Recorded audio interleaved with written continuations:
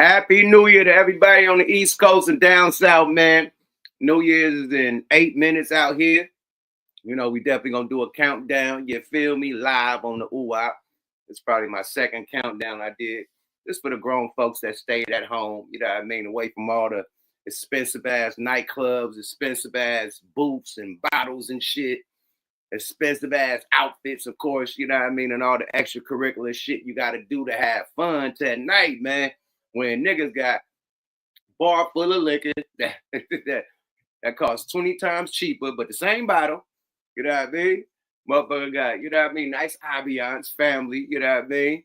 Not no motherfucker you don't know, all bumping into your wasted liquor on your smelly breath and shit, you feel me? And yeah, you're bringing and the year right, you know what I mean? Not with no drama up under your household. Jake, you just hear me just going live. You just want to tap in. Hold on, y'all. Jake, what's up, man? Shit. Come on. Happy New Year, nigga.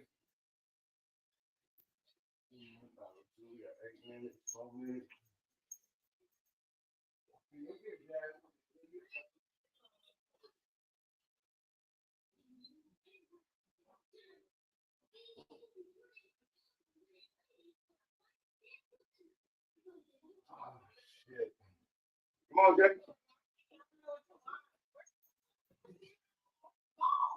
It should be on channel 2 or channel 1. I mean, channel 2, channel 4, channel 5. One of those.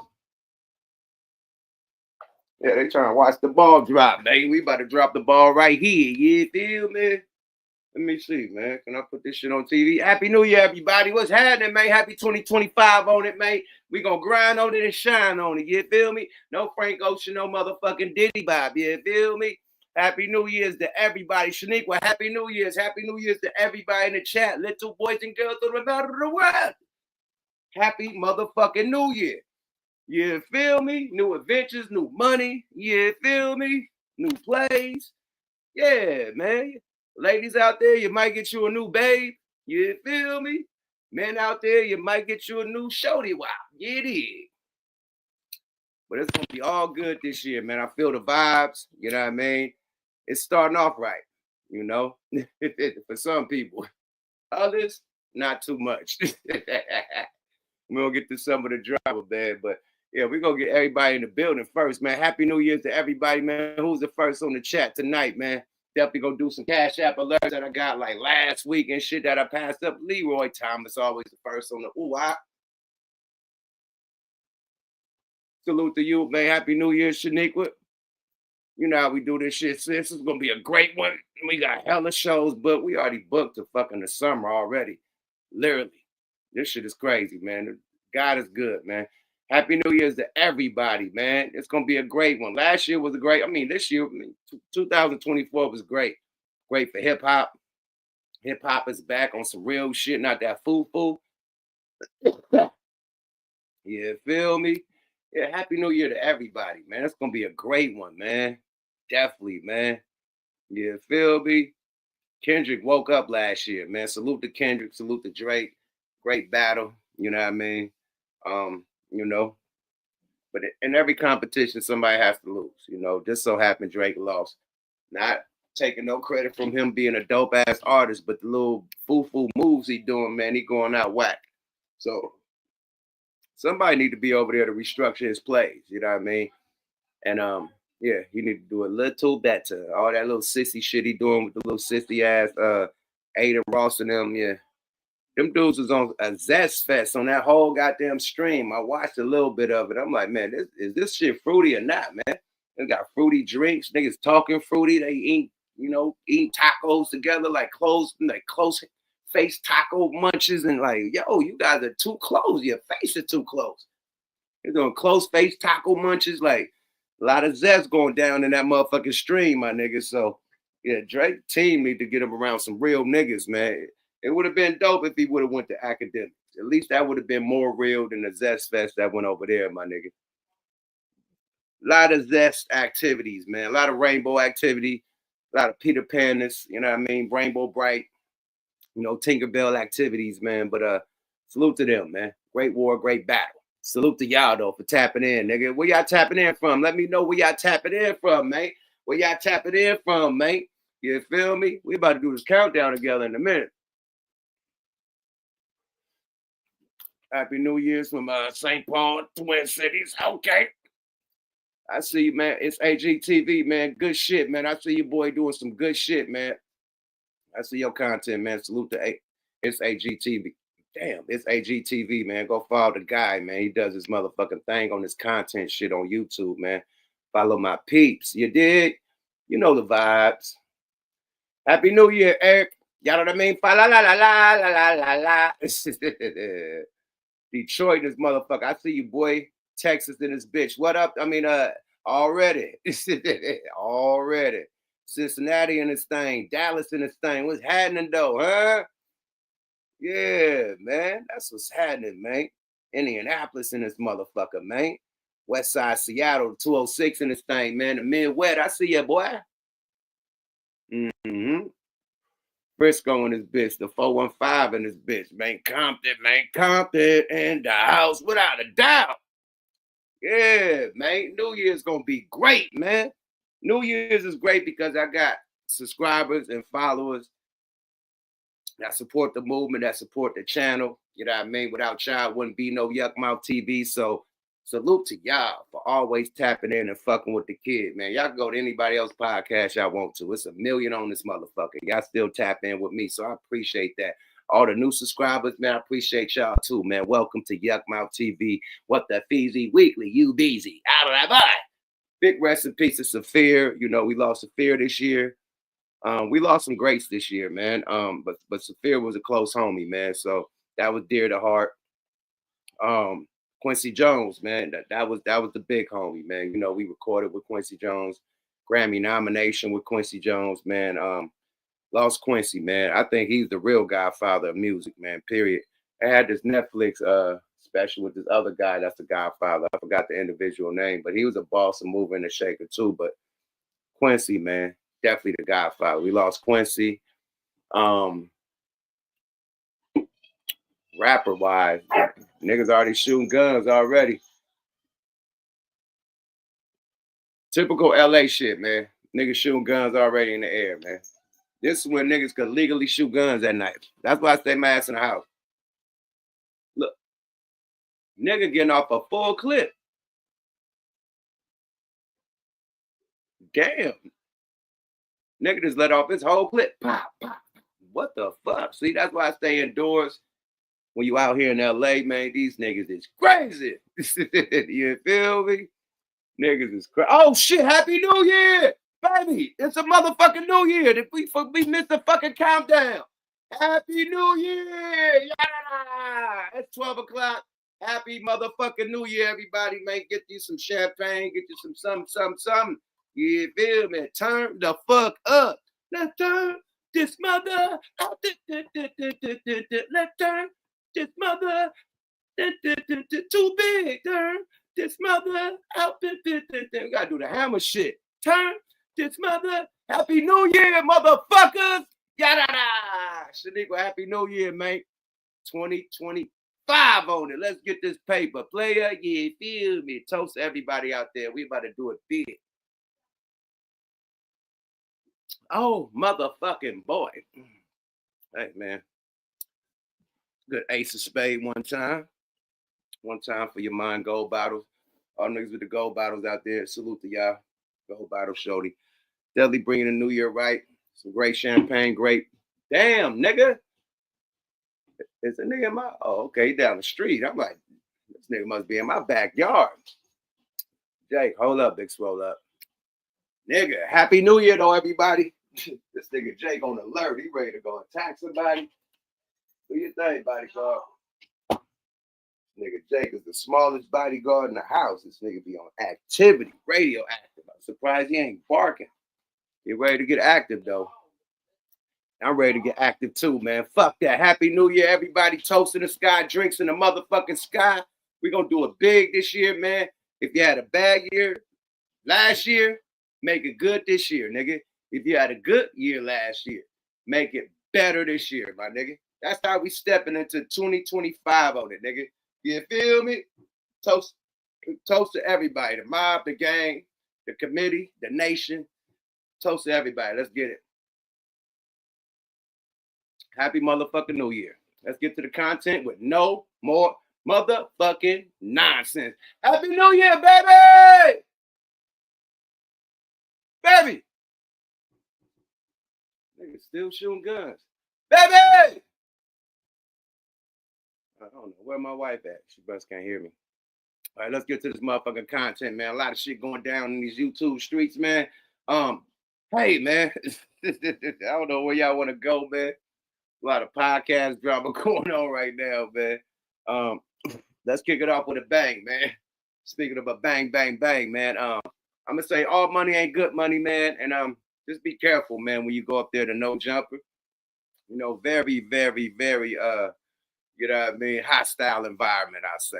You know what I mean? Be careful when you go up there, because a couple demonstrations that went down up there, and another demonstration has went down as of recently. So let's hear what Adam 22 got to say about it, because I don't want to talk, you know, I ain't no dry snitch or whatever. So let me let Adam 22 explain, you know, let some other people explain what went down at No Jumper. But let me tell you something. I think I have a little description, right? Just a little, let's say, screen sharing was canceled. Okay. Here's a little story. You know, get around the campfire, right? Get around the Christmas tree. It was the night before Christmas. And all around the town came to No Jumper when nobody else was around. We're in the alleyway. Seen the phone, start scrolling down.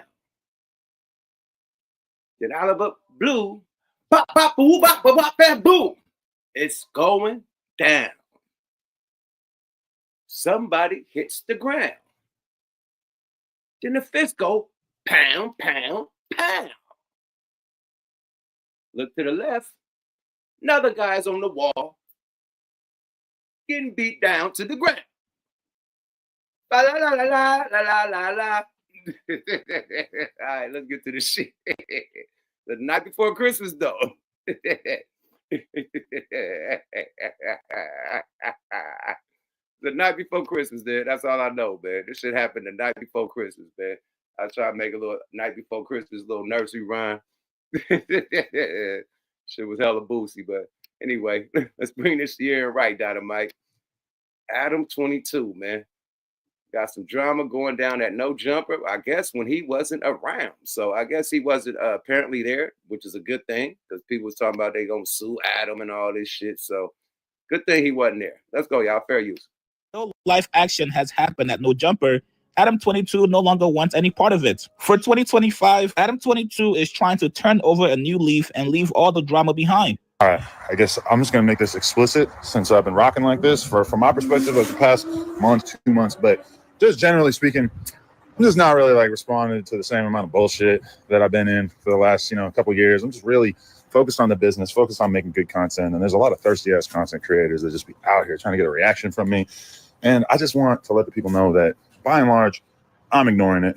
So you can go on, have your little content mill, your little day-to-day, trying to get it in with the 22 still. I'm on to bigger and better things. I got a lot of stuff going on. I got a lot of stuff I'm working on. And the last thing on my mind is just responding to a bunch of dorks making videos about me. So if you hear silence. Nah, Adam, you're the dork for letting that happen at your facility. You were there, but you dipped. But when you dipped, you should have said it's time for everyone to leave. But I don't know if you're scared, but you let them individuals stay there. And what happened ended up happening, right? Now you want to say, hey, I don't want to reply to you dorks. You the only dork, nigga, for letting them niggas stay there when you left your facility. Now you got to answer for it because it happened on your property. Sorry about that, buddy. And they were in your property and walked outside of your property. So, hey, man, be careful. Let's get it, y'all. Fair use. Balance coming from me in response to a lot of stuff. That's why. It's because realistically, I kind of been there, done that. And 2025 is not about that for me.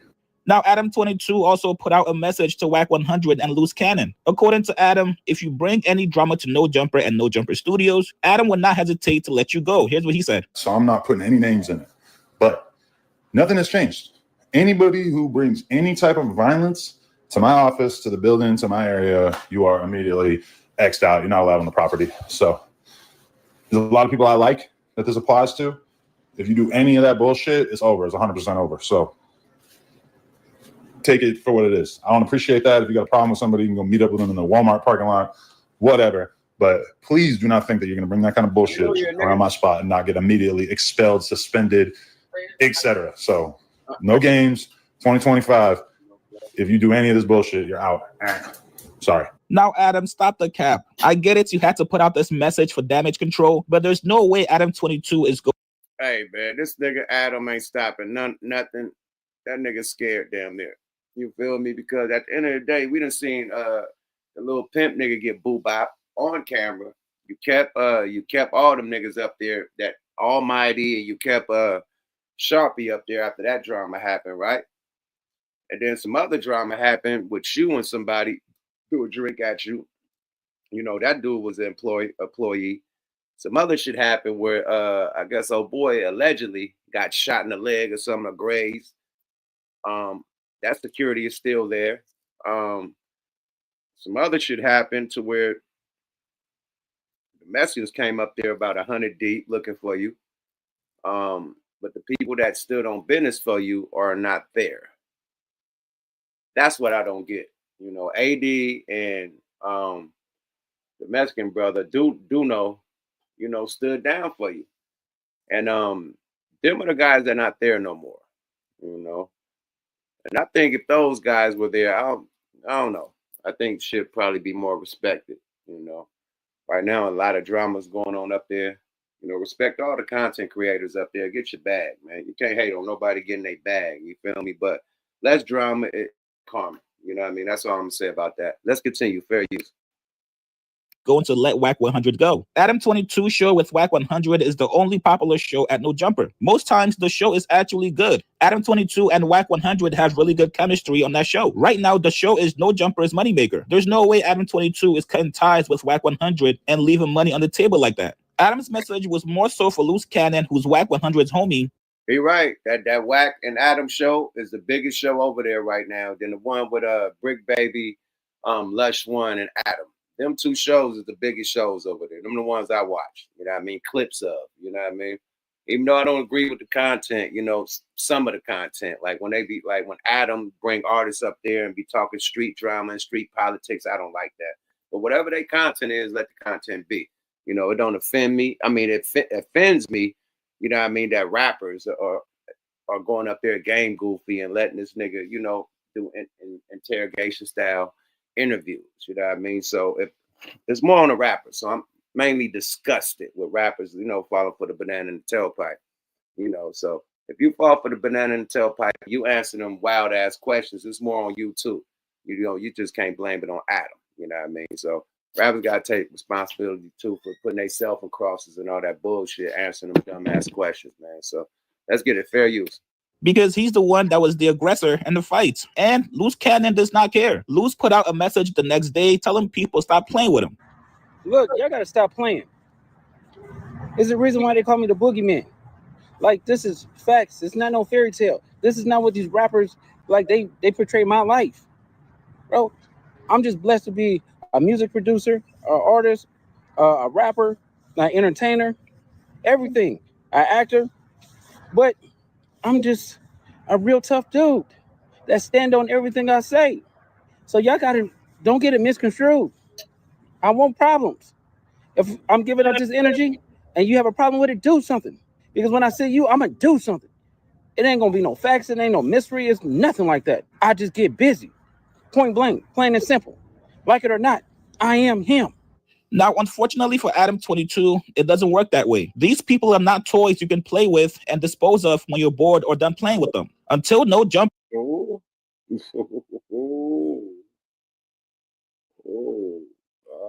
Shit. It's getting ugly up there, man. Let's go, y'all. Fair use. Continue the drama. Let's go, y'all. Fair use, man. Is full of 100% civilians. This will continue to be an issue for Adam and No Jumper. You can't cover gang members and gangsters on your channel, interview them at No Jumper, and expect nothing to happen. The only way this issue can stop at No Jumper is if Adam completely changes his content, which to Adam's credit, he's been toying with the idea of a rebrand. Adam put out this message asking his fans, yo, would you guys watch a podcast of me playing Scrabble with a rapper? I love Scrabble and kind of want to get back into it. Hey man, when shit gets real, you guys, let's go sit down with rappers and go play Scrabble. I've had enough of this gangster. Oh my God, this nigga want to do Scrabble. No, my God. He said he want to play Scrabble with rappers now. This shit is wild, man. Let me stop. Let me stop. Enough of the 22ster, the 16ster, the 12, the 21 Jump Streeter. Come on, man. Like, at the end of the day, man, you got to be careful going up there, man. I wouldn't go up there for shit, period. I'm cool. I don't want to do no interviews up there. I don't want to meet nobody up there. I do not want to go up there, period. Straight up. Too many politics. And then two, you know, Adam is loose. You know, Adam will line you up probably, you know. I know for sure that Ballad lined Tommy Sotomayor up, and when that nigga Tommy was up there doing that interview, nigga, Tariq popped right on up and right in the interview, nigga, came right through the door and everything. So on camera, cameras didn't stop rolling, everything. So hey, I don't put nothing past a motherfucker trying to line niggas up with the op when you come to do the interview. You know what I mean? So if you do go up there with just nice security, your nice hood niggas, you know, make sure you protect it and get your bread, get the fuck up out of there. Period. No hanging out in the alleyway. No, none of that shit. No scrolling down phones and shit. No, none of that. No, none of that, babe. Hold up, y'all. Oh, shit.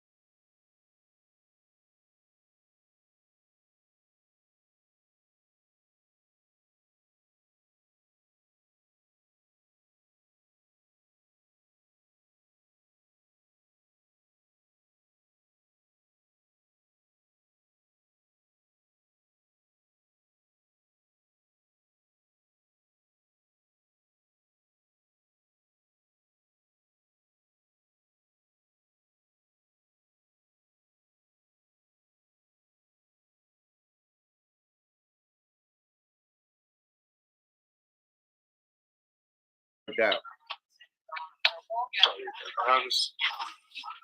Yeah, that's crazy, man. You know, swear, you know, Oh, I'm talking with that. oh, okay. Do your thing. Hey. Happy New Year, my nigga. Be safe out there. I'm gonna tap it.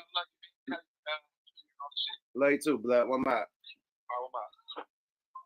Yeah, man, my bad. I muted our conversation and shit. Y'all didn't need to hear all of that, man. You know what I mean? Personal shit. But yeah, man, Happy New Year to everybody, man. Hey, Happy New Year to all my Bay Area, Yay Area niggas, man. That motherfucking All-Star weekend is coming out there, man. Hey, I know it's going down. Niggas about to turn up. I got all my niggas getting their club spots popping and shit. So, yeah, it's about to go down, man. Tell you, the Yay Area, nigga. Come on, the big lick for 2025, nigga. Let's go, y'all. He said, finally can hear. Nah, I was talking a personal conversation with my homie on the phone. You know what I mean? So I didn't want to have that conversation displayed. You dig? But let's get to this sleepwalking ass Joe Budden nigga. I guess he finally got a charge, or they're trying to charge him for sleepwalking. You guys noticed that Joe Budden is not in the same location he used to be at shooting his podcast. That lavish ass condo with on the water. You see the whole fucking ocean, and you see bridges and shit in the background. Nice view. You know, tall ceilings, nice couches and shit. You know what I mean? The decor was nice. You know what I mean? The motherfucking figurines and shit. Everything was lovely. Then the niggas get kicked out, right? Now, they trying to blame it on, oh, well, we needed permits to film in the building. Well, other things is coming out. And this is one of the alleged reasons that they have been kicked out of that building, because Joe Budden sleepwalking asshole naked in the building. No Frank Ocean, no Diddy Bob. Let's go, y'all. Hey, man, nasty work, man. Nasty work, B. Word on up. Fair use, man. Shout out to my nigga Urban Politics, man. You know what I mean? Subscribe to him. He always had a lowdown on the go down. You feel me? Let's get this shit going, y'all. Fair use. Back to the content with no more motherfucking nonsense. You feel me? Speed that thing up. Okay, turbo speed. Let's go, y'all. Fair use. Where did I shouldn't have slept walk? What? That's what happened. For real? Yes. Yeah. Yeah. Yeah. Okay. And you know I sleep. Yeah. Oh But my slept. God. I slept. But still got a nice naked, good naked sleepwalking. I just did it again. Oh, I did it again. Yeah. Oh, I did it again. Swinging, right? Nah.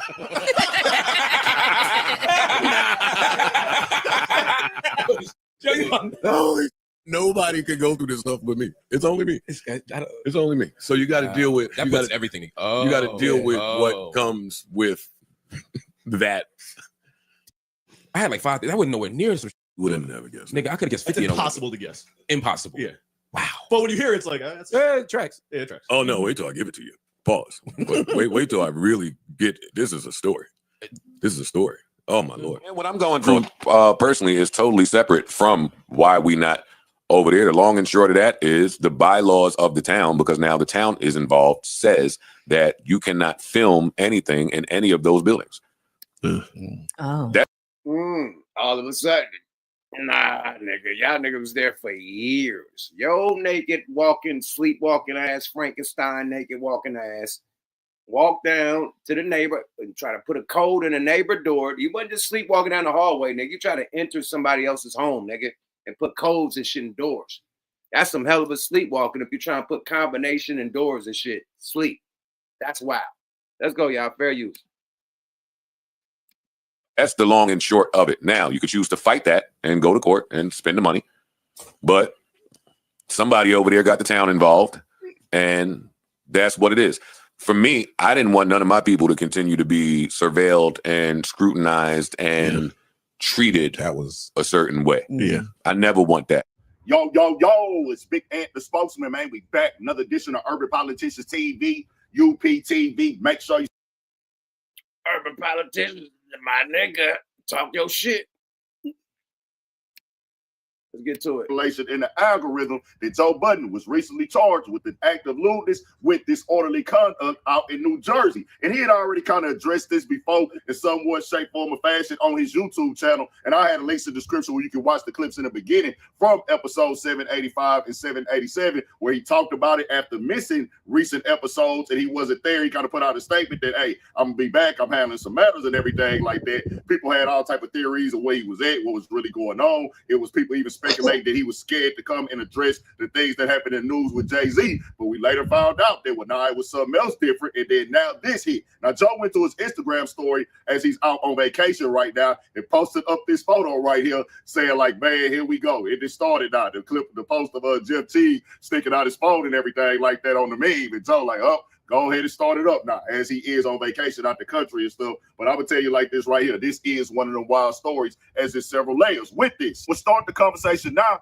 was the police chief out there in Edgewater put out a press release to give everybody the information. It says on December 4th, 2024 at approximately 7:21 a.m., the Edgewater police were dispatched to an apartment complex for the report from a resident that a man was standing outside of their apartment door completely naked. The caller recognized the man as a neighbor, Joseph Budden Jr., a 44-year-old male. The caller was alerted to Budden by the doorbell camera.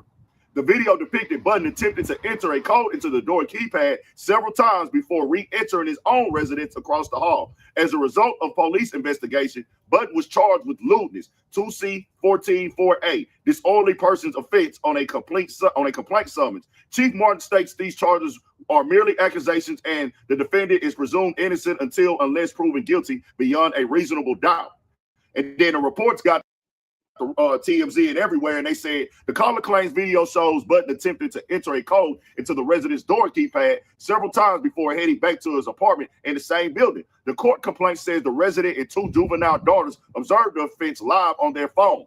Joe's attorney, Nina Amiri of Amiri Law Firm, fired back at Edgewater Police Department, telling TMZ Mr. Budden is saddened by Police Chief Martin's press release. Mr. Budden has been waiting weeks for his cross complaints to be processed, which include substantially more serious charges, include possible felony charges against the person behind these charges against him. The chief has, in our opinion, set on those, but instead used his time to gain some free publicity for himself. Chief Martin should seek publicity by doing notable policing, not inflaming disorderly person allegations. Amiri added, the allegations against Mr. Budden are a minor charge, not even resulting in an arrest. A charge Mr. Budden is looking forward to beating in court on the merits, not in the press. The chief comments are reckless and, in our opinion, racially motivated. Our research has not shown a single press release on disorderly person charge on the police website this year. His choice to single out Mr. Budden, in our opinion, is self-motivated and based off Mr. Budden's race and celebrity status. Budden has a court date scheduled for next month. And I'll tell you like this is one of the ones you wish you could have avoided. Joe on vacation right now and stuff, but it's like when he come back, he can make content out of it, but this is his real life, something he probably want to handle and not be blasted all over the internet this way. But fair use. He responded. He said the police chief is you know what I mean, like blasting the story when he could be going after felons and shit, you know what I mean? Which is true. Like, why would you blast that and put that on blast? Because Joe Budden is a celebrity, you know. That's why, you know, so he didn't have to put no lewd. But if that was in California, that nigga would have to register as a sex offender. You can't walk around naked, period. You walking around naked, you have to register as a sex offender, period. Can't walk around naked in public. I don't know about New Jersey laws, but in California, if you caught walking around naked, nigga, you got to register as a sex offender, period. So this can't be ugly. It probably don't be nice, you know what I mean, period. You know, or it probably be, you know, Joe Budden got money, you know, but a crime is a crime. You know, you probably get less time or less shit that an average person that really, you know, can't afford to pay good lawyers would get. I don't think you won't get no time. I think you have to probably register and pay some fines or something, do some community service or some shit like that, and stay away from the apartment building. That's what I think, because the court will order you to stay from the property, and if you're caught on the property, this, that, and the third. So some shit like that will be happening. I'm gonna keep it a buck. I done slept walk and pissed like in a closet and thinking it was a motherfucking bathroom in my house, nigga. And my wife woke up like, "What are you doing?" I'm like, I woke up out to sleep. Like, I thought I was in the bathroom, nigga. I'm in the closet pissing like I'm in the bathroom, nigga. So yeah, man, it can happen to the best of them. You know, I definitely slept walk one time. And that's not talk about the sleep when you think you at the bathroom and you just piss on yourself. I had those dreams where you think you're taking a piss, nigga, and you dream and you actually piss, nigga, in the bed. I had those a couple times as a grown man. Like, literally, like, nigga, back in the day, As a grown man, nigga had a dream that I was in the bathroom pissing and pissed on myself. So yeah, it can happen, nigga. It can happen, nigga. It can happen. That was an ill wet dream. That's called a wet dream. Oh boy. You feel me? But yeah, nigga, the boy, I don't know, man. Nigga said you have to chill. Nah, man, have you ever dreamed you was taking a piss and pissed on yourself, my nigga? Like, hey, it happens. It happens, you know? And I definitely done slept walking, pissed in the fucking closet. City correctional officer murder and handcuffs. What the hell? Deli, I didn't see that, man. Probably need to get up on here and put the link up. I definitely didn't see that, man. But yeah, Joe Budden, he good money, man. He need to find a new location, man. He's straight, man. He probably can't go to that apartment building no more, the condo no more. But somebody made a good statement. Somebody said he bought all those cars, man, instead of buying him a motherfucking a compound, a building, you know. He bought 4 cars, you know what I mean? Expensive ass cars, probably $1 million worth of cars, or probably $1.5 million or $2 million worth of cars. And he could have bought a fucking building. Like, Jersey is cheap. It ain't all that. It's probably got high now, but it ain't all that high like fucking everywhere, like California. It ain't high like that. It ain't high like New York. That's why niggas live in New Jersey, because it's cheaper than living in New York. So it's definitely cheaper than New York. You feel me? Getting the bill, but he should have had a fucking compound, a facility. That should have been the first thing a nigga bought, instead of you know, Phantoms and Ferraris and shit. Like, I get it, you know. But yeah, they say Jersey is expensive now. It probably done leveled up, but back in the day, that shit was cheap. That's why everybody moved. And they had all the houses and shit out there too. It looked, you know, ain't all the city life and shit out in Jersey, unless you go to certain areas and shit. But they had a lot of houses out there, like Queens and shit, and Staten Island and shit. So if you want that house, you know what I mean, all that water, you know what I mean, off the water with the condos and shit, either or, you know, niggas go to New Jersey, definitely. Ice-T had one of them nice condos off the water, you know what I mean, in New Jersey. Oh, he still got his. Yeah, Ice-T still off the water. That's how he do his movies out there and shit. He's still in New Jersey. So, Jersey got some nice spots. But New York niggas, it costs way more to live in New York than New Jersey. I'm just letting y'all know. Niggas saying Jersey is expensive. You know how expensive New York is, nigga? Try that one. Redman Muddy Waters 2 is nice. I need to listen to that, because Redman, that's my dog. That's my smoke partner. I had Redman out here in LA, high as fuck. Riding around in a Range Rover, you know what I mean, with the TVs, you know, with the porn playing. He rapped about the shit like, nigga, y'all got the TV with the porn playing. Like, and it ain't for niggas to watch porn. It's for the people that pull up on the side of you and they see the TVs playing porn, nigga, yeah. But the audio is playing music. It's banging, bah, bah, bah, bah, bah, bah. Banging hella hard. They come up, see the TVs in the back, nigga, straight porn going down. Motherfuckers, bitches, it's a showstopper. You know what I mean? It's a conversation starter. You know what I mean? Bitches pull up. You guys are freaky. Yeah, you freaky too, bitch. What's up? Pull over. Yeah, it starts conversations. You know what I mean? All that shit. But anyway, Laylaw, man, rest in peace of Laylaw. Law House Records. They had the studio in Hollywood, man, where they got the Man's Theater and shit, but where they got the whole, I don't know what that shit is called, man, that whole little complex, shopping complex, where they got Lucky Strike, they got the Gap, they got all the little shopping centers and all the little, you know, restaurants and shit, the little 2-level, 3-level thing. That shit used to be a big-ass building, one big-ass building. And then, you know, of course, next to it, the Lowe's, that was another hotel. I don't know, I think it was the Holiday Inn or something like that.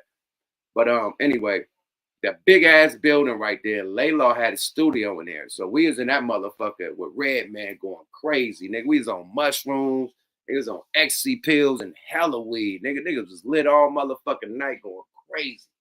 Nigga, Redman always talk about that night. Like, yo, son, we had so much mushroom. Yo, I thought I was seeing shit, B word. What, we was running down the hallway, nigga. Man, listen, man. We had fun that night. Niggas was driving around, picking up bitches, bringing them to the studio. Shit was wild. You know it's wild when, you know you high as fuck when you got all the lights out in the studio, just the studio equipment is shining light. Like, we had this shit dark, and we smoking, conversating in the dark. Like, nigga, what? Niggas was lit. You want to see no light? Well, you get the ecstasy, man. You want to see light. Like, you don't want the bright lights. You want everything to be dark. You know what I mean? So, yeah, man. Redman, my nigga, man. We had some high moments.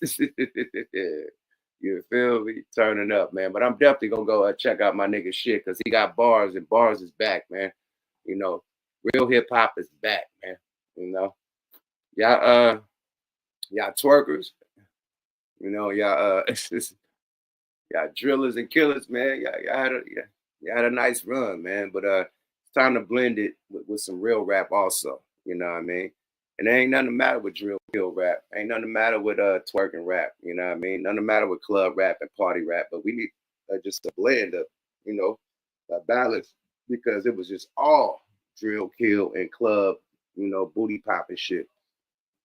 Now you got to blend of some shit with some bars and some gas, nigga, and some good music. You know what I mean? So yeah, hip hop is back, man. You know, hip hop is all the way back. Yeah, it is.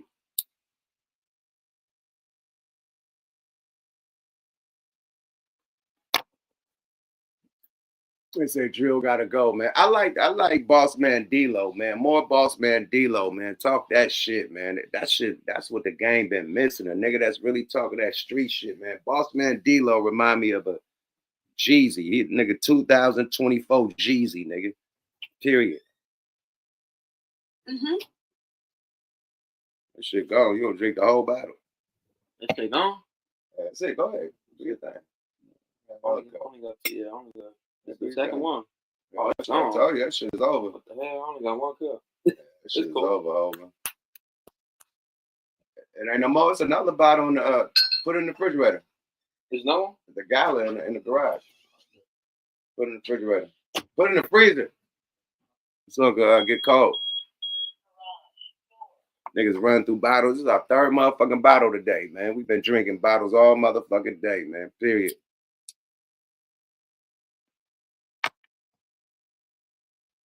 Expensive bottles too. I think we done drunk about damn near $1,000 worth of liquor today.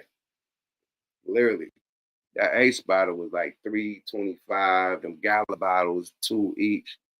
So yeah, then we about to drink another Gala. So yeah, it's gonna be $1,000 worth of liquor. Hey, but if I was out at a nightclub, that would have been $20,000 to $10,000 worth of liquor. You feel me? Been triple the price.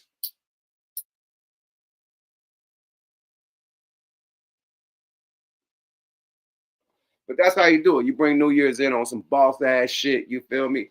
And yeah. And then finish the year off on some boss ass shit, period, man. So let's get to Charleston White, man. Let's see what Charleston White got to do, man. They trying to really get rid of Jeff Teague, little podcast because of some remarks Charleston White made about Angel Reese. And Shaq felt the same, but nobody trying to ban Shaq shit. But let's see what Charleston White said. That was so diabolical that they try to cancel Jeff Teague fucking podcast. This is crazy. A big shout out to Chick Smooth, man. We definitely been using this content a lot tonight. Fair use. Go follow him on the tube if you want the latest news, man. He definitely lit it. You see, I'm subscribed to the guy. Do the same. Chick Smooth, fair use, y'all. Let's go, y'all. Back to the content with no more nonsense. My nigga, Happy New Year. Yada da. Happy New Year, everybody that's tapping in, man. We fucking with it. Let's go. Yada da. A very strange move to bring on Charleston White and have them clown WNBA players and also their league. And Charleston White delivered for Club 520 podcast. He got on their podcast and said some very nasty things to his Angel Reese. He also clowned Brittany Griner, who was released from Russian prison. Here's what he said. Regardless of that conversation, because I think it's stupid. I think Angel Reese want to sell pussy. Yeah, I think Angel Reese really don't want to play basketball. I think she want to sell pussy. No, she's trying to look, Chuck. She come out too sexual. Dub, no, I ain't gonna let you do that one. You ain't. She's trying to. And I'm trying to have us at the WNBA All-Star. Okay, I'm sorry. No, y'all take it out. That's your take. Now, BA don't never defeat the WNBA, so for him to do this, I love this. I think she's just trying to make sure she don't look like a dude. Like she's trying to keep it like I'm she's trying to brand outside of basketball. Yeah, like I'm a woman. I like men. She's tapping into that whole side. She's tapping into that whole side of it. No, she's not. It's so many. It's a WNBA player that look like me and you.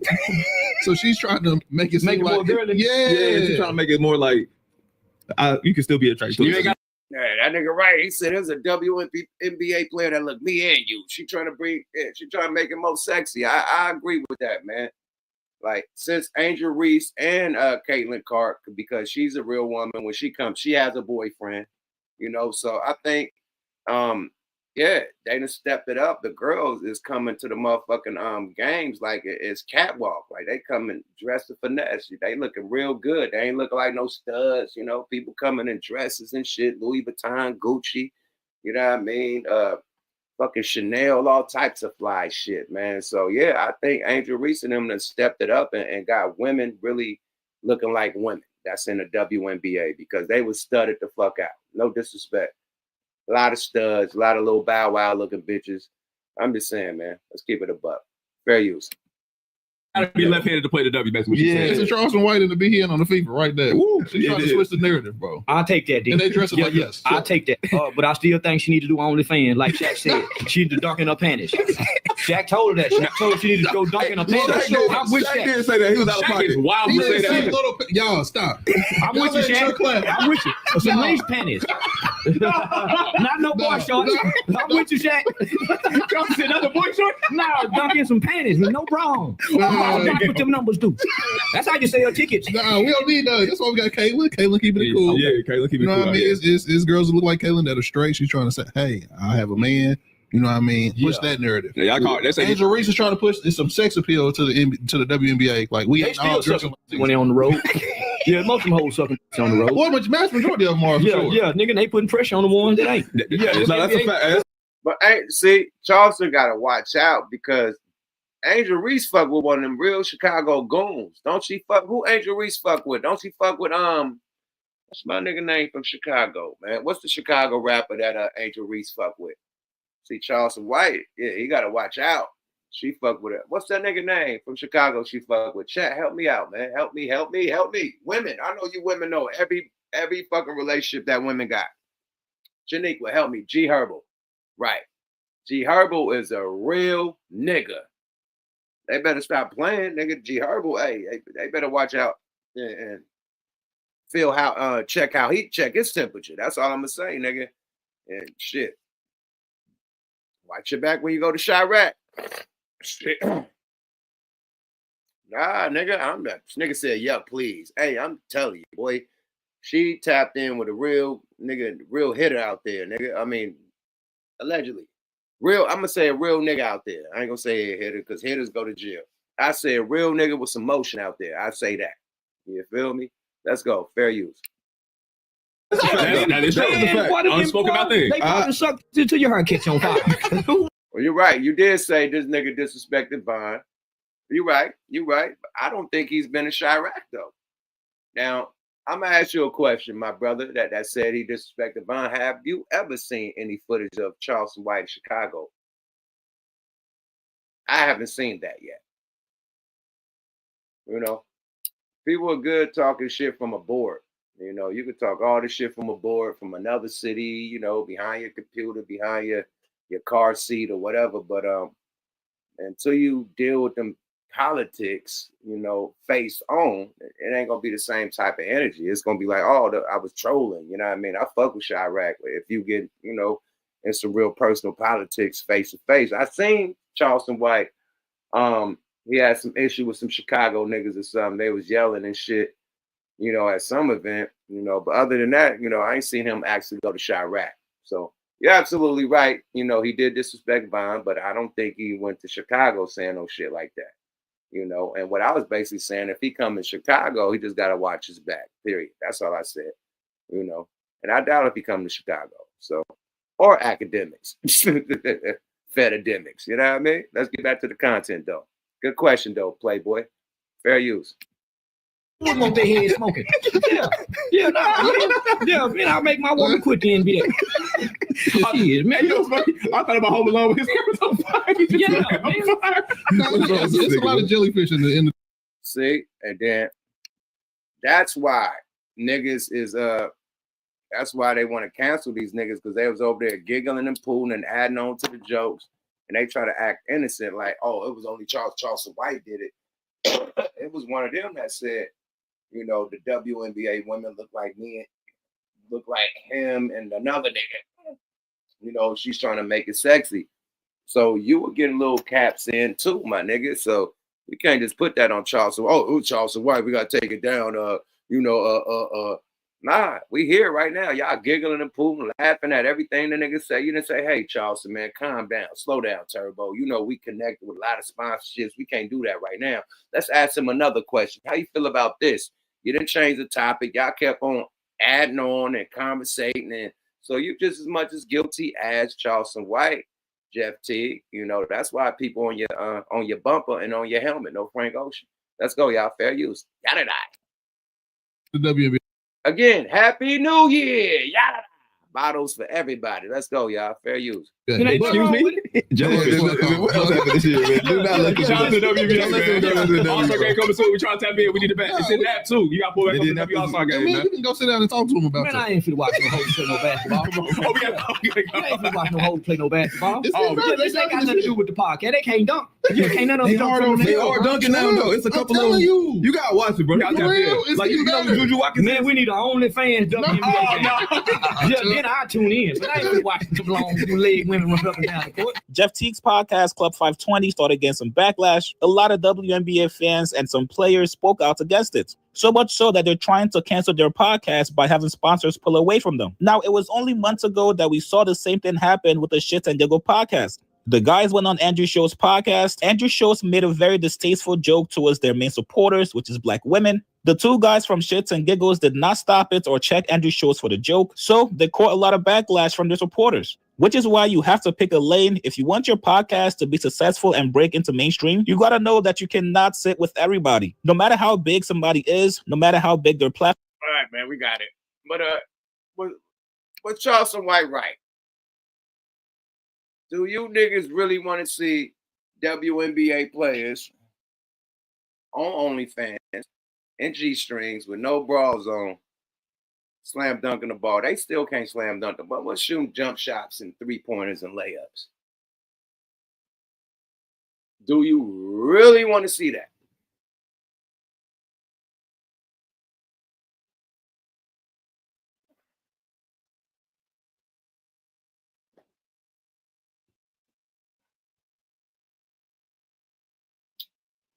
All right, my nigga. No disrespect, but they already look like niggas, my nigga. Like, what they gonna look like with their titties out when they have no titties, my nigga? When they just got little, no titties. A-cup titties.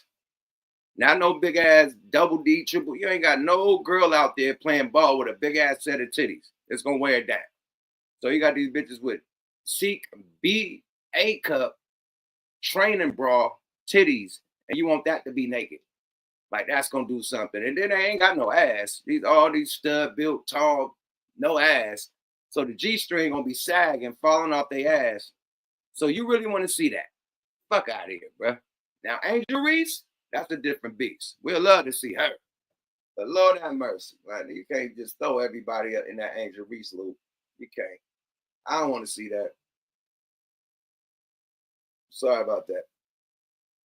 Y'all niggas tripping. And that nigga tripping too. He's shooting the shit.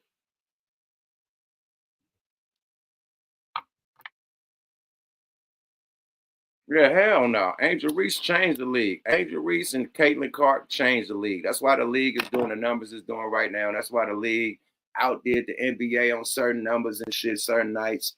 So it's because of the combination of them two. And that started in college. That war that started in college led to the WNBA, and it's still there. Period. That brings excitement.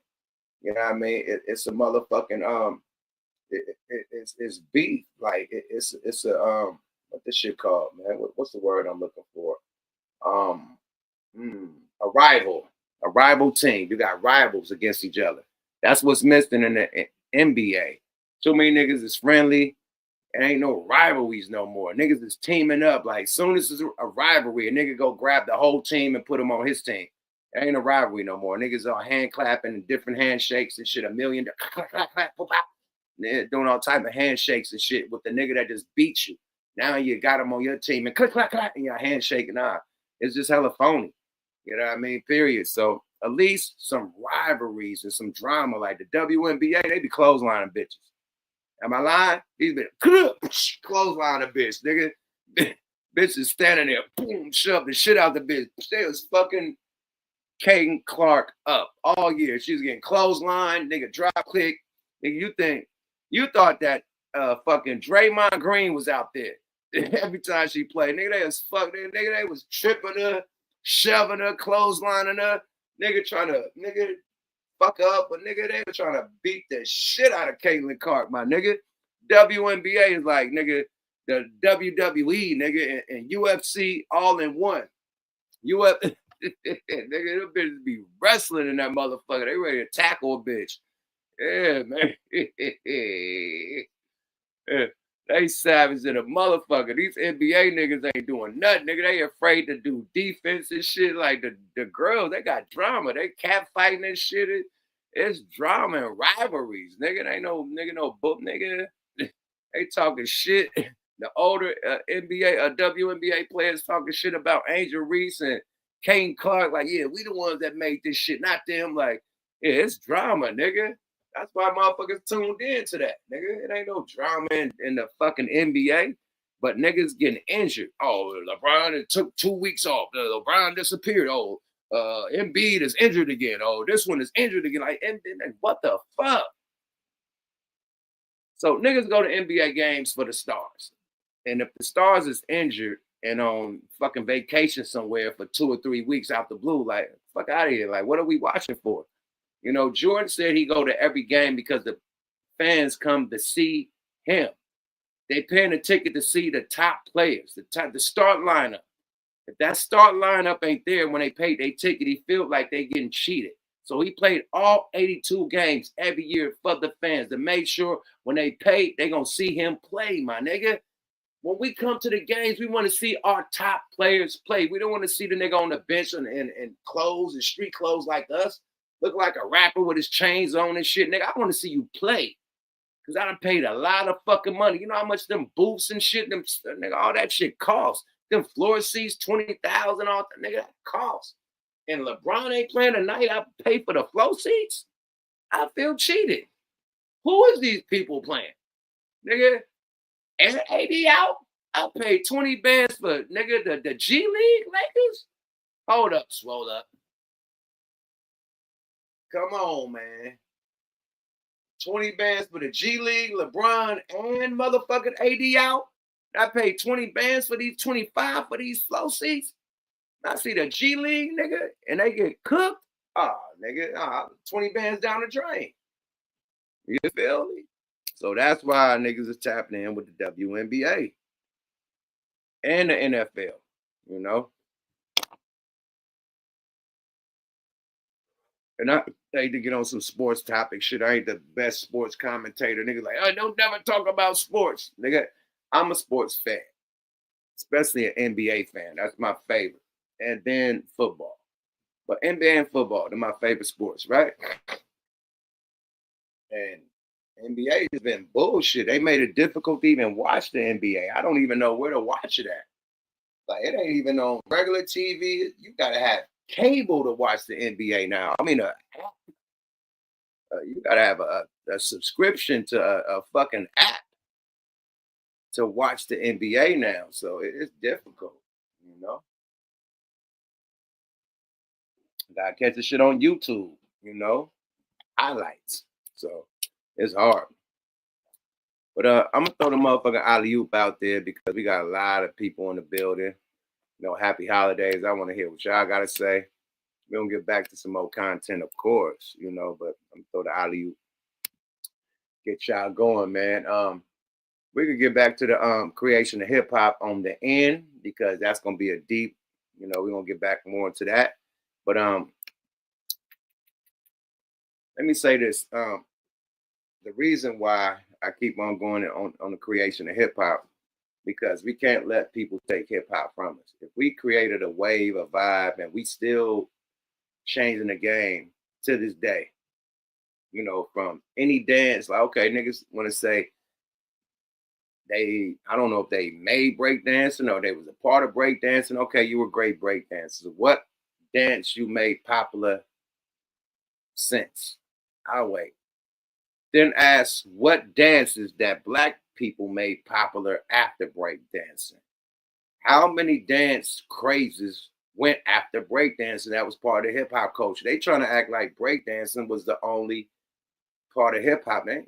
What happened to house dancing? And you know what I mean? Like, it's hella other the hyphy dancing in the Bay Area. Like, it's hella other dances that came up out of hip hop besides breakdancing, right? Right? Electric slides, all types of shit, right? That came out of hip hop besides breakdancing. Where is the Puerto Rocks at that made all these other, jigging, whatever that shit called they do, jidding, all the shit that they do. This is Black culture. Tootsie slide, twerking, the Smurf, whatever your fuck dance move y'all name. Pee Wee Herman, all the shit, right? MC Hammer, the Running Man, cha-cha slide, or whatever y'all want to call. We made that shit hot, right? What the fuck did they make hot? Besides breakdancing, I wait. Harlem Shake, Memphis Jugging. Like, we could name all the hot shit that the hip hop culture, you know, Black Americans that brought to the table in the hip hop culture. From decade to decade. From market to market, from city to city, from state to state, Black youth culture has innovated all the new shit that's cool in hip hop right now. It's not no Puerto Rican guy. I'm just saying, like, breakdancing. All right, bro, what else y'all made? Because hip hop is more than breakdancing. Am I lying? Clown dancing, crunk dancing in LA. Hip hop is more than breakdancing. Am I lying? Or hip hop is just breakdancing? That's the only element of dancing that we got in hip hop, breakdancing. Is that it? Or we got more? We make new dances every fucking year in hip hop. That's the culture. The Humpty dance. Shout out to Shock G. Rest in peace of Shock G. I'm just saying. Everything, right? You can name a million dances that we done made since breakdancing. Let's stop playing, man. So let's get to well, I said I was about to go. Goddamn. I think I'm gonna get to the old school hating on the new school. And I ain't no old school nigga that's gonna hate on the new school. I adapt with what's going down. You feel me? But the boy Elliot Wilson feels some type of way, man. So Eli, you know, he used to be a big writer at the Double XL magazine. Notice I mentioned writer. Big columnist, big interview at the Double XL magazine, which you had to read and you're a columnist. But podcasts and filming, you know what I mean, interviews and shit, you know, now you got to deal with your personality, your voice, how you talk, and, you know, if people could deal with that. Now, he's wondering why he's not the top podcaster. Like, he's thinking that everybody that's podcasting, that's a rapper or a celebrity, is in his lane. Like, that's my lane. You're taking my money. Like, but if you ain't the top nigga doing it far as filming wise, how are they taking your money? Now, if a nigga was doing magazines and shit, hey, you're taking my money, but this is film. This is something different, you know. This ain't the magazine. So you new in this era with the filming, you know. So you got to catch up, Elliot Wilson. But let's hear what he got to say. Fair use. This is Warrior Mall Podcast. Y'all go subscribe to their shit. Fuck with them. They definitely got a dope podcast. You know, Happy New Year to everybody in the chat. Let's go. Fair use. Yada. Elliot Wilson, you need to be a real OG and a vet and not sound like this. I'm very disappointed with this shit that he talking right here. And I want to hear what y'all got to say about this shit, because this is wild. Let's go, y'all. Fair use. People enjoy things differently now. People want to sit and watch somebody stream and just be in the house and do whatever. And if a celebrity pulls up the And this is the real true meaning of entitlement. If you guys don't know what entitlement means, this is pure entitlement. If you hear niggas act like this in your circle, they feel entitled. Let's go, y'all. Fair use. Kick it with them on their stream, people watch it, they like it. It doesn't have to be the prototypical, hey, let's sit down, let's talk, let's interview type of thing. Yeah. People like I think, you know, for celebrities and things like that, I think they rather feel more comfortable and at ease instead of sitting somewhere and feeling like they're being grilled. Yeah, feeling like more of a safe space. What's going on? Yeah. And you spoke out about, you know, your feelings on that. And It bothers me still to this day. why does it bother you? Because it's like there needs to be a balance. I think when you put an album out, for example, any artist, right? You put an album out, I don't think the album is like your own reflection of it. I think you need to talk about your art, what you did to somebody you trust and respect. Like it gets lost without that. It's just like one album, like, oh, put the album out. Even Freddie Gibbs, like y'all share me Freddie Gibbs album, right? All day. Y'all Freddie Gibbs. He don't want to talk to nobody. It's like, yo, what the fuck? But I think Freddie's comes from just more disdain for being in the industry for 10 years and a lot of shit going back and forth with that.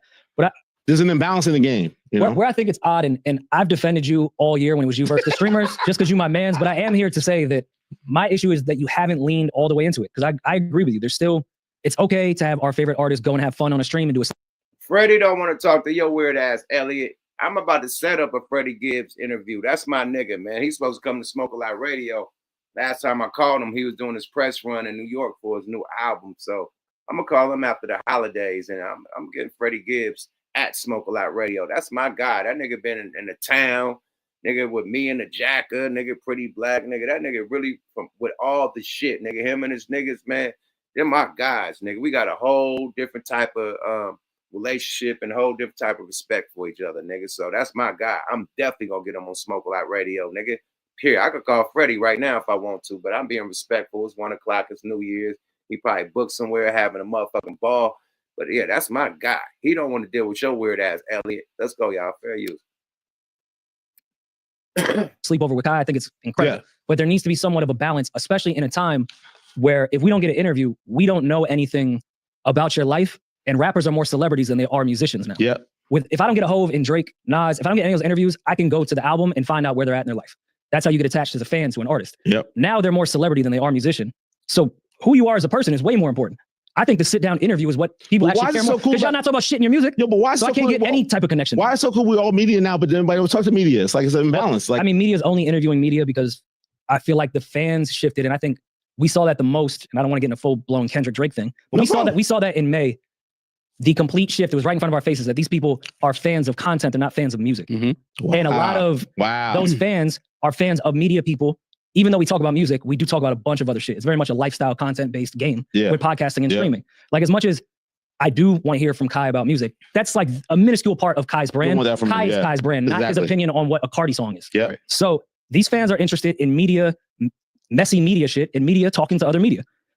Less than the artists, because the artists aren't as interesting maybe as we once thought they were. But we have to have the interviews that balance the commentary, right? Like, we have commentary all day, but it's like, yo, where's the conversation with these people that are making the art? Do you think where's that balance? Like, there's no balance anymore. Do you think there's a lot of artists that have good teams behind them that are telling them don't go do that because people have a different view of you when you have to do a long form? I saw with the presidency shit where everyone was saying, yo, Trump did a great thing by fair use. Salute to the streamers, but that's a whole different lane. It's niggas that play video games with a whole world. You know how many niggas buy video games and play online with each other? It's a way broader audience than any YouTuber that's just doing YouTube or any rapper that's just rapping could ever have, my nigga. That's why rappers are getting like T Grizzly, got big money coming from that shit. Like Grand Theft Auto, these niggas creating their own cities, crews, teams, nigga, they getting paid off that shit. So guys are not all, that's a whole different level than just podcast media or journalism. That is streaming video games, Kick, Twitch, all that type of shit, and getting big bags from it. That's a different thing. So what Joe do, what Elliot do, what even Roy and Maul do, what $1 million worth of game do, what I mean? Back on Fig and all them do, right? This is not streaming video games, nigga. This is podcast. So it's two different worlds. So Yeah, you can't like compare Kai Cenat and them who have a fucking video game fan base to, you know, rappers with a podcast or, you know, journalists with a podcast that just have, you know, industry, you know, fan base. It's totally fucking different. Let's go, y'all. Fair use. By going with Rogan, people got to know him for 3 hours, not talk about politics. Just to carry a 3-hour conversation. Strategic, And Kamala's team said they didn't want to do that because it was exposing too much of who she really was. She can't control a 3-hour interview. I think people are getting the same advice to their artists, whether it be label execs or major. 100%. We know how you are when you're not on a microphone. Everyone's going to dislike you. So if you have to do a 2-hour interview with someone that's really a journalist, if I'm managing an artist I know is not built for that, I'm definitely going to tell them, yo, do it live. Are you prepared to tell the truth, right? Like, is Drake prepared to have a real conversation about everything that went on? Like Kendrick, Cole, are they prepared right now to have a real conversation? Maybe not. Okay, probably, but why would they owe that this soon? Even though I would they don't owe it. I'm saying that they're not ready for it. I don't think right now. Why? But why do you say they're not ready for it? Because it requires so much honesty of like really looking at the whole landscape of what happened. The introspection of it's like, yo, we're not there yet. But with people like Cole and Drake, I think we're going to get that in the music on the next album, both of them. So yeah, of course I'd want them to sit down and have to really answer to certain questions. I would love for Kendrick to sit with someone and someone straight up ask, do you really think Drake is a pedophile? Like, I want those questions. Yo, people that's waiting in the background to tap in, I'm putting in the content, man. Don't get like, I seen my niggas in the background waiting to get tapped in. I see you motherfucking Killer. I see you, Ronnie House. You know what I mean? Anybody that's in the background waiting, man, I got you, my nigga. I'm continuing the content, man. So you niggas can have something to talk about. Cause Killer come on here talking about he don't know what he talking about. He don't know what the content is. And yo ass come on this motherfucking Ronnie House and come on here act like you don't know what the fuck the content is. So I want to play some content for you niggas so y'all know what to talk about. Period. Happy New Year to both you niggas. Killer tap back in and everybody else tap back in. Let's talk some shit. Let's go, y'all. Fair use. But niggas who don't know about what's going on tonight, don't tap in. I don't want to hear about, you know what I mean? Please add to what we got going on. Build. Let's build, man. All that shout out shit, man. You can shout out in the chat, man. Add to the content if you really hit the motherfucking UWAP, hit the link. Add to the content, bro. Don't just be shouting out and just trying to get screen time because I'm taking niggas down this year. That's another New Year's resolution, man. No clown shit on the podcast, no more. People that's really gonna add dialogue, good dialogue, clown. I mean, you can clown, joke around, as long as it's dialogue about what the fuck we talking about. Period. Let's go, y'all. Fair use. Questions, of course. But with them, I don't care as much because they will put that in the music. These younger artists, they're not saying shit either. So where's the connection? Well, the young artists don't even know how to talk. Yeah, I was going to say that. I'm like, they're not doing interviews because I don't want to hear half of these young artists speak. Like, they don't even know how to talk. But y'all say that, but there's also this other group of artists that are now content creators. They're media. Like we always do the City Girl #7 as a joke, but Young Miami is good at what she does for the purpose of it. There is still a side, and those people that could do great interviewers are now becoming the media. Yes. Everybody's media. Summer Walker's media. Cameron's running like he's Stephen A. Smith. It's what we're dealing with. Why are you saying like he's Stephen A? Why he not running around like Cameron? Cameron to be that. That's what people be mad at you about when you say shit like that. But I think he should lean into be the old villain. OD, that was hate. You know what I'm saying? That's why I think people be mad at you. Oh, it's hate. Cam is running around like he's Stephen A. Smith. No, why is this poor journalist? Because he has an opinion? Why? But him and Mason proved. But why the fuck are you a journalist? Because you have an opinion? Like, the thing about Elliot, what nigga named Elliot Nelson, right? Okay, you worked at this magazine, right? You probably went to school for journalism, all that shit to work at that magazine. You know how much shit we had to do back in the day to rap? Nigga, we had to do demo tapes. We had to rap on the block, battle rap niggas for 1,000 times to get the name out in the city, nigga. And then go in the studio, trash ass songs, 1,000 trash ass songs. So you finally get a good song that's popping in the hood to get the ear of a nigga that want to deal with you. And then you finally link with the nigga and they fuck you in the game. You know what I mean? You get a fucked up deal, but you want to get out so bad that you fuck it, man. We got an opportunity. Let's lean on this shit. Fucked up deal. You niggas get fucked up contracts and shit. You're putting all your heart, blood, sweat, and tears into this shit to go double wood, or sometimes go platinum or gold. And even when you go platinum or gold, you ain't getting the money you're supposed to get, right? Compared to today, These kids don't need no executive producer to put no money up. Everything is at the push of a fucking button. They could upload.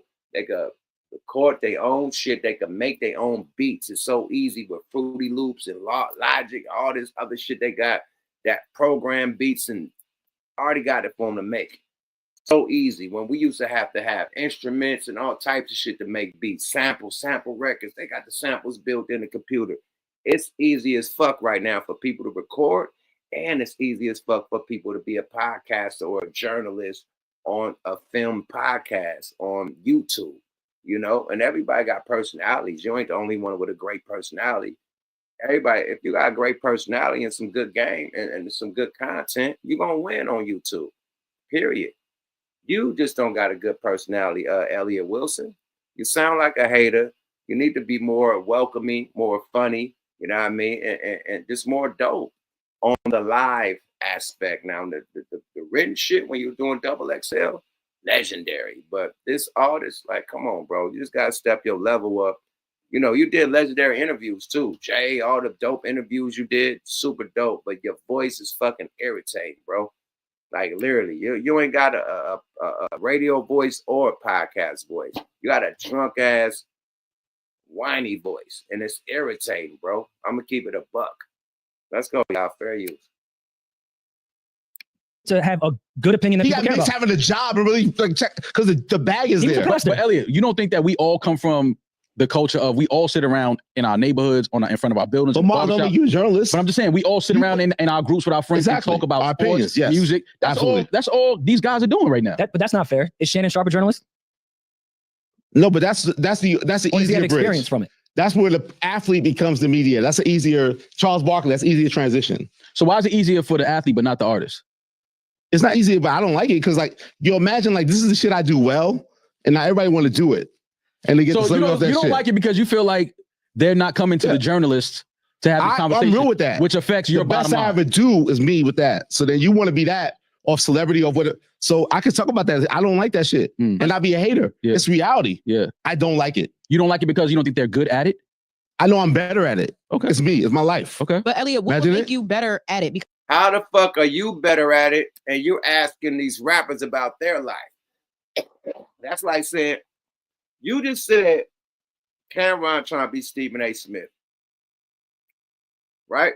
What makes Gilbert Arenas, or let's say, no, I ain't gonna even say, what makes Charles Barkley, Shaq, and their whole thing that they do, what make it so authentic? Because they are actual NBA players, and they're talking about the game of the NBA, and they're talking about former players they played with, people that they know, their parents, they know all this shit, and they have actual history from old school to new school and all the shit. So when you get it from them, it's authentic. It's like, nigga, oh, I played with Kobe. Nigga, Kobe did this, Kobe that. You hear Shaq stories with Kobe. That's authentic compared to Stephen A. Smith, you know, saying, hey, man, well, you know, Kobe, you know, he was a tough guy, you know, told Kobe, you know, he was a black mamba.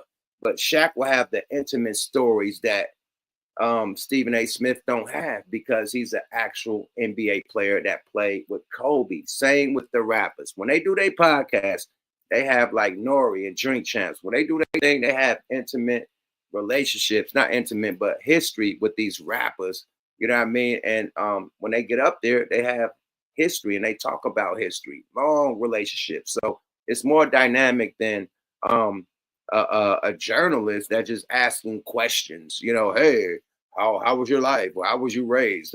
What were your mom doing? What were your dad doing? Oh, sure. Where did we go to school? Like, yo, if you having these real intimate conversations about, yo, we went to the bodega, man, I gave you your first top cheese, yo. And then that day you threw up, you threw up because we was on Mad Hennessy. Like, them stories you don't get from a journalist because you wasn't there, nigga. So it's different coming from a hip hop person talking about hip hop, just like it's different coming from Shaq and motherfucking and Charles Barkley talking about NBA. You know what I mean? Same shit, man. You know, hey, the guard, the position of the guard is changing. You know, like somebody's brother said that he was the gatekeeper. You're not the gatekeeper no more, bro. Period. It's at the push of a button. And even you know, old school rappers feel some type of way. Like, oh, these new rappers, it's so easy. Man, hey, if it was so easy, then you do it, right? But the game has changed. We just got to adapt to it, period. That's it. Us being OGs, we can't complain. Just change with it. Adapt. Let's go, y'all. Fair use. Because in this day and age, it's just not about getting the information right. It's about who's more entertaining. So who are you to say I'm better at this than them? When I'll prove it to you, I'm better than you. Like I'm the best. I'm more informed. Are you better at telling a story? Are you better 100%. at getting accurate? They're not better. Like that shit cringeworthy. I watch that shit. It's not good. Yo, Shit ain't popping. It ain't popping. I don't agree. What's the camera? And he was like, "Yo, Cameron really asked the questions." What are you talking about? No. But what interview did Cam take away from something of let's say we're the hip hop ilk? Even if Maul and I aren't journalists, we're still in hip hop media. You are a hip hop journalist. What interview did Cam take away from us? They have celebrity has access to different things that I may not have. And again, I do feel like they underperform. See, I think I have to push No. back there because you have had 25 years of relationships with publicists, PR interviews. The three majors where Cam is a celebrity and has, you know, relationships for him being in the game for 30 years. But you have direct relationships with the majors that the rest of the podcasting world never had. So you still do have that. I think we have to go back to the period at the end of the sentence of what the fans want. And with Cam or Young Miami, maybe they just want to be entertained. With Kai, they just want to be entertained. They don't want to be informed. They don't want to be informed. The access goes to them above me. That's the problem I have. That's what it comes down to. You see what I'm saying? Because it seems sexy, like, yo. My thing is this. He mad that everybody else is getting the dope interviews but him. It sounds like a bitch-ass nigga complaining that he used to have it popping and you ain't got it popping no more, my nigga. It is what it is, man. It's like a bad bitch. It's like Vivica Fox, man. You was bad when you was younger. You ain't bad no more, my nigga. You can't cry that you ain't got no nigga. It is what it is. You're old, you're ancient, you're vintage. You know, try to go get you a preacher like all these other old celebrity bitches. But, you know, try to get you some young thunder, nigga. It ain't happening. Period. Far as Vivica Fox, you was bad once upon a time. Same with this nigga. You was hot. You're not hot now, my nigga. You're trying to get back hot, but you ain't gonna get back hot dissing niggas, man. You better tap in with academics. You better tap in with Casanat. You better build that gap, nigga, that bridge, nigga, because you an old nigga and the young niggas run the game. Hip hop has always been a young man's game, my nigga. Never been an old nigga. The Black Panthers were created by teenagers. Hip hop was created by teenagers. It's always been a young man's game and a young man's sport, nigga. You better tap in with these youngsters to stay relevant, nigga. Period. If you hate on them, nigga, they ain't fucking with you. Period. Yada. Oh, Cam's a sports reporter now. Hey, okay, but let's not act like that's not always been hip hop or entertainment at the time. We've seen things that were hot and then failed immediately, but at that time, that was the hot shit that people went to. And that's like any genre. They don't have to fail. It's all good. They can do their thing. I'm just saying, like, yo, I'm a competing. I want a shot. I'm in this. I'm still here. I want to compete. But that goes back. But now you sound like the old nigga in the park that don't get picked up no more. And I don't want to be that. You're right. Yeah, but I'm not saying that you are that because I know your work. I'm from New York City. I know Elliot Wilson's work. My nigga. But I do understand at the same time, like there was a time where what I was into growing up, you know, my parents and my uncles, they was kind of like, yo, what is that y'all listen to? That's great. Maul, it wasn't fly to be media. No, that's a fact. Nigga, you're media. That's a fact. You built a whole foundation. Yeah. It wasn't. Yeah. But that you did that. You did both of y'all. Yeah. Yes, it wasn't fly. That plus the format changing, whether it be YouTube, social media. Life is that. Because print was cool, but it was never sexy because at the end of the shit, it was just I made it fly. I made it as fly as I could back then with Double XL. Right? It wasn't that fly. But I feel like you, and this is why I was defending you all year. You adapted, and why I think people like Kai and other streamers should look at you, because I watched you since I was a kid adapt to the new shit every time. Yeah. He's a hater. I'm tired of hearing this shit, and I'm tired of hearing the glazing, because you niggas starting to glaze right now and trying to make him feel good about not being popping right now. Period. Nobody watching Elliot Wilson shit. You know what I mean? Period. And shout out to DJ Head, but they do the numbers I do. I ain't nowhere near popping as them. So I'm just keeping it a buck. I'm just keeping it a buck, and I don't do no hell of a numbers like that because I ain't got no machine. You know, the niggas that do numbers, they got a machine behind them. Because every time I use their content, you know, before I start, you know, putting the fast forward UOP on it, before I knew the game, you know, it was always get blurred by this company like ATHL. And I know y'all content creators and seen this shit. When you do Joe Budden shit, you do Adam 22, Back on Fig, academic shit. All the big motherfuckers, it always get hit by this AT or AHL. It's some company, and they all up under it, my nigga. I'm not under that. You know what I mean? So I'm not gonna be in the recommended. They ain't gonna make my shit go up because I ain't under that shit. But let's get some people in here, man. Ronnie been waiting patiently, man. Ronnie, He called my name. Hey, shit. Ronnie, what's up? What's going on, yuck? Hey, big bruh.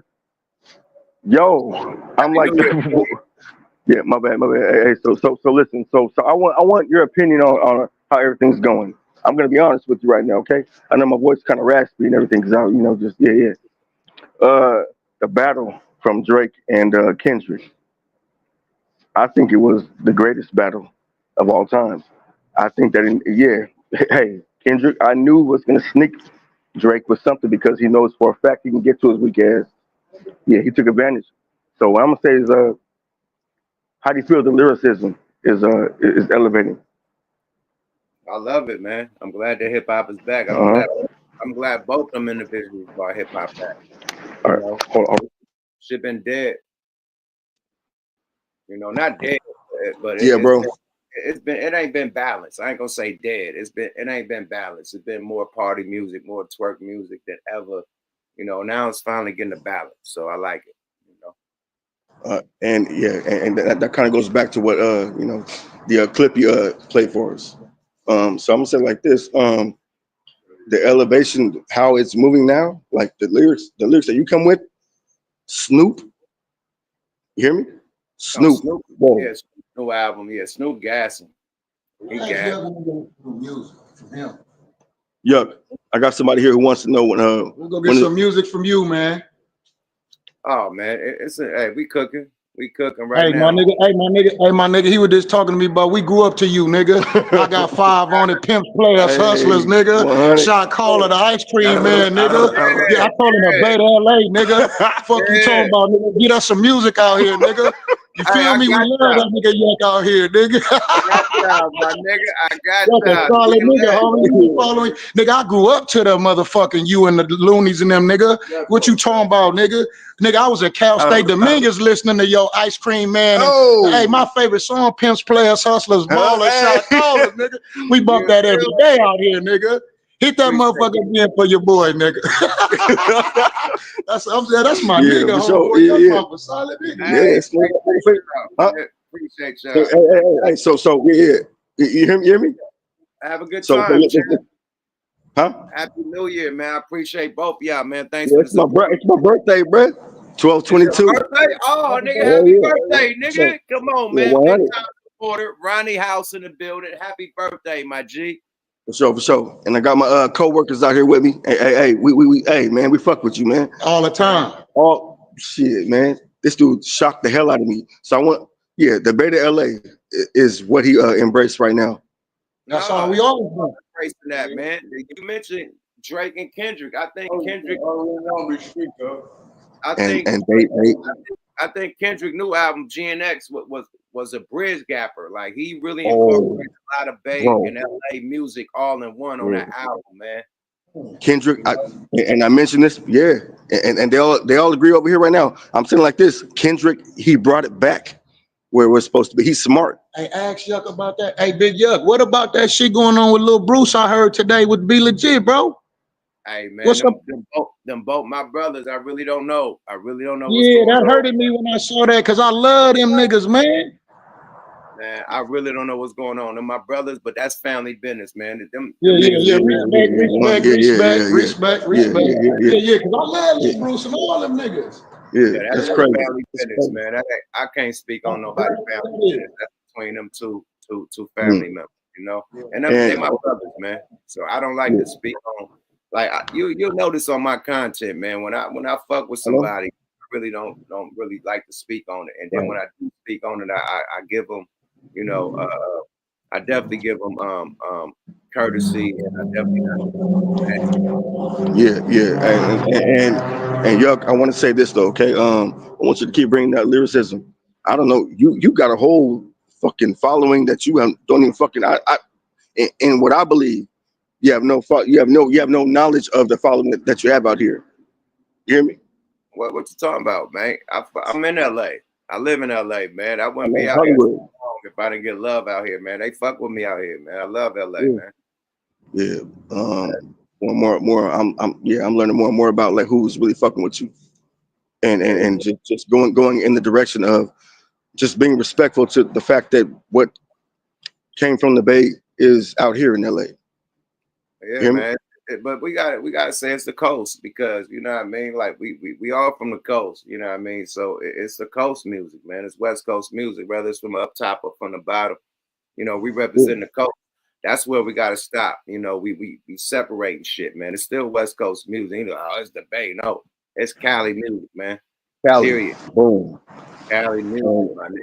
And we uniting. You know what I mean, from top to bottom, and that's a good thing. Salute, man. Appreciate you, my nigga. For sure, bro. Hey. So check this out, man. I'll tap that. I'm gonna tap back in. On another day.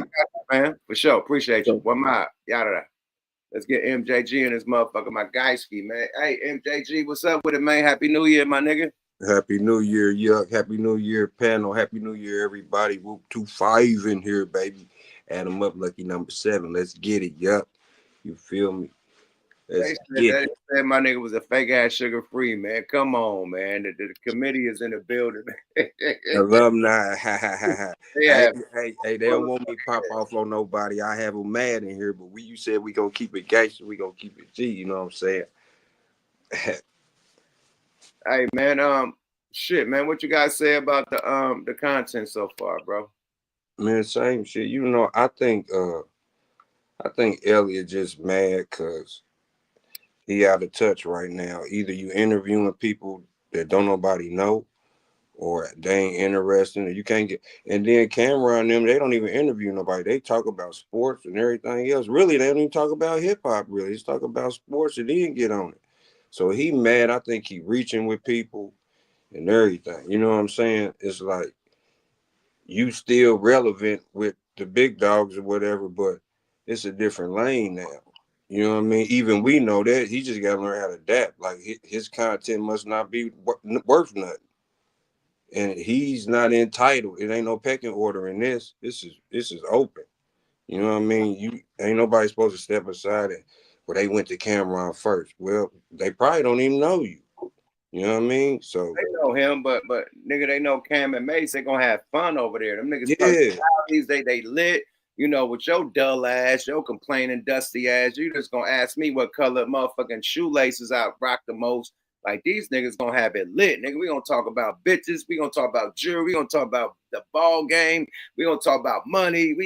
He asked some niggas all this shit, nigga. Them niggas be brave to ask some niggas them questions. Like, man, how many bitches have robbed you for a Rolex? Oh, hold on, man. You know, a bitch got me one time. Like they asked all them shit. Like, hey, you gotta watch some bitches in Vegas. Let's have all them type of talks and shit that you don't have on ESPN. You know what I mean? Like them shits, like you get the real with NBA players is cussing. I never heard certain NBA players cuss until they got the Cameron and May shit.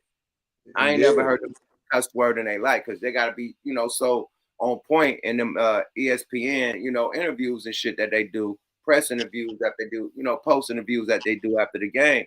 So when they get on there and they able to open up and talk that shit, like, yeah, nigga, I used to hang with Meech, nigga. Meech and them pulled up, nigga, had this much money, nigga. I tried to throw something in. I look weak, but I was out there with Meech and them for a minute. Like, the ball players are talking that real shit, fucking with Cam, the shit that you never heard about, you know what I mean, on ESPN. So I like they lane, man. And the rap, them niggas be doing them little intro raps, nigga. Oh, yeah, man, it's dope. Cam and them beating their ass, man. That's pure hate coming from that dusty nigga. Period. Yeah, and plus Cam them is uncensored. You know, he on ESPN, his personal life, he can't even do nothing. He can't do nothing on social media, let alone do an interview anyway. So he's censored. He can't do nothing. He can't talk like we can or they can. You know, be open like you said. They damn near can smoke bud in the AM without no restrictions. That's their platform is open. You know what I mean? So he's just like I think that's what it is. He got chains in his lane. You know what I'm saying? He need to go find Ernie. Because that dude look just like Bert from Sesame Street. I'm not bullshitting, boy. Oh my lord! Why you say that, man? I was wondering what type of Sesame Street character he looked like. You was on it. It was between between the Flintstones, what Flintstone character that nigga looked like, or what Sesame Street, because he got a big ass head.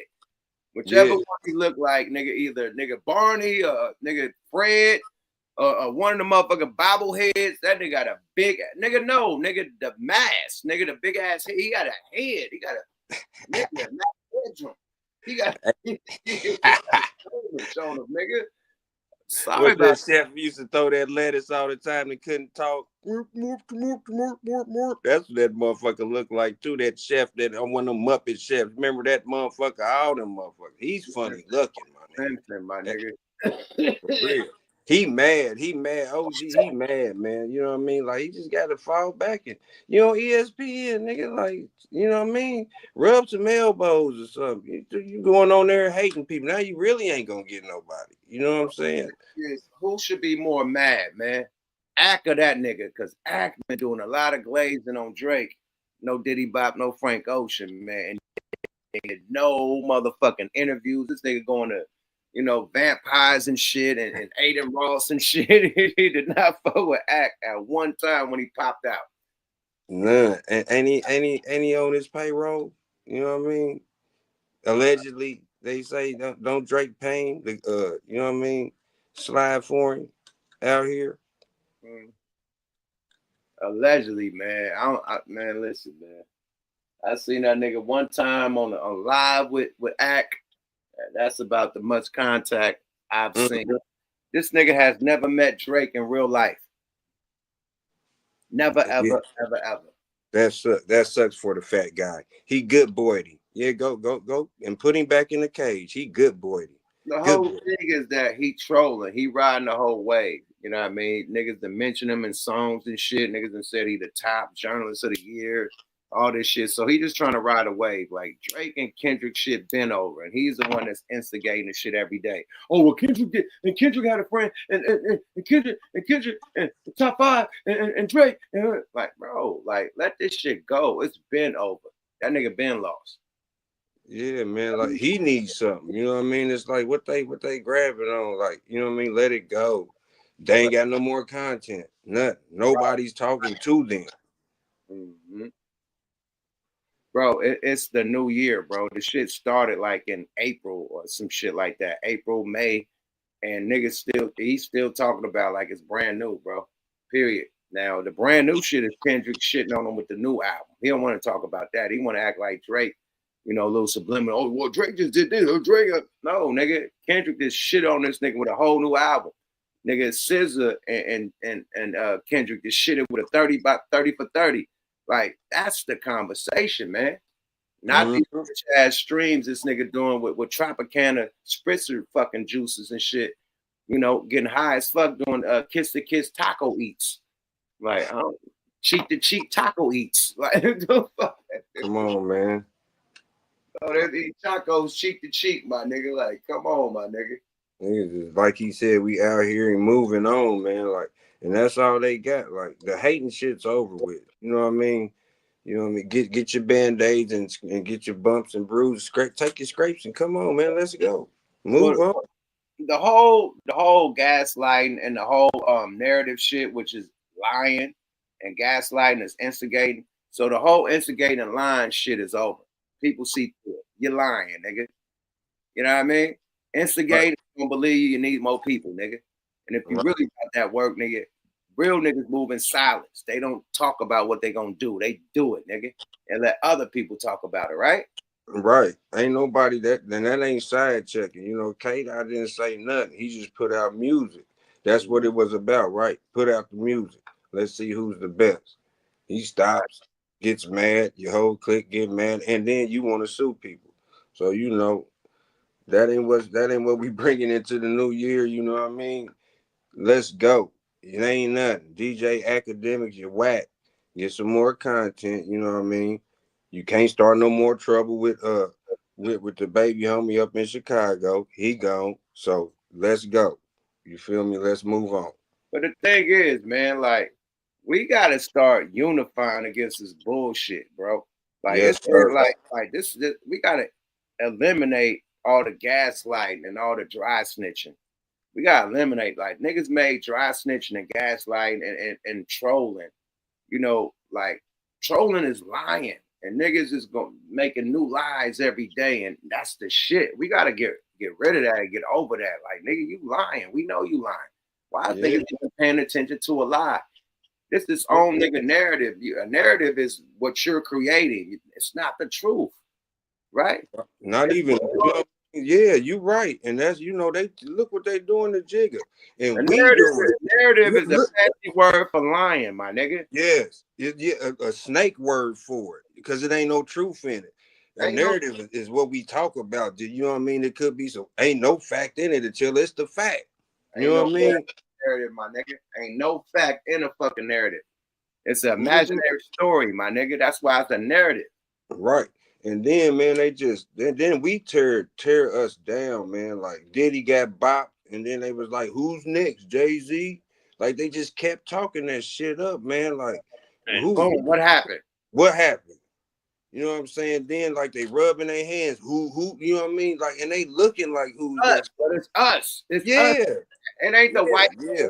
You got no white platforms. You ain't got Jake Paul. Like, oh man, they got P Diddy. They all got platforms on YouTube. You don't hear these niggas talking about they get into their bag. But the black platforms, oh yeah, they're about to get this. Oh, they're about to go get Kanye. Oh, Kanye in Hawaii, China. Why he hiding? Like, oh, why we ain't hear from Yo Gotti? Where Yo Gotti at? He over there with Russell Simmons somewhere. Like, niggas is helping the fucking police, bro. If anybody had any problems, the shit y'all doing on the internet is helping the police. If they ever was guilty.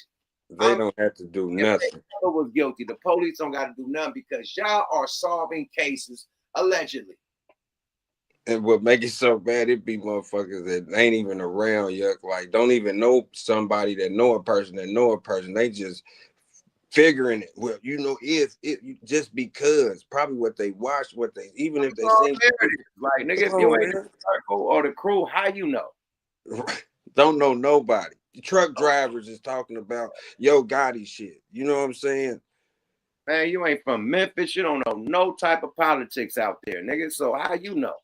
I mean, nothing, man. Like everything, and it's us. Like I sat back and watched this, man. Like it's us, and you got real, you know what I mean, niggas or people that's really talking about good shit off of it now because they done slipped into it. You know what I mean? Gone. So it's, and that's what's ruling it. If it ain't like that, we ain't nothing. Just do right now. Right now. Bert, he mad. Hey, you know, Elliot, he mad. That nigga said Bert. He said, "Oh, Bert, he mad." Man, I forgot his name real quick. You know, he mad though, man. But that's sad though, because you can't go on somewhere on an interview and talk about why you ain't getting interviews about people. You know what I mean? Like, ain't nobody gonna mess with you, man. Like, you ain't even interested to ask why. But why are you? You know what I mean? Like, gotta go. Cut the music off in the background. Hold on. Let me walk over here right quick, man. What's happening with the Dragon Gang, man? Happy New Year to you, Calico. Happy New Year, Hey, man, MJG and the motherfucking fire-breathing dragon, they got to deal with us one more lap, huh? One more lap tonight, Dynamite. You hear me? At the top of the game, baby. Pop this up a bottle. You gonna grab the champagne. Hold up, swell up. Talk y'all shit. Happy holidays to you, network. You feel me?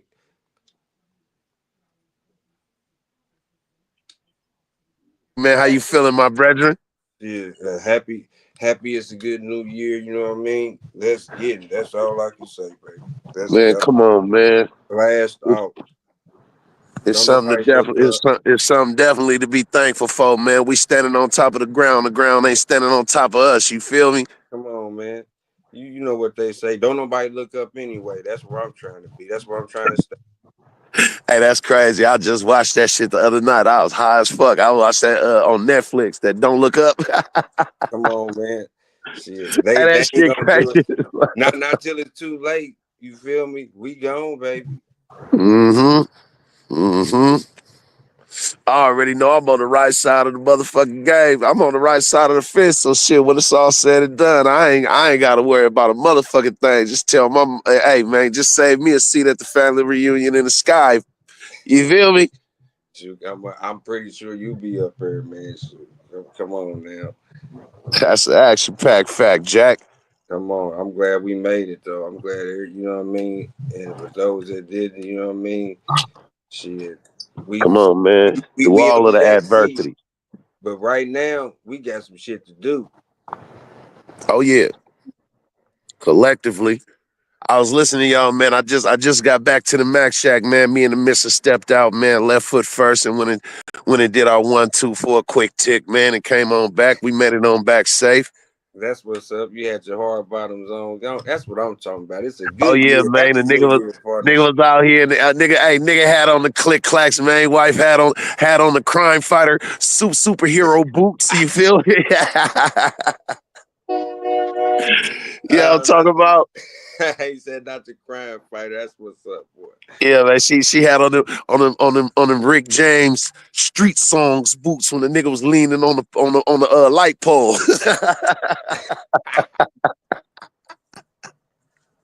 That's what's up. You had to show extra tonight. You know what I mean? That's what I said, okay, mama, go to show. Okay, then all right, then. Step back one time. You had to step back. You know what I mean? Go ahead. I had to check my fresh, nigga. I high-fived myself and sent a big shout out to every nigga that fucked up with her before me. You said you start touching yourself. They thought you ran through a the old school bitch you used to fuck with. You ever seen an old school bitch you used to fuck with? Oh no, senor. I said I stepped out with wife tonight, man. Oh yeah. I was about to say, yeah. Okay, cool. As you should. Nah. I said no. The bitch I used to fuck with would have been mad tonight, boy. Y'all showed up and showed out. Where y'all at with it? In the town, y'all partying? Yeah, man. Nah, we I just got back to the Mac Shack, man. We went out and hit a little comedy, little spot for a minute, and went and had a little dance, a little drink, a little eat. You know what I'm saying? And brought it on back home safe, man. Hell yeah, get back before they start shooting them guns in the air, nigga. You better believe it, nigga. Yeah, man. I was in them hard bottoms looking real fly tonight. I was just telling MJG, I said, wifey pulled out the crime fighter boots on her ass. She put on them long red with like Rick James on that Street Songs album when the nigga was leaning against the light pole. I thought you were gonna say the Catwoman. That nigga said Rick James, but you can't. Nigga, hey, them superhero boots, nigga. Wonder Woman choice, you know, Wonder Woman. Wonder Womans. Them Wonder Womans, man. The Wonder Womans. Okay, I see what's up. Oh yeah, man. You know, I thought. Salute the wifey, nigga. Right. Oh yeah, man. But now, yeah, man. Well, I caught the ass end of the content on the way home. Speaking of Speaking of that, I was just talking about that with my nigga, the other network. My other podcast. I know for sure. Shout out network, man. Right. About how niggas is blessed to have a fucking wife or even a girlfriend right now because the streets is treacherous. These females out there savage than the niggas. Ooh, man.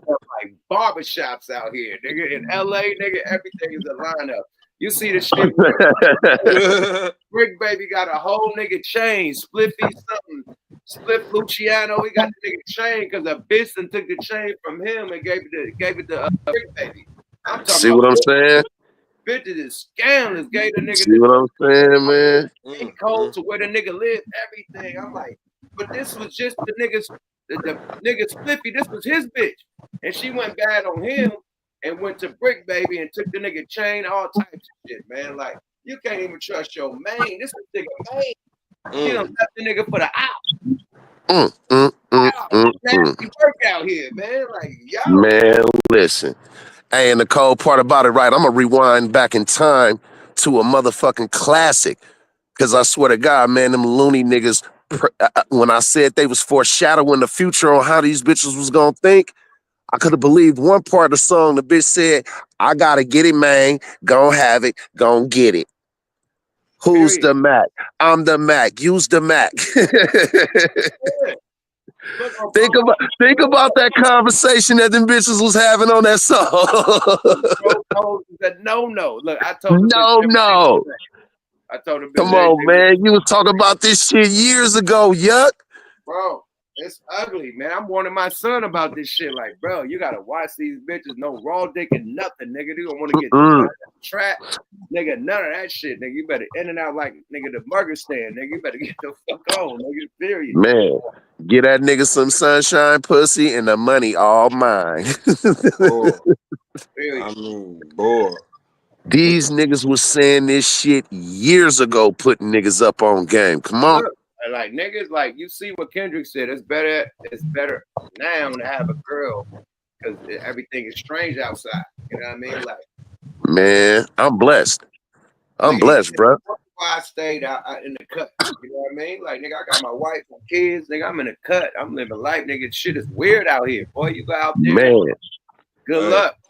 Stupid weird, nigga. Man, listen. I've been with mine 21 laps, man. I done did 21 laps around the sun with mine, right? And what I can say, and this is some wisdom that's been passed down from generations to generations to generations. So I know me, you, and MJG done heard this before, but for the young life, I'm gonna give you some wisdom that come from way back. It's better to deal with the devil that you do know than the one that you don't know. Who said it in the rap? What was that? Devin the dude fucking up yo for show, trying to get some more. And end up with no. Back. Boy. Hey, man. That's the action-packed fact. Nah, it's a blessing, man, because like a niggas don't actually realize how valuable a woman is to your life, man. She's the completion. Like right now, it's the yin and the yang, my nigga. You're just walking around half complete. You know what I mean? And that's the other part of you. Somebody that could see the shit you can't see. Like every time my wife told me to watch this nigga, watch that nigga, and this is my best of homie. Like, nah, hell no, not him. Sure enough, months later, this nigga done crossed me. She said, I told you. You know what I mean? They see shit you don't see. You know what I mean? Like for real. Like they connection, they spiritual connection is mainly, and then just business wise, nigga. I do all my doctor appointments, all my dental appointments. My wife keep me on schedule, all in the calendar, man. You go to boo boo at this time, that time. If I was living by myself, nigga, I wouldn't be at the doctor at all. I'd just be living life. Period. But I go to my appointments, my checkups every year, my dental appointments, the whole shit. I'm perfectly healthy because she keep me on my schedule, keep me on. Yeah, don't they be on our ass about that? I swear to God. 8 o'clock, nigga, wake up at 6, nigga, get up, time to go. Hey, on mamas, they be on a nigga ass about that, man. And when you find that balance, you need that. Somebody keep me on point. Period. So my wife keep me on point. You know, she the nurture the house, everything. Keep the kids on point. That's what a nigga need. We need help, nigga. We like motherfucking like. If you seen Good Times, man, what did JJ Daddy do? Go Come work, on, man. come back home, nigga, bring the bread in, get his dinner made, and go to sleep. That's it. Get up and do it again. What did the mama do? She did everything, the activities all day, kept them kids good, took them wherever they need to go. But that father was out there hustling, muscling, come back with the money, with his motherfucking work suit on and his motherfucking lunch pail, sit down, nigga, and get dinner, and then go to sleep. Right? That's it. Damn it, Florida, I don't want to hear nothing. And take that white Jesus off the wall. Open that funny looking ass beer. Open that one beer, nigga. I remember Michael partner came over to spend the night. JJ Daddy whooped his ass. All of them, none of that shit. Remember when Michael became a gang member? That was my favorite one, yo. No, I know everybody. Not my mama, nigga. I know everybody remember one when the deaf nigga was waving by to the Evans family and finna walk back to that motherfucking elevator. Oh man. Even the bookman, he was a working nigga that just popped up, nigga. He wasn't no nigga that just there all day, nigga. I got a bookman come through, nigga, do my little work and then dip, nigga. Hey, but you know Hey, I'm the bookman. Let me fix the motherfucking toilet. Yeah, hey, you know the coldest nigga on there though. The coldest nigga on there was Sweet, nigga. Sweet Daddy, nigga. My nigga. Lenny. Oh, Lenny was a motherfucker too. nigga, Janet, nigga. I was a young nigga in love Oh with my Janet. God. Oh no, nigga. By the time she made it to Different Strokes, nigga, was Willis' girlfriend, nigga. Me and my partner John had a fight, nigga, in Cypressville in the first Acorn over who was gonna be her nigga. We was fighting over who was gonna be her boyfriend. I was in love with Penny, nigga. I was like 4 years old when I date Penny, nigga. Like, Penny got burnt and everything, nigga. Penny was when Penny mama burnt her, nigga, we was looking for that bitch. I was riled up. I wanted to fuck everything up. I wanted to turn the TV off, nigga. Be burning Penny, nigga. Like, hey, turn the TV off. You gotta be burning my girlfriend, my nigga. You know how the nigga, Last Dragon, the little kid, the little brother, and he was infatuated with Bessie. That was me with Penny, nigga. Nigga, that's gonna be my girl, nigga. No, nigga, I ain't gonna lie, y'all. I was on Thelma. Thelma, especially when she was finna get married to that African and came out with them braids and looking hella fly and that Nubian. Oh my God. Boy, Thelma was the shit. Yeah, man. Hey, listen, fellas. I'm here for a good time, but not a long time, man. I told wifey when she jumped out that agua, man, to put them boots back on, and I'm sitting here dressed like Sleepy Brown, man. I'm finna Don't go, Aquaman. Hey, man, one love to the Dragon Gang, man. You feel me? I just had to tap in, man, to say, you know, Happy New Year's to my brothers, man. You know what I'm saying? Town business, and I'm about this motherfucker, man. Happy New Year. You know it. One time, town big. Hey, that was Calico on the tap in, man. Alumni shit. You feel me? We don't throw the alley oop out one more time. I want to get back to this history of hip hop shit, man. Oh yeah. Let me apologize for the other night, man. You know what I mean? I was kind of drinking a little bit, and I kind of bombed, you know what I mean, a little bit, because when he said the Indian, you know, we both was like, and I just went ham because I don't be playing like, you know what I mean? It's all good. But then he explained himself. I apologize then, but I just wanted to let you know what I mean? I ain't want you to know I was all out of order, you know what I mean? Because, you know, I'm man up, but I still said, you know, he said a little something, but it wasn't nothing like that, but it did strike a nerve because I went back and watched it again, listened to it. Yeah, he called it some old $5 Indians, but he cleaned it up, though. But it's all good, though. I just want to apologize to you and everybody. Oh, man, salute, man. We apologize. You tapping in with the dialogue. Besides that little hiccup, it was all Gucci. Period. That's what's up. You know how I do that. Like, it ain't that serious. Like, y'all was going back and forth with that time. I'm like, hey, yo, we gotta move on, my nigga. And that's why that shit was like 5 hours. Like, niggas arguing for an hour. I was like, yo, man, let's get moved. Like, you feel me? So, yeah, shit get ugly, man. Period. Speaking of ugly, man, let's look at this nigga ugly ass piece, man. Why Drake do this, man? It's bad enough he got the motherfucking the fucking logo being a little girl, but he actually went and got a chain done, man. This is one of the ugliest chains in fucking life, bro. I'm sorry. This is not gas, my nigga. I need the Max Win. I need the Max Win chain. Come on, hold up, swole up. This look like the cheapest piece of shit ever. Let's go, y'all. But the fucking Cuban is nice, but that fucking I don't know what type of Chinese character this is, Chinese female character, but this shit looks nasty. Nasty work. Let's go, y'all. Fair use.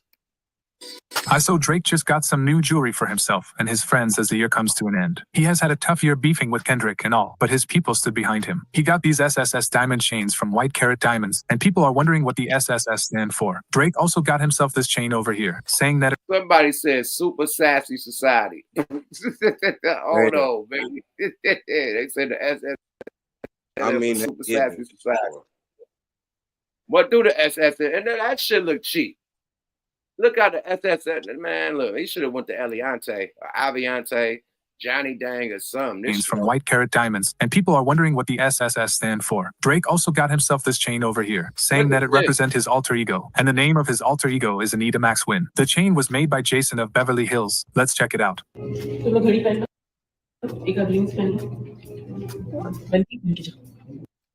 I need a refund. That shit looks boof. Let's go, y'all. Fair use. You can't even see the S. Like, you can't even see the detail on that.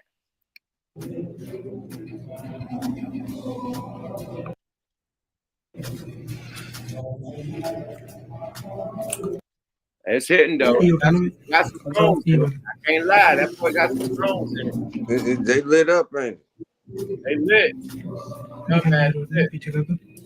Clear. Boy. They lit. They the real deal. They got the real deal.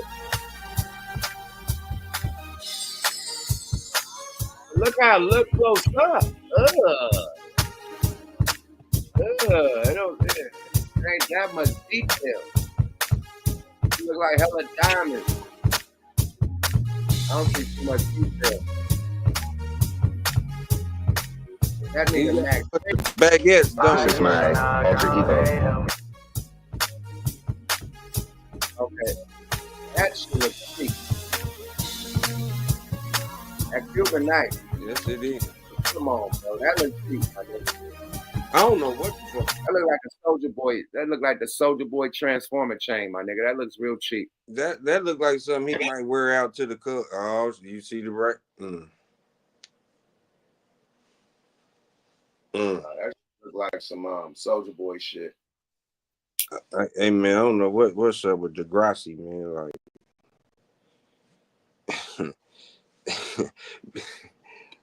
I don't know what's up with Drake, man. Like, you are a musician, man. Like, rap. Like, I want to hear you rap, man. I'm a fan of your artistry, man. Like rap.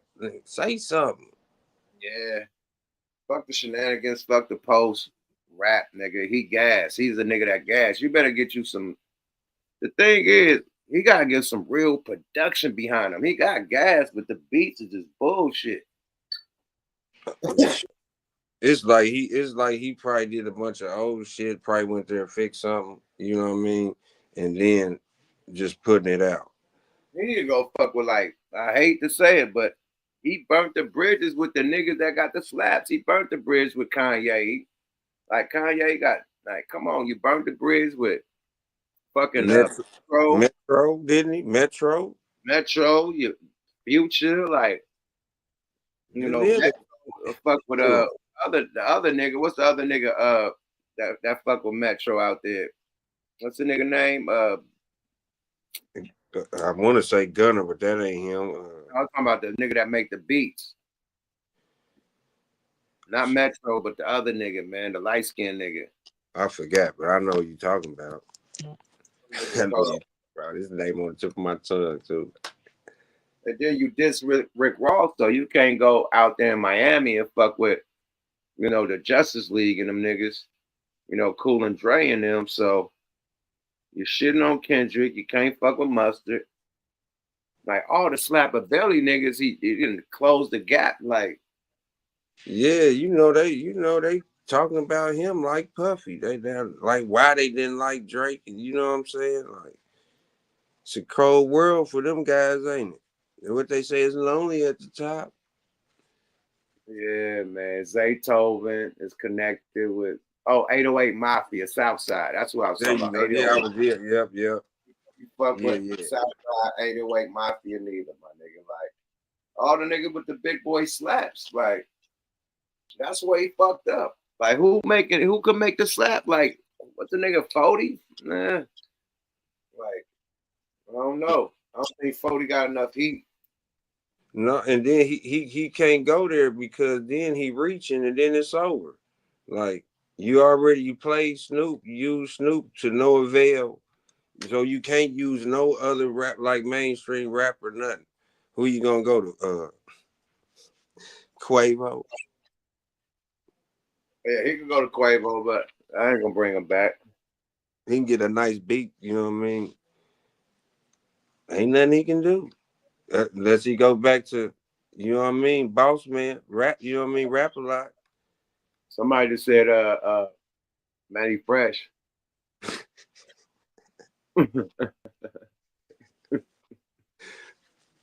You know, Manny probably wouldn't even mess with him. What you think about? He fuck with Trav and Mike Dean. He probably could get something from them. But you know, don't Mike Dean fuck with Kanye though? Yeah, they fuck with Kanye, so they probably, you know, draw their line in the sand. Yeah, they might slip him an old sample or something. You know what I mean? Mike Dean make too much money with Kanye. Man. Yeah, they did a song with that nigga, but they gonna be on Kanye's side. And then you suing the company that pay everybody. At least something, got a percentage in something, all everybody. Now that's where he fucked up.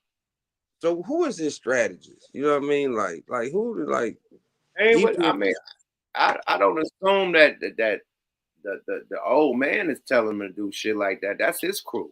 Like, that's his small hat side, man. I said that's the small hats. You know what I mean? That came with that lawsuit. That wasn't no mob. And it come from mob ties and no shit. Nobody gonna tell that man to sue. You know what I mean? Beefs that niggas that had that rap a lot and nobody sued for nothing. They got robbed, all types of shit. We ain't suing for shit. We gonna handle it in the streets and on wax. Like that's how it's supposed to be. Yeah, that's how it's supposed to be. Right. Yeah. So that shit didn't come from rap a lot of the old man. He moving with the small hats. You know, Drake is.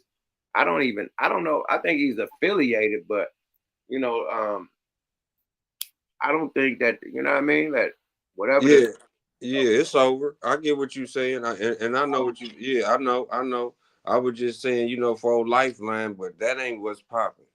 You know what I mean? Because with Jay and Jazz was suing Baby and them for the money that Drake and them owed them. So I don't know, man. You know, they could be connected and they got problems just with Baby. And they cool with Drake, but somebody over there, if they fucking with him, somebody over there need to talk to him like, yo, that ain't a good move, my nigga.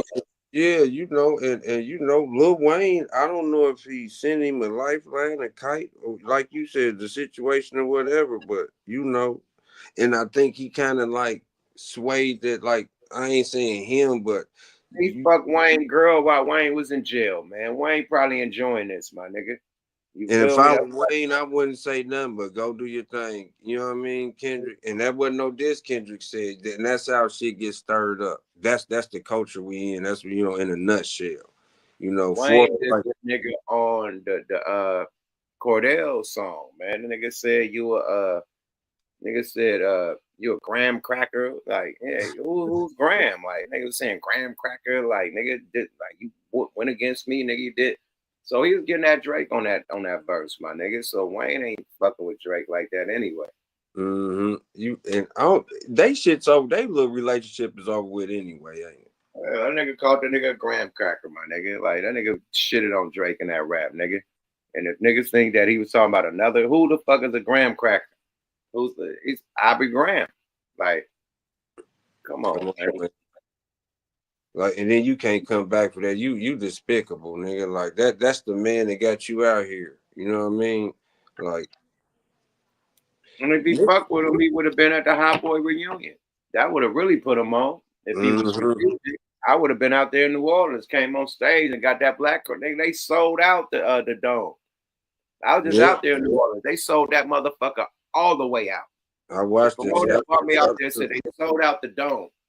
Yep, Turk. All of them. Man, that shit, they performed at the Dome. What they perform where they gonna do the they ain't gonna do the Super Bowl. Where they perform. I mean the fucking what's the name of their team? The Saints in Louisiana Superdome, old Superdome. The Superdome, nigga. That shit was sold out. They said that shit sold out like in 2 or 3 hours, nigga. That quick. And you see them motherfuckers went crazy, man, when them dudes came out. People that came out, how much do it hold? Like, what? That's a football. 70,000? 70,000. Nigga, come on, man. That's a big boy. Boy, you should have showed up and showed out right there. So he painted this corner, man. Like, I don't like, Like when he got everything he wanted. You know what I mean? Is this God's plan? And you there they go. They always using those. You know what I mean? And then look. That's why you gotta be where we at right now, like not we, but you know what I mean. Like it's just a different mentality, man. Like you said earlier, the veil is lifted. Ain't nobody on that old fake and scary trying to scare people and that fake shit. You know what I mean? Because you gonna get it. Then why the fuck is Cat Williams a prophet and a fucking gypsy and a goddamn fortune teller? He said that the truth is gonna be revealed this year, and what the fuck has been happening all year? Hey man, hey, like we said, we talk it up, then it's there, and it takes somebody to see what everybody else is seeing and don't want to say, and you really ain't got to say nothing. Here it come, here it come, here it come. And he didn't do nothing. He didn't do nothing but just say what people, you know what I mean, probably was lying about. Probably some with what we know and what whoever didn't know was like, oh well, it is true. And you know what I mean? Here we go. And you can't hide from that. You can't hide from, and now it's video. You can't hide from none of that. And you said this shit, people saying, well, I meant, no. You know what I mean? It was a different time, but it was still you. That's what be the fucked up shit. You know what I'm saying? Man, different time. Man, it's still you. That's a different me, but it's still you. Own up to it. Yeah, I said it. You know what I mean? Or, yeah, I stole a couple jokes. That's what we all do, but they can't do that. Because they done lied so much, is now the snowball's a goddamn avalanche. Yeah, I think he should have let the shit go. When he said back to good summer, when he did that post and said back to the summer vibes, I would have been on vacation till next summer. You wouldn't have heard from me. I would have dipped. I wouldn't have put out the 100 gigs, none of that shit. I would have made niggas miss me. I would have came with some devastating shit. While I'm gone, I'm working on the most incredible shit that I ever made in life. And I'm hitting, and I ain't even talking about this nigga. I'm coming with straight hits back to back, getting the big dogs that I can't fuck with and go extra hard. I'm not thinking about that. Okay, it came and went. Like, if he keep on stretching this shit out, like, it's over. Hope if he really go through with this case, his career is over, because now who you gonna put your music through? He canceled. Yeah, man, because now you putting a halt to everything. Slow down to who he's gonna put his music through when the two big you suing the biggest umbrella in hip hop and music. Look, this is the biggest umbrella that got all the big dogs, all the labels up under this umbrella, and you're suing it. Where you gonna go after this? Plus distribution companies too, yeah. Plus, you know, they got some distribution companies. You're talking about Spotify too, the biggest streaming. So where you go? Second, you know what I mean? Spotify. Then you got all the other ones. But now that I'm thinking, he could go down. He could deal directly with Apple, with iTunes, and go directly through them. You know, that's an option, because he just suing Spotify and UMG. He ain't suing iTunes, I don't think. Well, you know, you better look and see them lawyers. Look and see. Well, you know, Apple and iTunes are part of the subsidiary. They're part of the bots. They're part of the bots. That bots. Remember them bots? What bots are you talking about? You know what I mean? Nigga, the bots is iTunes too, nigga. They everywhere. Hey, Kendrick was on iTunes too. That's why I listen to it. I listen to it. I don't listen to that shit on Spotify, nigga. I got Drake, all that shit on iTunes. Come on, man. iTunes and YouTube Music. Shout out to YouTube Music.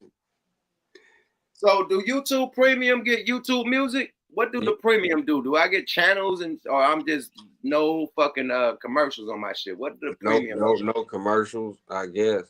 That's why you should be able to play your shit and any other music now, because you're paying for it. I think they changed all their content. You know what I mean? You know, like that, because they got a license to play, and plus we on their platform, and you know what I mean. Whatever, you good. You should be. My thing is this, man. While I do my 1-2, I'm not monetized, bro, and I don't give a fuck about being monetized. If I get monetized, whoopie-doo. I get my money from other shit. You know what I mean? Doing this industry shit. This is what I do to get back to the fans, get back to the people, and for another passion that I really have. Like, I started this shit off in 2010. trying to be a radio. Like I want to, like after I'm done with rap, I want to be a radio jock. Like literally, I want to be on radio station talking my shit. So I made Smoke a lot radio. Like in 2010 on Blog Talk when we was really on the radio just talking shit. You know what I mean? So when I heard Big Boy and what Charlemagne, them niggas get millions of dollars a year. You know what I mean? When I heard Big Boy got 10 million to leave, this one to go away, I'm like, God damn, this was talking shit. And I know what Big Boy used to be the bodyguard for the Far Side. Mm-hmm. And the biggest radio personality in LA from being a bodyguard of Far Side, nigga. And I'm like, okay, cool. And Big Boy is hella funny. He dope as fuck. Personality and everything, not to knock nothing, but I know where he started at.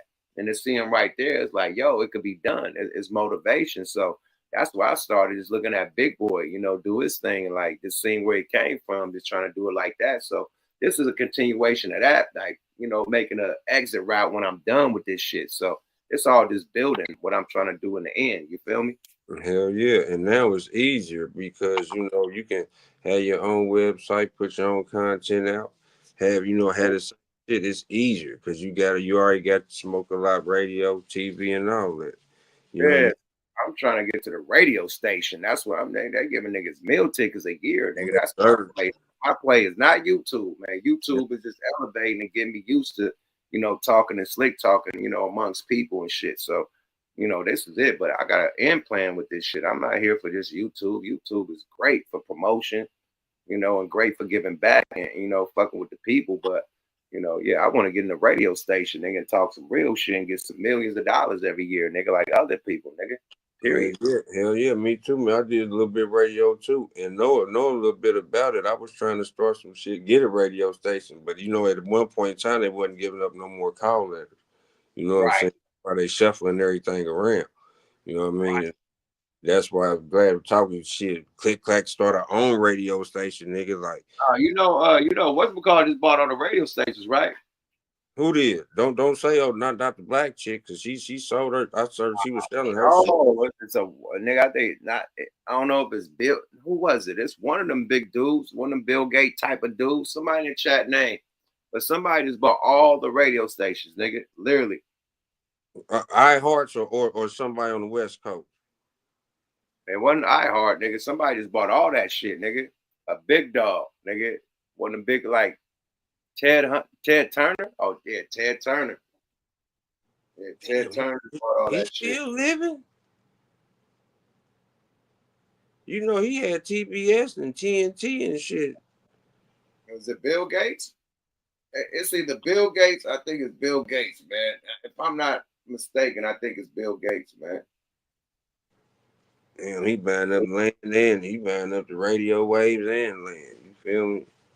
Yeah, I think it's because once Elon, got, X, they looking at ways to put their message out too. So if they control the radio waves, they can put their message out also. So yeah. Do the same shit. No, George Soros bought that shit, I think. That's the name. The old Nazi. 235 radio stations, George Soros. Yeah. George Soros bought that. Man, he used to be Hitler's little guy when he was 14. So, he's still kicking, man. And he over in America. George Soros? Yeah, that's the same dude that, funded Black Lives Matter. Yeah, you check your look. Yeah, man, he was Hitler's little guy from 14, all that, nigga. Hold on, man. We ain't saying this nigga was the, you know how motherfucking, what's my nigga name? The slick back perm nigga in the government that be doing all the interviews, man. It's my nigga name. That was James Brown, little homeboy. He was, the nigga went on to be Reverend Al Sharpton. That's what I was about to say. I'm over here laughing. But the guy, brother Al Sharpton, want to be James Brown Jr. Hey man, they don't know Al Sharpton used to be built like a lowercase b. What'd you say? Say that again. Remember when Al Sharpton used to be built like a motherfucking lowercase b? He used to be fat in the motherfucker. Remember Al? Fat as shit, trying to hit splits, do James Brown slides and shit, and fucking dance moves, man. That nigga was, boy. That look jump that breakdancing suit with the turtleneck he used to wear. Man, nigga looking like Rerun from What's Happening. Man, hey, boy, for the younger for the parents, boy, tell him, Yuck, man, he was a character, man. Like that he nigga was a a real character. Nigga, now this nigga like is skinny and he the nigga the spokesman for black people, man. Get the fuck up out of here, man. You was a James man. Brown, my nigga. No, bro. Like you don't speak for me. You was built like he had hair like Don King. And he was a character, man. And now he just so, you know what I mean, so subtle and but they got rid of Jesse Jackson and put that nigga in his place. You noticed that, right? Yeah, because Jesse Jackson couldn't scream loud enough. You know what I mean? Boy, I wish the youngsters was old enough to see what we went through. We was getting duped. We was getting duped. Thanks for rappers like Yuck, Ice Cube, and you know what I mean, Spice One and Scarface that was telling us, you know what I mean, like y'all know what we listening to, and it's right back at us. And here we are. We can change this shit. We ain't on no political nothing, but it's good to see somebody with Yuck with a platform like this where now even he know and he can express himself, and we can, and everybody else can too, in a way where he can get paid and give back at the same time. Salute to the brother, man. That's what's up. Hey, man, speaking of that, man, let's hear what Lord Jamar got to say about Mavs Hoffa. Mav Hoffa did a response, right? Yeah. That we seen that on the other show, right? That shit was half-ass and bullshit, right? He was scared. Pressure. Yeah. A lot of pressure, right? And lightweight, disrespectful because he was saying that he was getting death threats and people, clowned his homeboy that was, in the hospital or dying or something. So that's why he chuckled and giggled or what. So he's trying to really say why he chuckled and giggled and didn't really back us up or, because he felt like the FBA's, disrespected his mans. And, as of recently, they've been disrespecting his family and whatnot.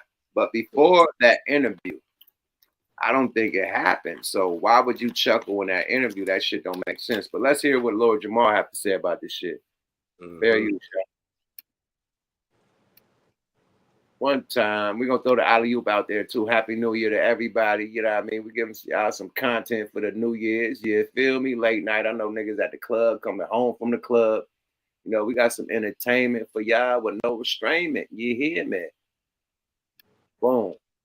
Let's get to the brother, Lord Jamar, man. You know what I mean? Definitely subscribe to the God Podcast. You feel me? Fuck with Lord Jamar. You feel me? Style that this was the black style and all that. Like, they wasn't lying back then. They was telling the truth back then. Now, all of a sudden, these same people want to lie about the whole shit, and it's just ridiculous. Yeah. Hang on. Let me read some of these super chats here. Heck 9, what's good, bro? He said, peace, God, peace to the God Pod family. Flat power, FBA all day. Let's get it. Fuck the bullshit. That's right.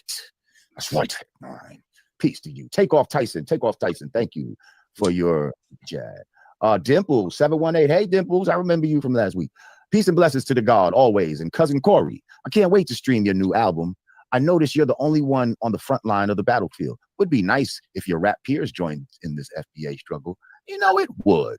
Now, just to clarify, again, tomorrow, the single drops. The Elephant single drops. I do not have a release date yet for the album. Still putting the final touches on that, but we almost there. And I can't wait for that to drop either. Because I'm ready to battle. Like, I'm so confident. I'm telling you, I'm ready to battle with this album. Cousin Corey heard the album. What do you think? What do you think about the album? Do you think motherfuckers gonna fuck with this? I'm still trying to steal it from him slowly. It's good. Call me. All right, album is dope. Let's get to the drama. Let's go, y'all. Fair you. I encourage you. Feast upon a camel's rectum. Yes, indeed.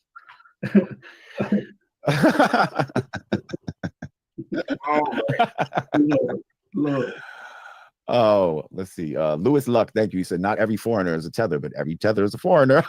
Oh, wow. That's facts, though. That's facts. No, that's a great one. Right. Let's say that again. Not every foreigner is a tether. But damn it, every tether is a foreigner. Wow. Good one. Puerto Rican, please stop saying y'all. It's those New Yorkers. Okay, you're right. Claiming hip hop, not us Puerto Ricans on the island. We never claimed hip hop ever. That's right. Matter of fact, I was about to say, when did it start being claimed by them? by these dudes here who are trying to justify why they love this Moreno style to the ones on the island who they don't even fuck with. Like Fat Joe is on record saying, fuck them Puerto Ricans on the island.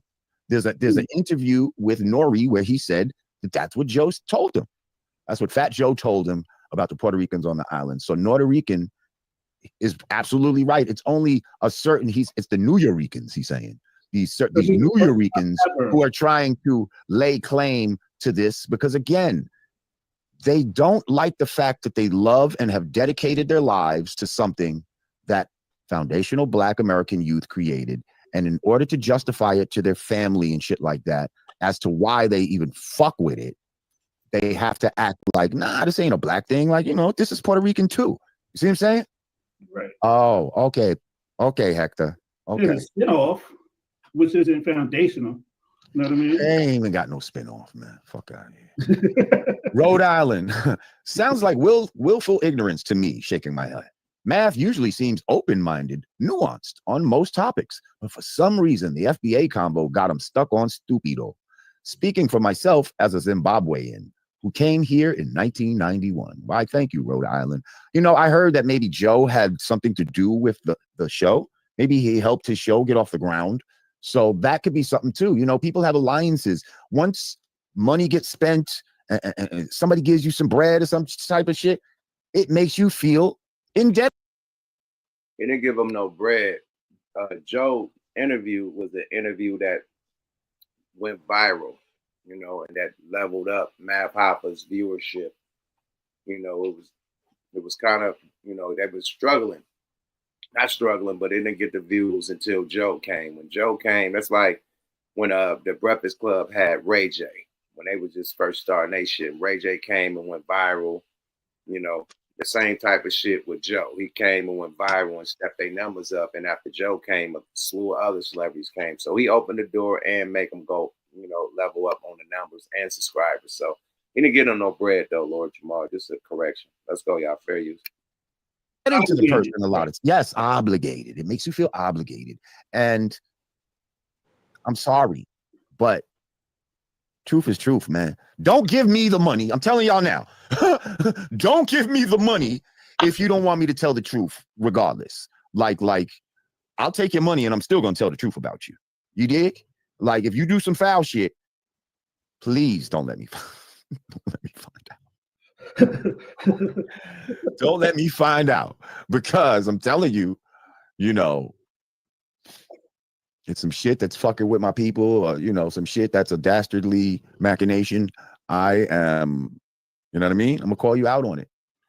So he had also mentioned in the video that exactly as you said, that he does because he messes with Joe something earlier in his career that that is where he has an alliance to, so to speak. He didn't say those words, but that's what he was kind of pushing towards. He fuck with them, so right, that's what it is. And listen, I get it, man. You know what I mean? I get it. And I rock with Joe too. I got people that rock with Joe. This ain't about Fat Joe. This is about the Puerto Ricans trying to rewrite hip hop history, man. That's it. Everybody trying to take shit from us, man. And we're not having it. Just like they took rock and roll, they took motherfucking pop music, they took country music from us, they took jazz, blues, the whole shit. We're not letting them take hip hop. Sorry about that. And since the 50 years of hip hop came, they've been trying to rewrite the story ever since, and we're not letting it happen. Period. That's what's going down. It's not about Fat Joe. It's about motherfuckers trying to rewrite history and leave us out of the history that we created. Period. It's not about Fat Joe. Period. It's deeper than rap. Talking shit, bruh. And I don't care if it's New York Ricans or Puerto Ricans. And just like I said, man, and I really meant that, like, it's really putting a point to where we creating shit, my nigga. And when we create, you know what I mean, it's just like Ice-T said, and I ain't even trying to be funny with it. We don't die, we multiply. And if it ain't through us, that music resonates. That's why it's funny. Fat Joe claimed everything. You know what I mean? Now it's new. Now him and North. You see how, and it's even this Puerto Ricans didn't say it. Them Puerto Ricans said it. You know what I mean? Just like I said, when we black, we black Americans, but when we go overseas, we Americans. Y'all look, y'all be trying to take and claim everything. You know what I mean? For once, when we embrace, it's for everybody anyway.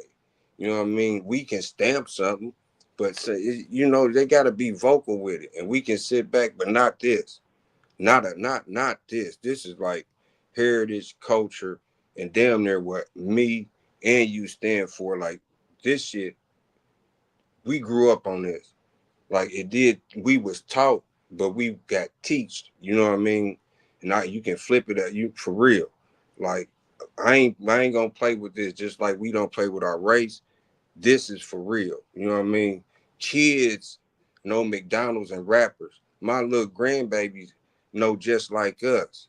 Certain little, you know what I mean? Any little kid know the hook just like us. They'll wait, and then they even know the duh, duh, duh, duh.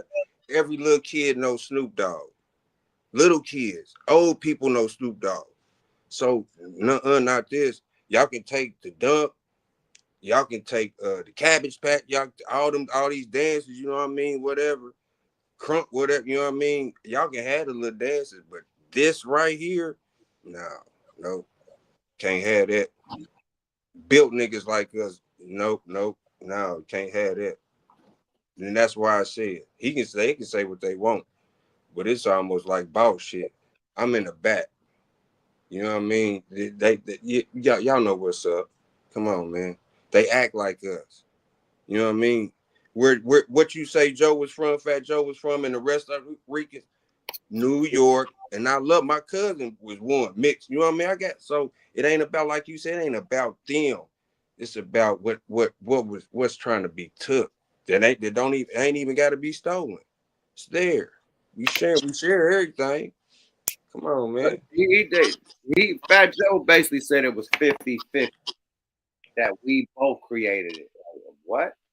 Crazy Legs got famous in the fucking 80s. Nigga, hip hop was made in the 60s, late 60s and early 70s. Like, made, like, you know, became the fad, you know, for the young, you know, youth in New York, you know, that couldn't get in the club. So where the fuck was Lazy Legs at in the 60s, bro? Like, and what you mean 50-50?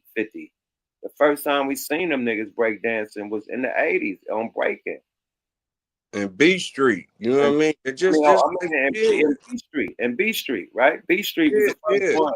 Really Wild Style, but I didn't see Wild Style, you know what I mean, out here. So the real shit that put them on the map was B Street, right?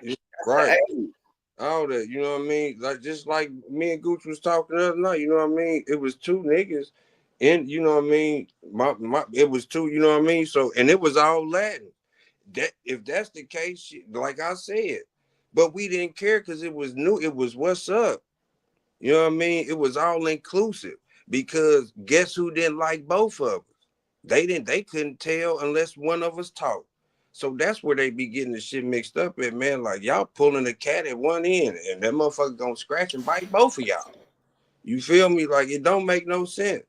Like 50-50. Like we ain't even claim now. See, this is what make us, and that's why I said, yeah, you a rapper. You know what I mean? I have music out too, you know what I'm saying? But you mate, you know what I'm saying? So at whatever level. On this shit. I'm not letting this shit happen. No, me neither. And that's what I was about to say. It's about them niggas trying to take the whole hip hop culture and say 50, man. Give us our love, my nigga. Like let's stop playing with this shit, my nigga. Who's keeping this shit lit to right now? Like who made all the dance crazy since breakdancing? Our way. Like let's stop playing, man. Who made all the good music since the inception of hip hop? Who was the top artist? Who's still the top artist? Is it Puerto Ricans or is it black? Where did hip hop get this music from? Like, okay, all the samples, all the motherfucking early break beats and shit. Was that merengue music, Puerto Rican salsa music, or was it James Brown? Was it funk music? Was it Parliament? Was it Curtis Mayfield and You know what I mean? Marvin Gaye and shit like that they was mixing up. You know what I mean? And other motherfucking old school bands and shit. The backyard band. I mean, not the backyard band. What the mother niggas is called. But anyway, they were sampling them people and making them hip hop records, rapping over them. And then even in the 80s, they kept sampling them same artists and making it hip hop, right? Right. So And where then, was the right. Puerto Rican influence in the music? That's the question, because the music is the biggest element in hip hop. The music, okay. Everybody could dance. Let's say let's say you made breakdancing up, but you didn't. But let's say you did. What is the biggest fucking element in hip hop? Rap, music. Right. Who created rap and the music? The music and the rap brings the dance and you have to have some music to dance to. Without They make it look good. But you break dancing the beatbox. So you need the rap and the music to even dance to, right? Come on, man. Right. Dance and make it look good. You know what I'm saying? You like when the entertainers come and start singing. You seen that halftime show with Beyonce. And then the dancers made it look even better. She made it look good. But you know, they made, you know what I mean? So if you don't have no music to dance to, what the fuck are you right talking about? And then if they make the music for right. you to dance to, the nigga. Right. Come on, man! Like who they gonna say invented the beatbox? From the little Benny from the Bronx was beatboxing first, and he was Puerto Rican. He stood right there next to Razor Ramon. All that. Oh, man, come on, man. Then what borough? You know what I mean? Well, he was in the Bronx. He was in Brooklyn first. You know what I mean? Like how far y'all gonna go down? What street? You know what I mean? Then what building? The most famous Puerto Rican rapper that they had that came out in the 80s was nigga from the Fat Boys. He was Puerto Rican. You gonna laugh? No, it wasn't. Yeah, it was Lisa and Coke Jam. No, I'm talking about rapper. I know Prince Marky D. Yeah, Prince Marky D, bro. Yeah, and we didn't care. They had all types of Puerto Rican and Mexican and Latins that was doing disco, all types of shit. You know what I mean? But rap, I'm talking about, rap, not disco, not funk, not none of that shit. I'm talking about not pop. I'm talking about rap. Man, Heavy D and them niggas wasn't claiming like, they was just rapping. I think they were just happy to be a part of it. I don't even think they was really caring like who claimed it. They in it. We rapping. You know what I'm saying? And we thought they was black. We did. We didn't know like now, like you know what I'm saying. But as we got older, then we get in the game, we find out, but we still didn't care. You know what I'm saying? Like it's some songs white people be singing. People think they black till you find out. Right. You don't care. You know what I mean? And that's where, but they can't do that. They can't do that. The best thing they can say is that like we was part of this. You know what I mean? We got just that. I go for that. You know what I mean? But saying y'all started it and then he Jamaican, cool hurt your D, you know what I mean? Like, oh man, now y'all going too far, man. Like now y'all trying to say the dude in Sugar Hill, well, what about, do he supersede all the other real black people that was in there? Like, what? I mean, who was he the first one? Who Cool Herc get it from? Right, that's what I'm saying. And then who said? Rap comes from the streets, my nigga. All right. come from the street. It don't come from the nigga that made it popular in the club. That before it got to the club, it was in the street popular first, my nigga. Right. Period. The fuck are you talking about? That's how all hip hop start in the streets. Didn't move to the clubs. Didn't move to mainstream. Am I lying? I think that's the timeline. Like now, being specific, like it was old boy, and he told him, and he the one told. They was all Jamaican and Puerto Rican. Like, y'all quit this.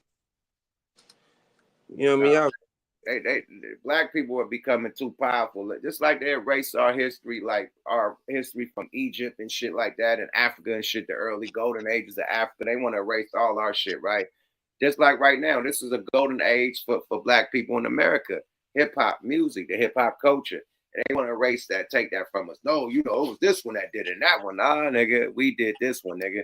Just like we did Egypt and all the other shit, all the wonderful shit that they don't want to give us credit for. You know? Right. And if you look at it, you know what I mean? And this is, you know what I mean? If if they keep letting them, as if they say them and they, whoever, cheapen the product, you know what I mean? Like you keep buying the trash, it's a trickle down thing. So first, real rap music lovers, not just hip hop, demand good music. You know what I mean? Like, demand it. Like, man, no. And you remember that, yeah. If rappers that we considered probably was trash back then, they worst album could be good now. Even, you know what I'm saying?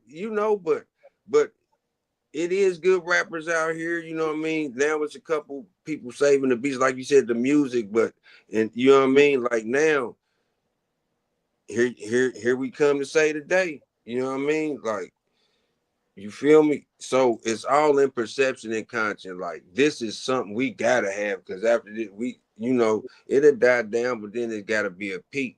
This is it. You know what I mean? We can't keep letting, and I don't want to keep saying that word let, because we accepting what, you know what I mean, putting out, yeah, it's good. Then you see how it turns into, like, if they started the music, like you said, why ain't we incorporating more of reggae or whatever Puerto Rican shit, you know what I mean? Not to say that they ain't got no music or no nothing, but why ain't we incorporating a lot of songs or beats or music, which we probably do, but not as heavy, you know what I mean?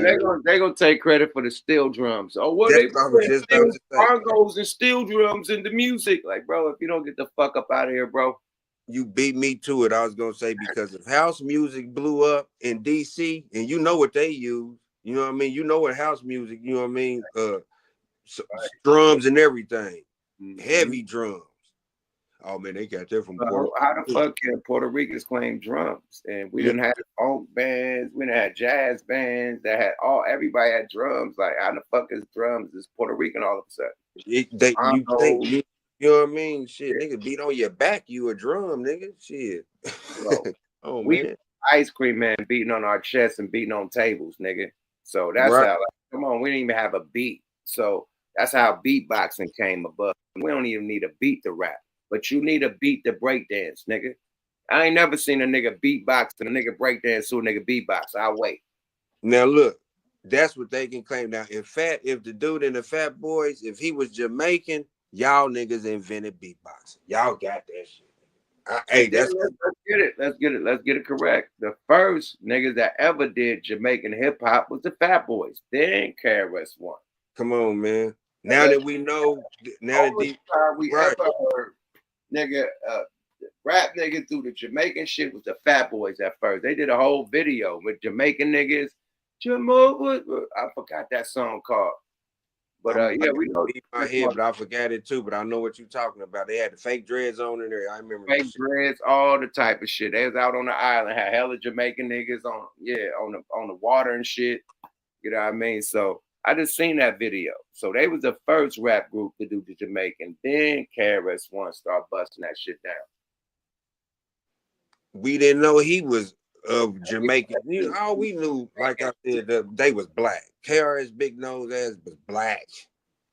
KRS, I mean, they said Dougie Fresh. Dougie Fresh didn't do nothing Jamaican. He was beatbox. Yeah, he was the beatbox nigga for sure. But yeah, let's get if truth be told, the Fat Boys went mainstream before Dougie Fresh was big in New York. He was big in New York. Right. But the Fat Boys blew up really kind of before they did. Now they had him and damn, it was around Slick Rick. Him and Slick Rick had that single out at the time. But when the Fat Boys came out, it was you didn't hear about Dougie Fresh till he left. Remember when they split Fresh up? came with Dana Dane before Slick. He came with all three of them came together. Right. Slick Rick blew up before Dougie Fresh did. Remember when they split up? Split up, but when it was all about Dana Dane and fucking Dougie Fresh. It was all about Dougie Fresh and Dana Dane, and then Slick Rick came and took the spot. Came out of nowhere, didn't it? Yeah, came and took the spot, but took the spot. Then Dougie Fresh, then Dana Dane, then Slick. And you know what? Dana Dane, well, we was bumping Dana Dane too, you know what I mean? But we didn't know that in the background, Dougie Fresh was beatboxing over them beats too. You know what I'm saying? He was doing that for a lot of motherfuckers. Right. Yeah, let's get back to the content, man. We giving them a real history lesson, man. Yep. No disrespect to my Puerto Rican brothers and sisters. None of it. We That's just want to all like let y'all know that hip hop started with us, you know, foundational Black Americans, you know, or African Americans, whatever y'all want to call us, you know, indigenous Americans, you know, but it started with us, man. The same reason that every TikTok dance, all the shit that the other races do that's cool in a Black neighborhood and do it on a TikTok and make hella money. That shit started in the hood and it came from us. It didn't have the motherfucking cheerleader in the Utah, you know, she made the dance. No, she just got a lot of money off the dance because, oh, look at that cheerleader doing a dance that they do in the hood. That looks dope. You know what I mean? You're amazed because another race is doing shit that Black people do all day. You know what I mean? Oh, this one could do it. It's like Elvis. It's the Elvis effect. You know, Elvis was doing shit that Black people did. And, oh my God, Elvis, look at what Elvis did. Oh my Lord, and he became the biggest. So we're amazed when other races do the shit we do and do it good. Like, oh my God, look at him go. And that's like everybody else, but that don't mean they created. Sorry about that. Even I don't give a fuck if you have 1,000 Elvises. He didn't create blues, rock and roll, none of that shit. Sorry about that. But he was great at it. He was one of the best. But he didn't create it. Let's go, y'all. Fair use. I mean, it's not, but there is. Like, you know what I mean? Because you still gotta fucking tell the truth. Thank you, Rhoda. That negates the point whether or not foundational Black America started it or not. Right. He didn't address the point at all. He just said a whole bunch of nothing, if you ask me, in that whole interview. Dre G, he said, what do you think about Sadat X response to FBA? I think it was emotional and childish, and I think Sadat needs to stay off the internet. That's just my opinion. Thank you. Ginsu Dean, what's up, my good brother? Peace to Ginsu Dean. Now, Ginsu, if y'all don't know who Ginsu Dean is, he's an ill producer from Texas, and he produced on the 5% album. Okay. All right, man. This become a shout out city. Salute the Lord Jamar. This ain't the content I wanted. I thought he was gonna go there, but he didn't go there. You know, but he definitely gave a couple interludes. But let me get to this other dialogue. I sent the alley-oop out for y'all too. Whoever else want to tap in with this shit, because I see y'all in the chat going crazy, man. No, be brave. You ain't gotta show your face, man. Talk your shit, man. Step up. And we once again ain't no hating on no New York people, no coast, and none of that. That ain't what it is. We ain't hating on Puerto Ricans, Latin. None of that at all. We just gave a quick lesson on like what you know what I mean. Just to give it a hip lesson, you know, on the origins of hip hop. That's it. Ain't no hate because all races got hip hop as the top genre right now. Everybody overseas, every country, they banging hip hop. They doing hip hop in their own style, their own form, and it's lit. You know, along with the American artists topping the charts overseas everywhere. You know, so hip hop has become the #1 genre over everything. Country, all that shit. We run this shit. It's a combination play of everybody elevating this shit, but we just give me the origins. We ain't saying that only Black people can rap and we only appreciate Black rap. We appreciate everybody that contribute to rap. We love Fat Joe rap. We love Big Pun. We love Cypress Hill. We love everybody, nigga.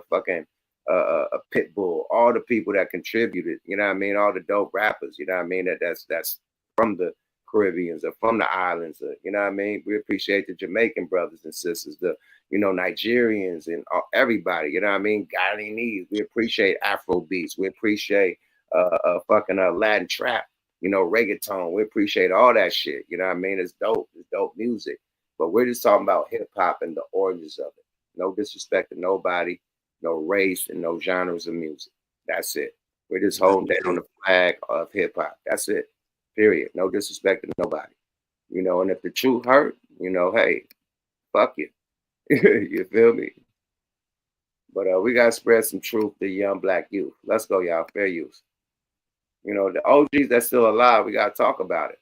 You know, because a lot of OGs are, you know, passed away, rest in peace. So as long as we're here to still tell the story, we gotta tell it. Period. Fair use. Let's go, y'all. Let me get the Speedy Gonzalez on this one.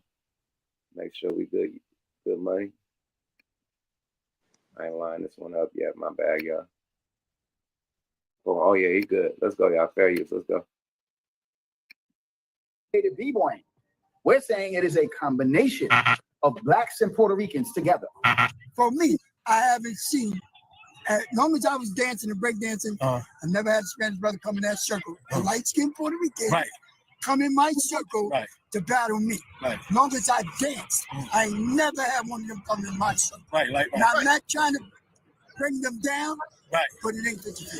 We're saying it is a combination of blacks and Puerto Ricans together. But make no mistake about it, before that is the rock dance. And the rock dance comes from the Latino community, mostly Puerto Ricans. Now, see, this is the Spanish troll trying to project his community history on other people's community history. You know, just because his community history had a mixture of nationalities or a mixture of Puerto Ricans and African Americans all involved with hip hop, that doesn't mean that every territory or every place around the Bronx had the same ratio. You know, there was different ratios of different areas of the Bronx. And even if there was Puerto Ricans living in a certain area, it doesn't mean that those Puerto Ricans was outside hanging out with African Americans back in those times, back in those days. Latinos weren't involved in hip hop directly that much in the early days of hip hop. They weren't. One or two. Back in those days in the early 1970s or the middle 1970s, things was a lot different. Puerto Ricans was much more into their own culture back then. And in the Bronx, New York, back then in the 1970s, there was much more of a strong African American presence in the Bronx. I don't call it the Bronx anymore. What you call it? El Bronco. But there was more whites than Puerto Ricans. On watching? No, in the Bronx. Okay. You know what I'm saying? Maybe people don't realize that back in those days, parts of the Bronx had a strong African American presence. You know what I'm saying? To be honest, we lost it. And I grew up in the 90% black neighborhoods. So I had to go hard since birth. I was just born in the South Bronx where hip hop was created. To be scholarly correct, it started in the West Bronx. It never started in the South Bronx. See that? In the midst of the South Bronx, buried under the broken concrete, grew the roots of a new genre of music. You know, the thing about this guy is, you know, he probably wrote a book that had a lot of false information in it as far as, you know, South Bronx started hip hop and all these things. It never started in the South Bronx. This guy probably wrote a book and it's probably full of false information. And so he's going on his little crusade to try to, you know, prove things that's not true. My message to the Spanish troll is just to scrap the book, start all over and put the correct information in your book. This is a Spanish guy on the internet who's trying to impose his community history on us, on hip hop. He just doesn't realize how much he puts himself in checkmate. Nobody can tell me Latinos created hip hop. That's not going to happen because we didn't create hip hop. He just doesn't realize how much he put himself in checkmate. Your block, if you think about it, your block was multicultural. Your block had African Americans, Puerto Ricans, Panamanians. He uses these words in plural. You know, Cubans and Panamanians like in plural. Like it was many Cubans and Panamanians at the start of hip hop. And the thing is, it wasn't like that. If there was a lot of Cubans or Panamanians in his neighborhood, then he's just represented as that. So only thing that proves is that you needed African American presence to have hip hop on your block. In the 1970s, there were places that hip hop was going on that there was virtually no Puerto Ricans at. Very little Latinos. So only thing you're proving is that you needed African American presence at your parties to have hip hop. Think about it. Hey man, we got my man's waiting in the background, man. Judge, what's happening, man? Welcome to the panel, man. Where you tapping in from, Judge? Hey, cut your volume on, man. You're on mute. Unmute yourself. I can unmute you if you're having problems. There you go. I don't know why you're on mute. Tap your mic. Okay. Hold on. There you go. There you go, champ. Can you hear me? Yep, we hear you, man. Happy New Year, man. Happy New Year, champ. Happy New Year to you, champ. Yes, sir. Happy 2025 to y'all fellas, man. Y'all doing all right? Yes, sir. Man, 2025 on it, man. Grind on it, shine on it, man. Running this part. Yeah, that's what's up, man. Trying to get my sound right, man. I ain't too used to this camera shit, man. Appreciate it, fam. Man, chilling, tuning in from Memphis, man. How's it going? What y'all talking about, brothers? North. North. How you know, man? North to be exact, brother. North Memphis, man. I got my for sure. thumbs up right now, man. I got my thumbs up. I'm everywhere. There you go, man. Throw them thumbs up, man. North Memphis represent, man, for sure. We out here having a ball, man. Kicking it for the new year, man. That's what's up. I love your show, brother Yuck, man. I tune in all the time, man. Like the way y'all kick back politics, man. Do your thing. I done tapped in a couple times before, man, but just wanted to tap back in again, man. Tell y'all brothers, Happy New Year, man. Hope y'all have a blessed one. Be safe out there. Stay sucker free. Get this money, man, and stay out the way, brother. Off top. Salute. Cheers to everybody. Happy New Year. Cheers to y'all, man. I appreciate I'm drink free, man. That's that's one of my resolutions, man. Drink free. What? I'm drinking hot tea, baby. One of my resolutions is to stop drinking hard liquor and just drink champagne and wine.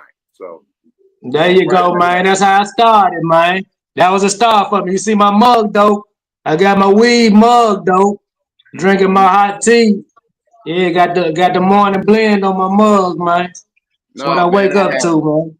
I did a checkup, like, this year and shit. They said that my liver was inflamed. You know what I mean? And yeah, cut down on the liquor. So we did another checkup recently, man. They called me today. They said I'm good money, man. My shit was inflamed like at 118, and now my shit is down to 8. Oh yeah. All liquor and food too, man. Like herbs, my nigga. Like for real, yeah. Cut back on bread, liver heal itself. But I've been into all that, man, and it's good for you, and it's easy to do. You know what I'm saying? I don't eat bread like that. I ain't on bread like that. I ain't on hella carbs like that. Most carbs I do is like, fettuccine and shit every so now and then. Fucking rice, shit like that, potatoes and shit. But other than that, I ain't gonna lie. I ain't drank since September, man. I was a hard drinker, man. I drank, man. I've been drinking since I was 15 years old, man. You feel me? Gave myself a. I'm a hustler, right? Yeah. Yep. When I was young, it was don't get high off your own supply, and I had to be out there on the block and alert, so I couldn't drink or smoke. I had to be alert. You got undercovers coming trying to buy work. You got Taz blitzing, police blitzing, housing authority blitzing. You got scandalous niggas, got scandalous bitches, scandalous dope fiends, hopheads that come through that motherfucker rob you, try to kill you for something. So you gotta be extra alert. You can't be slipping. So I never was high when I was hustling. I started getting high and smoking weed shit when I got in the rap game. When I started going to the studios and shit, and I had to watch my back from the police and shit, I was able to smoke some weed and shit, and I noticed that, it helped me write my rhymes faster and quicker. It's like I ain't had to think too long. Like, get that weed and boom, I write that shit quick. Like, oh, it helps elevate with the music. You know what I mean? Like vibe. You know what I mean? So yeah, I've been smoking weed ever since making music. You know what I mean? And then drinking. It's just when you do shows and shit, man, it gets you over the jitters and shit. Like every nigga nervous. Like Tyson, he's nervous every time he go into the ring to fight. So you nervous when you're doing shows in front of 30,000, 16,000 people. You nervous. So you need something to calm the nerves down. You know what I mean? So my little drink is when I do my shows to calm my nerves down and level me out. You know what I mean? Period. Weed ain't gonna calm the nerves down. And you need some liquor so you can put it out. You feel me? So that's what I do for my show. Hey, when I woke up in the morning, I couldn't remember shit I was doing from the next night, man. From the last night, man. I had to get that shit up, man. Nigga wake up, be like, God damn, man. I done cursed some motherfuckers out. I done started some shit. Don't even remember, man. That's too much drinking. Yes, sir. I gotta be on point, so I can't get drunk and carried out. You know what I mean? So it's just sipping. You know what I mean? They get tipsy. You know what I mean? A little lit, but not drunk. You know what I mean? Drunk. Hey, good luck with that one. You gonna cuss me? Nigga be in your right mind, but you just wake up. Yeah, I nigga wake up for a bit. You know what I'm saying? I had my first drink in a while tonight. I mean, I've been drinking, but in the other night, yeah. But you know what I mean? It's New Year's. I had me a little shot, but it's just take that shit in moderation, man. You know what I'm saying? You might get thirsty one day, and it ain't. But one thing is, once you quit that shit and get that shit out your system, man, you never feel better, man. You never feel better, man. I feel 1,000 times better, bro. Yeah, and then you doing something your body was used to, like, you know what I mean? Then when you sit back and look at how much you was doing it, boy, you gonna wipe your forehead and be like, damn. Yeah, for sure, man. I had to do that. I checked myself with tobacco too, man. I'm tobacco free too, man. I had to quit smoking tobacco and shit too, man. Yeah, For that's sure. one of my things. I gotta stop smoking tobacco this year. I gotta get on my papers. That's one thing I'm fighting with. So I'm trying to get on my papers this year. It's gonna be a struggle. You ain't Yeah. gonna be able to change overnight. You're gonna hit an occasional blunt, just paper it out. Yeah. But do the Hipparello. You don't do Hipparello? Nah, I'm cool. You know, The hemp cigars. yeah, I don't like them hemp cigars. I don't like how they taste. Me neither. Yeah, I tried them. I just went straight to the one hitter, man. I was like, fuck, you got me I'd a rather bug. have Apple Zags and the Hemparello. Yeah. Either They that feel or like cardboard, like they feel cardboard like some cigarellos. Like cigarellos feel cardboard to me. Like they too thick. You know what I mean? Like it feel like cardboard. They did something to them, and they turned them into tops, didn't they? I don't know. Them cigarellos ain't him. They hella thick. I done found all types of shit in the cigarello. When I'm busting it down, I done found like metal shit. I done found all types of wild shit in the tobacco. Like literally, you bust one of them down, you'll find some shit in the inside. Like, hold on, man. What if a nigga smoked the guts? You'll be fucked up. So, and you know the tobacco stuff with glue, tearing them out. You go to natural leaves, then they started messing with them. That's why they used to start tasting like chalk. They wasn't even man. They doing it to us, y'all. Bro, that shit is a blend of tobacco. It ain't it's a blend. It's like a, you know what I mean, like a hot dog, how they blend all that shit and wrap it around. Same shit. Hey, yeah, that's what a Cuban told me in Tampa, man. A Cuban told me that same thing. He said those natural leaves. He says like a hot dog. We blend it together. He showed like they roll with their palms. You know what I mean? Real tobacco leaves, not nothing. You know that's what kind of smoke tobacco leaves. I smoke final leaves, nigga. Yeah, real there you go. Yeah, I ain't smoking no shit that they done made like a hot dog. Period. But let's get back to the content, man. Is you tapping out or you ready for some hip hop history, Judge? Nah, I'm here, man. I'm trying to get my shit right.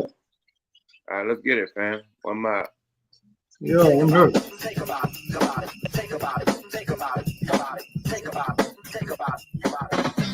Nah, I don't even do edibles. Not because I stopped drinking because alcohol causes poor behavior. Right. Alcohol is poison. Right. It's just a point of acknowledging the seed, the root seed. Of course, the root seed is not going to look like a finished product. B-boy breaking how we know it now, of course it looks different from the original, but you still got to pay respect to the original. God damn, look how God worked. That nigga said, I stopped fucking with alcohol because it's poison. We were just talking about that. Look how God worked. Man, I didn't even Hey, yo. Nigga was going to talk about alcohol. Hey, yo. What about right. alcohol? That was for you, Judge. Hey, yo. Hey, yo. Yo. Can you hear me? Yeah, I hear you, nigga. Hey, you made me remember that verse you spit, man. That little line you spit. What you say? I rock shows with a bottle of Hindu in my hand, with more fans than Duran Duran. Make bitches cheat on they man. Hey, that was my bar, man. I like that. That was dope, nigga. That boy said I talk Hindu. Hey, that was man, proper, nigga. Let's get Bobby Knight in this motherfucker. Bobby Knight, where you tapping in from, champ? Salute. From Chicago, tapping in from St. Louis, though. You know what I'm saying? I'm in the loop, baby. You already know. Anybody tell you that? St. Louis. From first Louis, look, shout out to you, St. Louis. From first glance, man, you look like ODM Slim, nigga. I thought he was ODM Slim. Okay. Yeah, hey, salute. That's my Cali brother. No, I'm from the west side of Chicago, but you know, it's a lot of Chicagoans that went out there to Cali, so you know we might be related through the bloodline somewhere. Ain't no telling. You said West Side, K-Town, huh? No, not K-Town, but that's where Twister from. Yeah, I'm from Rockwell, baby. Rockwell. I know what's up. Yeah, I know what's up. Madison, you already know, partner. I'm in Chicago too. I got niggas folk on the hustlers. Shout out to my folk on the hustlers. You already know. Yeah, King Angelo. King Low, baby. Yeah, man. Shout out to the rest in peace to the Caprini Green. You know what I mean? I went there when that shit was up. I was buying weed on the third floor. You know exactly what I'm talking about. Nigga, had to walk up them steps to that third floor, get that tree, nigga. I bought the whole Rap-A-Lot bus to Chicago, nigga. I went to Debbie the glass lady, picked up my glass from Debbie glass lady. She pimped my glass out.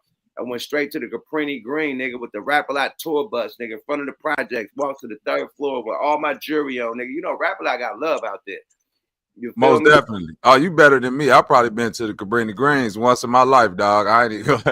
Hey, all the projects in Chicago gone, but man, hey, Cabrini was like the big boogeyman, boy. Unless you had some family over there, you did not go over there, man. So salute to you. I pulled a tour bus to the Caprini, nigga, and went to the 3rd floor with the Dragon chain on, nigga, and the Rap-A-Lot chain on, nigga. Bought my weed to Debbie the Glass Lady after that. Rap-A-Lot, like, nigga, like, that's like Houston to Rap-A-Lot niggas, because we had the Snipers, we had Do or Die, you know, we nigga J Tap with Larry Hoover, like niggas is tapped in out there. We had more love, like we in fucking Houston out there. You feel me? Love Rap-A-Lot out there, so we had to like they fuck with us. It wasn't no funk, no drama. You know, it was good money out there. That's where they shot Candyman at. Yeah, the movie Candyman. Yep. Yeah, Candyman is a Chicago urban legend, boy. They tell that shit to little kids to keep them from staying out late. When it first came out, I couldn't believe they made it. So that was a story before it became a movie? Hell yeah, but that was a Chicago. But when it became a movie, it made it even more realer to the shorties. Like, oh, this really was a real night, because it was just something we used to hear. I couldn't believe they made it. That was like some black folk shit. You know, we heard that all the way down in that. You know about Candyman. You know what I'm saying? Yeah, that was an urban legend, man. Yeah, like for black folk. So when it was a movie, I was like, damn. I'm born in '82, so that Candyman been around my whole life since I've been a motherfucker 6 years old. Now that I think of it, Candyman was in Oakland. And you say that shit, 3 niggas are scared to say that shit 3 times in the mirror, all that shit. When we was in elementary. Yeah, I remember that. Now that I'm bringing it back, yeah. Niggas was scared to say, and cut the lights off and say, Candyman, good luck. Niggas run out the Candyman and Bloody Mary. Yeah, both of them. That's what I say. It was both of them. Candyman and Bloody Mary, you say them shits, niggas running. Niggas. You say both of them. You was a bad motherfucker, boy. Like a motherfucker, man. Let's get back to the content, though, man. This shit is wild, man. But big shout out to the old man. Big shout out to Rap-A-Lot Records. Big shout out to Chicago for holding us down, nigga. We love Chicago. Chicago love Rap-A-Lot niggas, man. You know what I mean, man? Shout out to Chirac. Oh, boy.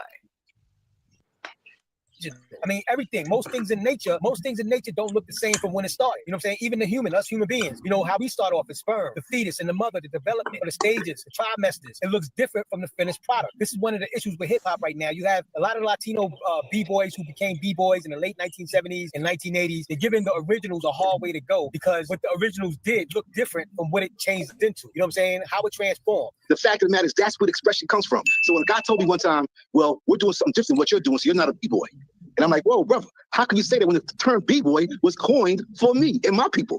This is what we talk about. This is the love thing here, brother. Right. These are B-boys that lit the whole place up. We still together. And we still love each other. These are the dances at Kool Herc parties. It's hypocritical to say Kool Herc is the father of hip hop, but then dismiss the dances that was at Kool Herc's party. That's what made Kool Herc parties the spot for break dances. Just the best from Smoking Charles would come to Herc. Just the best from because Herc was the Mecca. He was the Mecca of the break dance. Kool Herc parties was the Mecca of breakdance, where all the best breakdancers wanted to come. You know what I'm saying? You can't say that Kool Herc is the father, but the dancers are not. They are the original B-boys and the original breakers. Give them their credit. Pay homage. You know, if the original B-boys was called B-boys and they called themselves breakdancers, how you going to come back and say, well, they're not really breakdancers. They're not really B-boys. Trixie was not a breaker. Trixie was not a B-boy. You know, if the original B-boys was called B-boys and they called themselves breakdancers, how you going to come back and say, well, they're not really breakdancers. They're not really B-boys. That's disrespectful. They're the original B-boys. They're the original breakdancers. It might look different from how you transformed it. They're dancers, but that's still their title. This is where the arrogance come in. It's like the takeover. You running this rap shit. The takeover. The break's over. You running this rap shit. Camina, camina, camina, loco, pero que échate para allá porque tú no estás en nada. Échate para allá. Okay, so you went to school, Catholic school in the Bronx. So, okay, but You called yourself black at that time. Black man. You was a black man. You was black. Yeah. Okay, because it's new to me because the shows I saw you, well, one in particular, you know, the Spanish guy, and he represents you as a Puerto Rican. Like he says, you're half Puerto Rican. I mean, so, you know, everywhere we seem to look, the Puerto Rican presence is there. You called yourself black at that time. Black man. You was a black. You was black. Yeah. Okay, because it's new to me because the shows I saw you, well, one in particular, you know, the Spanish guy, and he represents you as a Puerto Rican. Like he says, Puerto Ricans was there because Dancing Doug was there. So I thought you was like Puerto Rican, like you recognize yourself. I have Puerto Rican family, so that's why I said, I told him the same thing. I said, I don't try to separate us from them because that's part of me. You see what I'm saying?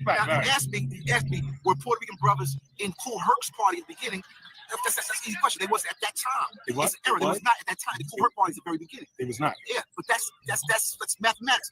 Shout out Dancing Doug, salute to Dancing Doug for coming through and, you know what I'm saying, reiterating his history, his lineage. From my understanding, Dancing Doug's grandfather was a darker brown-skinned man from Puerto Rico, but they would call a black Puerto Rican. I've experienced all forms of racism. I've experienced racism that is very covert and passive. Did you speak Spanish? Any of your brothers? My older brother, my father got killed when I was 3. Okay, so I did. My grandfather was an addict. He got out till I was 16. That's when I found out I was Spanish. My grandfather got out of it. 16, okay. 16, you found out you was mixed Spanish. My grandmother's husband, I thought it was my grandfather, although it's not my grandfather. Oh, okay. So your father is what? What nationality? He's black and Puerto Rican. Oh, he's black and he's just not Puerto Rican. Right. My grandfather was Puerto Rican. One second. Okay. My grandmother was black. My father's black and Puerto Rican. My mother's black. Oh, okay. Oh, okay. So growing up, did you call yourself Puerto Rican? What did you call yourself growing up? I was Dancing Doug. That's what it was.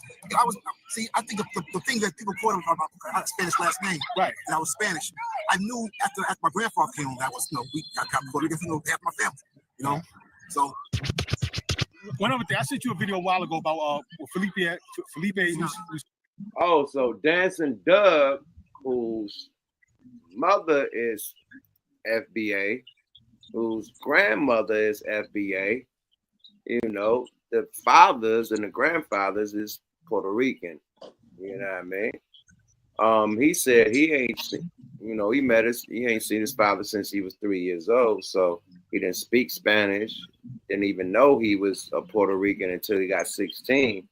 So when he was breakdancing, he didn't know he was Puerto Rican. And even with that, you still FBA mixed.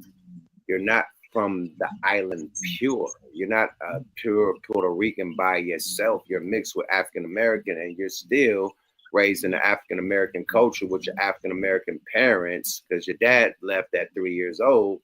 So you was with your African American mom in New York, which is African American. I mean, where you was in the African American area, where you learned to break dance and you became dope at it. And you was one of the best at it.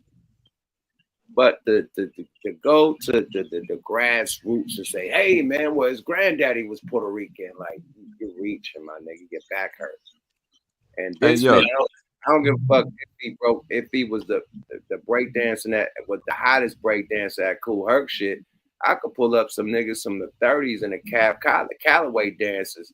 I'm days that's breakdancing and doing all the backspins and footwork on the floor in the Callaway days in the 30s. So Boogaloo Ricky right here, whatever this nigga Dancing Doug.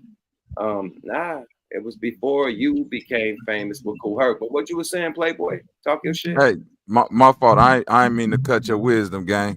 I was chopping it up with Gooch the Great after y'all show the other day, right? Right. And the question I posed to him is, why every time we have these conversations about hip hop, it's the, you know what I'm saying? And I fucks with New York, but why is the conversation always centered around New York? Like the brother said, that's the seed. But once something grow into its fruition, you got to take the fruit, the leaves, and everything that encompass it, because that was the point of it, for it to grow. It'd be like saying we still using the rules from when the Peach Basket NBA started today. You dig what I'm saying? Once the game evolved, we gotta pay homage to the cats back then. But like, look at what Michael Jordan, look at what Cass is doing now. You know what I'm saying? Like, when we all came, you from out west, my brother from down south, I'm from Chicago. We've been in hip hop since it's been created. You dig what I'm saying? That's why when cats be like, oh, the Puerto Ricans, this, and that. I'm from Chicago. The Mexicans and everybody else was doing their own thing. Well, I don't know what was going on in New York, but when we got hip hop, it was only black people. I'm pretty sure when you got it, it was only black people. You dig what I'm saying? Like everywhere else, it was only black people. It's only that dilemma in New York because they the only ones get to quote unquote lead the conversation because they created it. But it's like, dog, we all in this shit now, and we done all created our own sound. So look at the game now. We really don't need New York to hold up rap. Everybody else holding up rap without y'all. So why do y'all get the biggest voice? But then all they want is to say that it not only that it came from New York, but we created it. That's fine. Like I said, to me, I laugh at it because, and that's why I said we black people, we should be on some bullshit with it. Like, man, we created that. That's, and I keep saying it again, yuck. And you stand with me, like you can't. We created it. It's our heritage. It's us. Like that's it. Like I don't care what. I don't get. You know what I mean? And it's just like you said. You can't outlaw a dunk. Wilt Chamberlain kept dunking. He was like, come on, man. Like, what y'all gonna do? I'm 7'2". I'm a dunk it. Sorry. You know what I'm saying? You couldn't, you know what I mean? Like, if white boys is dunking, you can't say niggas, well, you know what I mean? Like, but we started hip hop. I keep saying that's our culture. We watched it. If you know what I mean, you old enough to know, like you seen it. You seen, like you said, when it came to St. Louis or wherever you from, Chicago, just like it did up. You know what I mean? I seen them two niggas rapping it. I ain't know about no Jamaican, no Trinidad, no nothing. I just seen some niggas rapping good and scratching and breakdancing. And that was the only mixed thing. The dancing, the breakdancing was the only mix. Like me and Gooch said, you know, other than that, man, that hip hop is all us, man. Like, yeah, you know, everybody had something to do with it. Y'all put some seasoning to a lot. You know what I mean? You probably watched the pot at the stove too. That's what's up. Can I add to, not to cut you off? Can I add go ahead. About the seed growing? Can I ask everybody on the panel, you know, a question? In the 80s, like who sold the most albums from a hip hop artist in the 80s? You know, all the New York artists was popping. You know, only a certain amount of down south, West Coast, and Midwest artists was popping. But who sold the most album out of everybody? You know, since y'all made it and created at that time, when Run DMC was popping, when KRS-One was popping, when everybody was popping, who sold the most albums around that time? Yeah, I'll probably go with NWA, bro. I was gonna say LL Cool J. I'm gonna say NWA was the 80s, right? Yeah. NWA was late 80s. Yeah. I'm gonna say NWA then. Okay, cool. Who else? What everybody else got to say? I said Cool. I rock with LL. You said LL? Okay. Cool. Yeah, LL rocking bands. Run DMC. How many albums you think they sold? Like y'all saying acts, but how many? What they do? They went gold or platinum? Like what? How many albums they sold?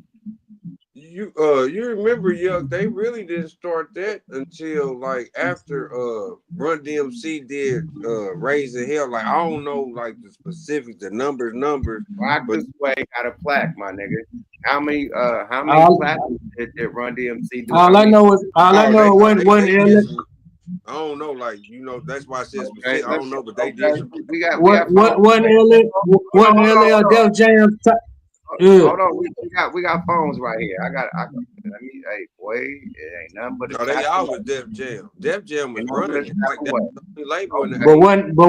But one LL Def Jam top artist. Hold on. Top 7. Go ahead. Google search. Okay, cool. Mm-hmm. Yep. Run DMC's first album sales. What? I think it's Tougher Than Leather. Okay, first album sale, rock. Recording gold. Okay, their first album went gold, and that was in 1984. Okay, who else you said? LL Cool J's Tougher Than Leather album. No. Radio. Not Radio. I'm bad. That's Radio. Radio is first album. LL Cool J's first album sales. Okay, first album. He's in 1988. He sold 500,000. Go on his commercial project. Okay. So 500 in first 5 months. Okay, cool. Who else y'all said? Run DMC. No, yeah, you said Run DMC. Yeah, you did Run DMC. All right, now my artist I choose is MC Hammer, a nigga from the West Coast. I think he did 50 million, right? I was gonna say Hammer too, but that's how many albums did Hammer sell? His first album, he sold 10 million on his first album. I know that for a fact. Hammer that first album. That went diamond. Yeah. Hold on, debut album, Feel My Power. Now Feel My Power. Because I was gonna say Hammer, but the only reason I ain't say it because that was 1990. That's what I thought. I thought Hammer was the 90s too. MC Hammer don't hurt him album sales. What year was Hammer, man? Nigga, 88, 90 something. That was in 90. That was his first one. That was in 1990. We gotta get other one, Too Legit to Quit. Them ones like what album? Oh no, the first one. What he did was in the 90s, dog. Yeah. No, that first one, yeah. This one sold 18 million worldwide. That's the one went diamond. Nah, it's 18 million. What's the one that went diamond? It's the other one, man, with Too Legit and all that shit. Ain't diamond 10 million? Hold on. Is it Too Legit to Quit? I think diamond 10 million. Yeah, that's the one that. Yeah, I'm looking at the list right now. I say Too Legit to Quit went 3 times platinum. Somebody got a bad mic. That's the first one. That's the second one. The first one was The first one went diamond out the gate.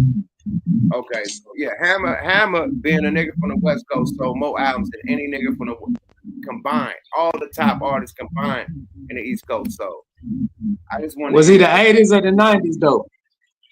Both. The 80s and the 90s. Nigga, both. Hammer beat their ass. That's why Tribe Called Quest was like, Hammer, what'd you say, Hammer? Proper. Rappers not pop if you call it that. Nah, Hammer was up there. Hammer was up there fucking with Michael Jackson. East Coast niggas was Hammer mad. Hammer was dissing Michael Jackson, man. MC Searching them was mad, called a nigga a gas face, nigga. Them MC Search, third base of them got pressed out here about that shit, got boo bop. Nigga, MC Search still gotta go through therapy. You know what I mean? For that shit that happened with Ham out here on the West Coast. He still gotta go to therapy. Nah, that nigga still going to therapy. Nigga, damn near. What kind of therapy? What kind of therapy, man? He scared the shit out of him. Nigga, mental anguish, nigga. You know, Search is Jewish. He's nervous. That nigga is real, nigga. That nigga typewriter on your ass, nigga. No Frank Ocean, nigga. He said, let's get it started for real. You better put on the hammer, boy. You heard. Yeah, that boy got it started, man. Let's get back to the content, y'all. Fair use.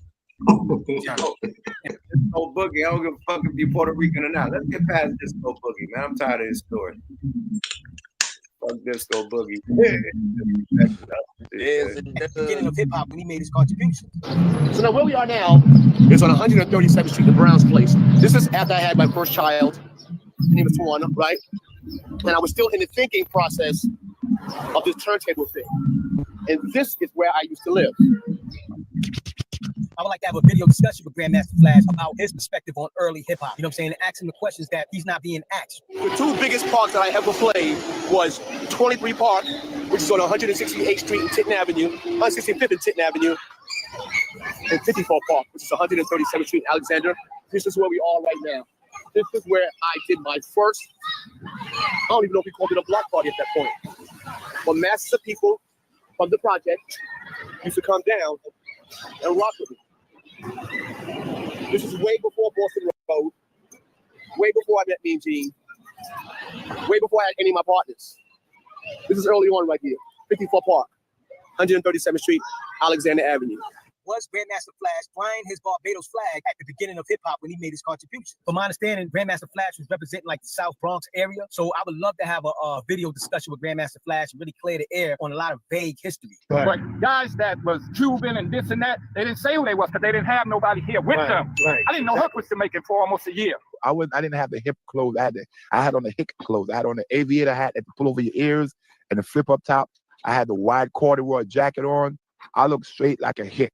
And for a long time, I kept that like really quiet. Right. So I had to, Grandmaster Flash had to be yo and dope, and you know what I'm saying, and hot and fly and all that shit. But really, Joseph Sadler was this. Right. Einstein's theory of relativity, Benjamin Banneker, and Eric von Braun for most of my life. I was a fucking geek, man. But it wasn't cool to be a geek then. Right. And then I love cowboy boots from back in Jamaica and watching cowboy pictures. So I thought that, cowboy boots was the bomb. When I got in and got a pair of cowboy winter boots, this girl in junior high school, teased me to death. Yeah, look at him, he got on Roach Killers.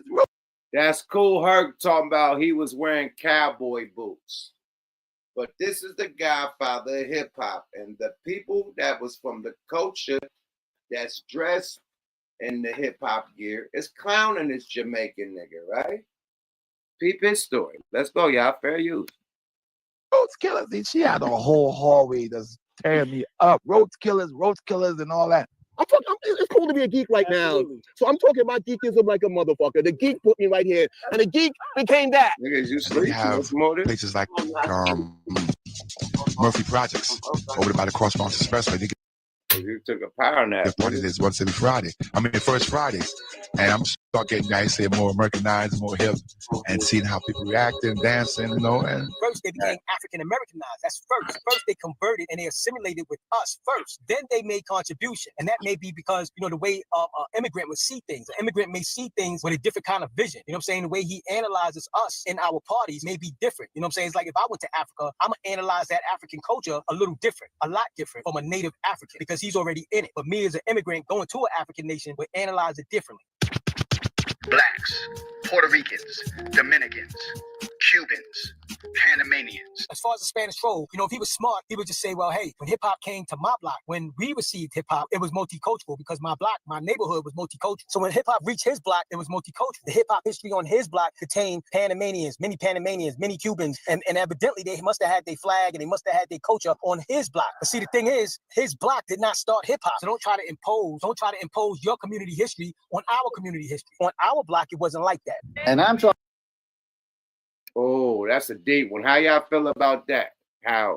What about on Fat Joe block? That's what he saw. What about on this nigga block? This guy block. Excuse my language. This guy block. That's what he saw. People telling a story because from my block, right? If I tell my hip hop story, I learned how to break dance from Mexicans. Even though I'm in the projects with niggas, they didn't teach me. Niggas was just showing off. Nigga ain't going crazy. It was my Mexican neighbors that taught me how to do the groundwork, taught me how to really break dance, and I came back to my projects murdering niggas because of what my Mexican neighbors taught me how to do. So did they know how to break dance like a motherfucker and good than a motherfucker? Absolutely. From the West Coast to the East Coast. I'm just saying. From what I saw in the movies, from Beach Street to breaking. Breaking is West Coast. Beach Street is East Coast, right? So on the West Coast, you had the Mexicans, doing they 1-2. And then on the East Coast, you had the Puerto Ricans and the Latins doing they 1-2 in the movie. So, yeah, so the Mexicans out here was doing they 1-2, along with the blacks, FBAs, breakdancing in the movies and shit, and on the block, at shit on the street, everything, linoleum, cardboard, whatever. Motherfuckers out there breakdancing downtown Oakland, fucking Berkeley, everywhere. Niggas, wherever it's a crowd at, Niggas is getting down, even in the hood. So, yeah, I come from that, So I did not learn how to break dance from niggas. It was Mexicans that taught me, period. But saying all that to say this, they definitely was there. But did they create it? Fuck no. Not at all. Right. I'm just saying, that's why young dude asked me where I was from. And that just kept, it was while we was talking in my head, I was like, why? I know he didn't ask me where I was from, as if to say, if you ain't from America, like, you can't speak on this. And that, you know what that sounded like? The movie Gangs of New York. And I'm like, and when we said we was Indian, we said our heritage, like, we more of from here than that's why. And I thought about what you just said, like, you know what I mean? Like, it's crazy how like we need to claim this wholeheartedly, you know what I'm saying? But you see how they are breaking it down to where now he said that he was in it. And then remember earlier I said, now they're gonna be saying, well, borough. Now they talking about, well, at this part, he Jamaican, and then, you know what I mean? Like, come on, man. What are we arguing about? We got one of the best rappers ever right here, right now. You know what I'm saying? Guess what color he is? You know what I'm saying? He got, and the same thing, like you can learn something from somebody else, but you can know where it came from. The fact of the matter is, name a style of music or some new music or dance style that's been influenced on everybody throughout musical industry history that ain't really been created by black people.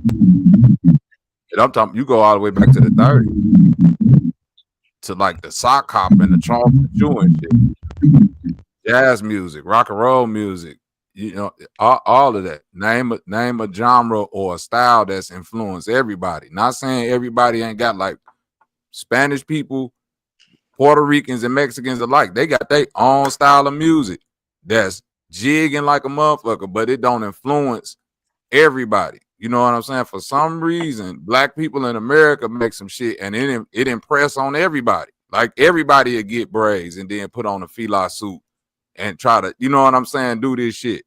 Fact. So, you know, to say Puerto Rican, I get it, but it's like, you wasn't being Puerto Rican when you was getting into this hip hop shit. That's Fat Joe or anybody. You was out here like nigga with a fade and some Timberlands on and some, like, you ain't had none of that. Like, did nobody know you was Puerto Rican? Like, we might have knew it, but we was like, that's Fat Joe. He be around the niggas. Like, that Puerto Rican shit wasn't, like, it's only becoming prevalent now where y'all like pushing this, like, yeah, the Puerto Ricans was in it. Since when? When was y'all putting Pollo Loco and, you know what I'm saying, Mofongo on a plate and all? Y'all wasn't doing that. Right. And Haritos. Hey, right. Look, y'all could back me up on this. Guess where Fat Joe went to get his first deal? He went to the West Coast to sign with Eazy-E and Ruthless. No, he didn't go to Relativity. Was in New York, but all of them was signed to Relativity. I know when he came out, because we was tripping. Dude was signed to Ruthless, and then / Relativity. That's after he left Priority. You feel me? Oh, okay, yeah. Relativity. Drew Down was signed to Relativity. That's how. Yeah. This is when Fat Joe first came out. Didn't nobody even know it. He had one record out on Ruthless. Didn't really do too much. You know what I'm saying? I didn't know that. What was the name of the album? I don't know. Hold on. You can Google that shit, nigga. Hold on, man. We got the phone is right here, man. Google is our best friend. I'm about to Google that right now. Hold on. I'll tell you something right before I tell you something wrong. You know, I'm gonna tell you, feel me? Hold on, buddy. Fat Joe's first album on Ruthless Relativity Records. Okay, present studio album by Fat Joe. The album is Flow Joe, #1. Is it that wasn't I Got a Flow Joe, was it? Was it? Was it on? Damn, nigga, there it is. Hold on, I don't know. But I remember that song. Mixed by DJ Premier. That's his second album. That ain't his first album. Yeah, was that on? I know he was. No, it's Relativity Violator. It did, yeah. It's Relativity Violator. That one was, wasn't it? No, his first album was Flow Joe, 1993. Relativity Violator. Like I said, he started digging in the crate. Hey, who was the first? Who was the first Puerto Rican? Who was the first Puerto Rican rapper, man? Fucking I don't know. They said guy Wild. I think it's popular. They I thought they was talking about dude used to be. That's why what used to be with Lisa and the Coke Jam. Before that nigga Wild Style, them niggas was freestyling. Remember all them niggas was lined up freestyling for 2 bars by 2 bars. There's a Puerto Rican in that line, so they trying to. Oh, see, there you go again. See, see, that's what I'm talking about. I thought they was all black. Who cares? So that means we gotta look at Houdini, UTFO. You know what I mean? Everybody from New York. I bet you they parents ain't from America. And the whole thing is that they trying to say, oh, well, 2 Live Crew, he's Jamaican. And this one, like, Luke is Jamaican. And this one, I mean, Haitian or whatever. I don't know. But they going back to the old school rappers. But even if you want to claim that, that came out way after hip-hop was created. It was on then. You know what I mean? Super on.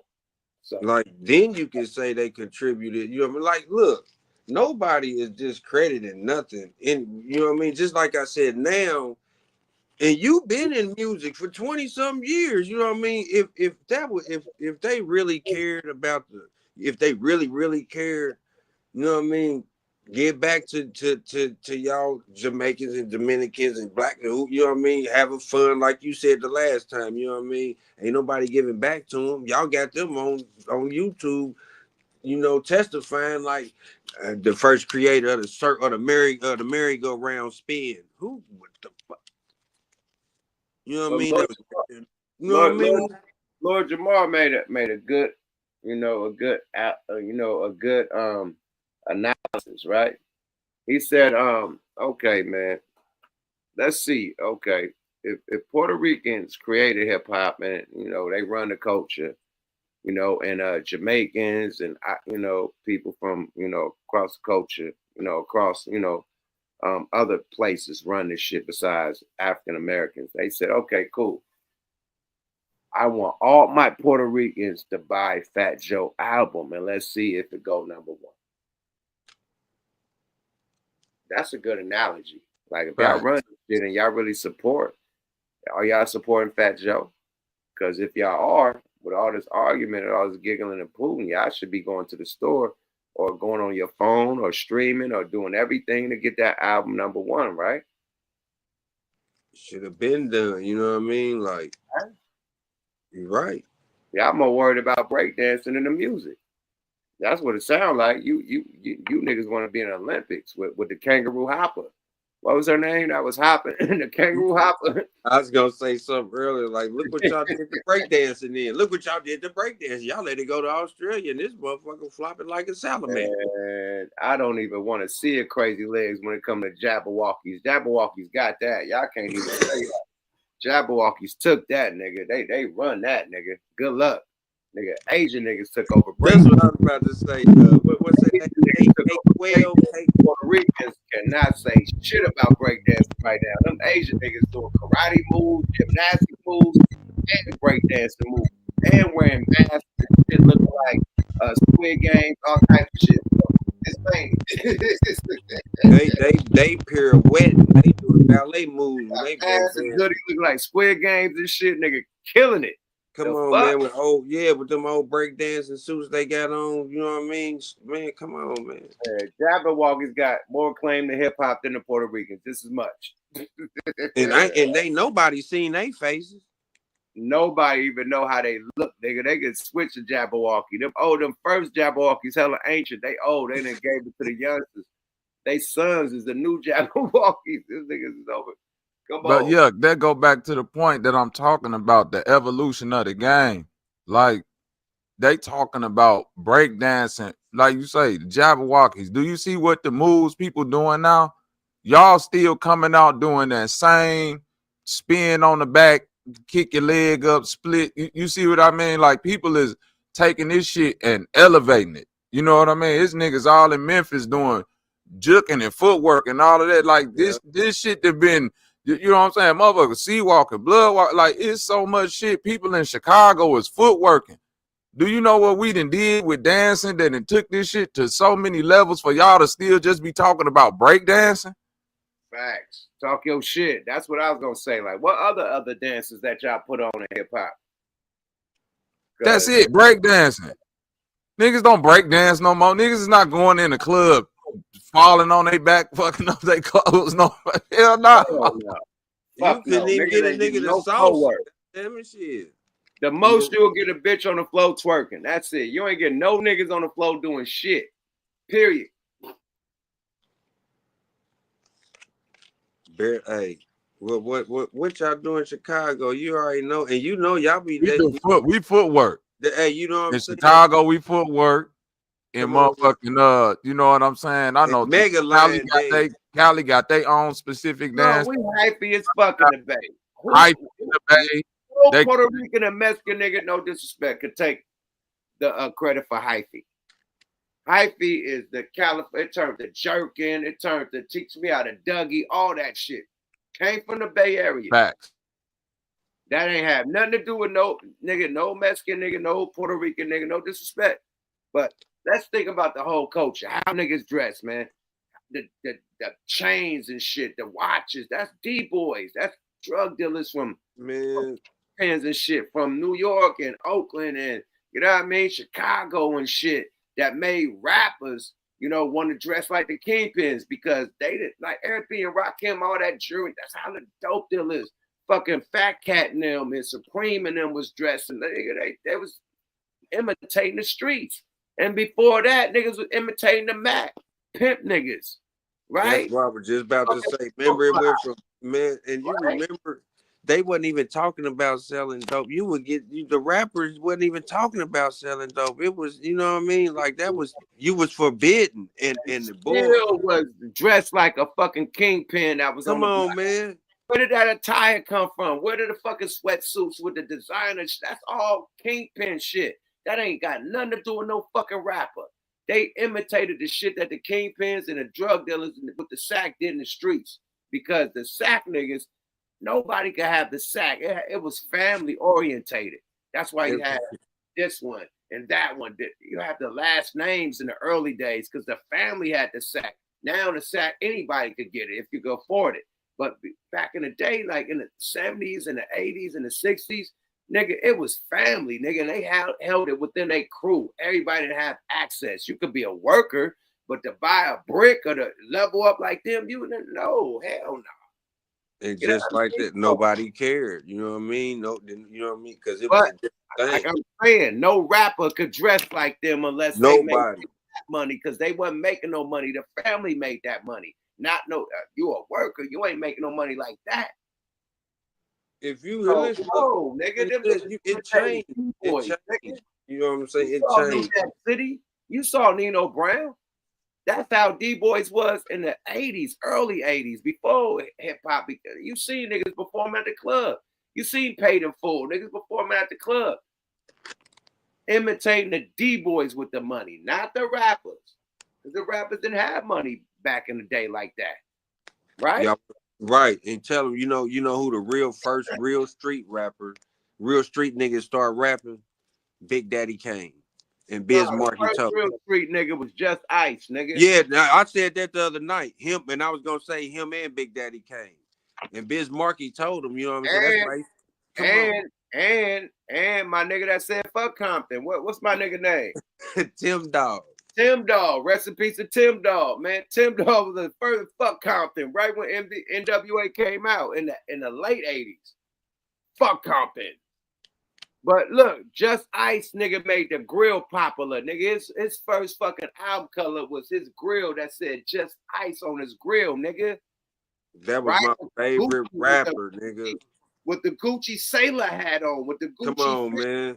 Yeah, man. Dumb necklaces, nigga. I'm talking about real gold, thick dookie ropes. They call it. Come on, man. We know what this shit come from the streets, nigga. Always, nigga. Remember, Cool C and my nigga from Philly. They're climbing. Yeah, Steady B. Eddie B. Them niggas got arrested for all types of bank robberies, nigga. Life and death row, nigga. Life and one of them death row. J Dig shit like like did this see like a motherfucker. The Clarence thing. Come on, man. Got it. Them niggas robbing banks, nigga. Them niggas. What was Puffy little dude? He had whoa. Oh yeah, but he just got out. Black Rob, he got out. Not Black is he doing better? He doing better. He doing better because he was sick too for a minute. Rest in peace to Black Rob. He died? Yeah, Black Rob died. Is it Black Rob? What was the other nigga? Whoa, was Black Rob. Yeah, he died. Yeah. But the other nigga got out. Yeah, Black Rob been dead. Yeah. G-Dep got out. Yeah, G-Dep was the one. Yeah, that's that's the nigga that got arrested. But man, like that's all culture and heritage, man. Like, and if they like dude said, it's good that everybody play a part, man. But they, to claim something like that, it do hurt because we ain't even trying to like.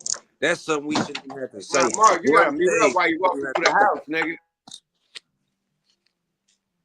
A lit room.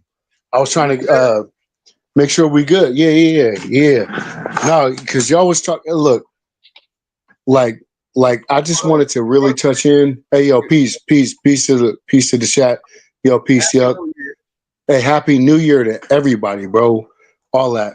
And let them know where you tapping in from. You alumni. We already tap in. No, we good. Hey, peace to that, bro. I appreciate you. No, I'm out here up in the Northwest. I'm out here in Idaho, but I'm originally from the Bay, so I'm gonna just say that. But on some real shit.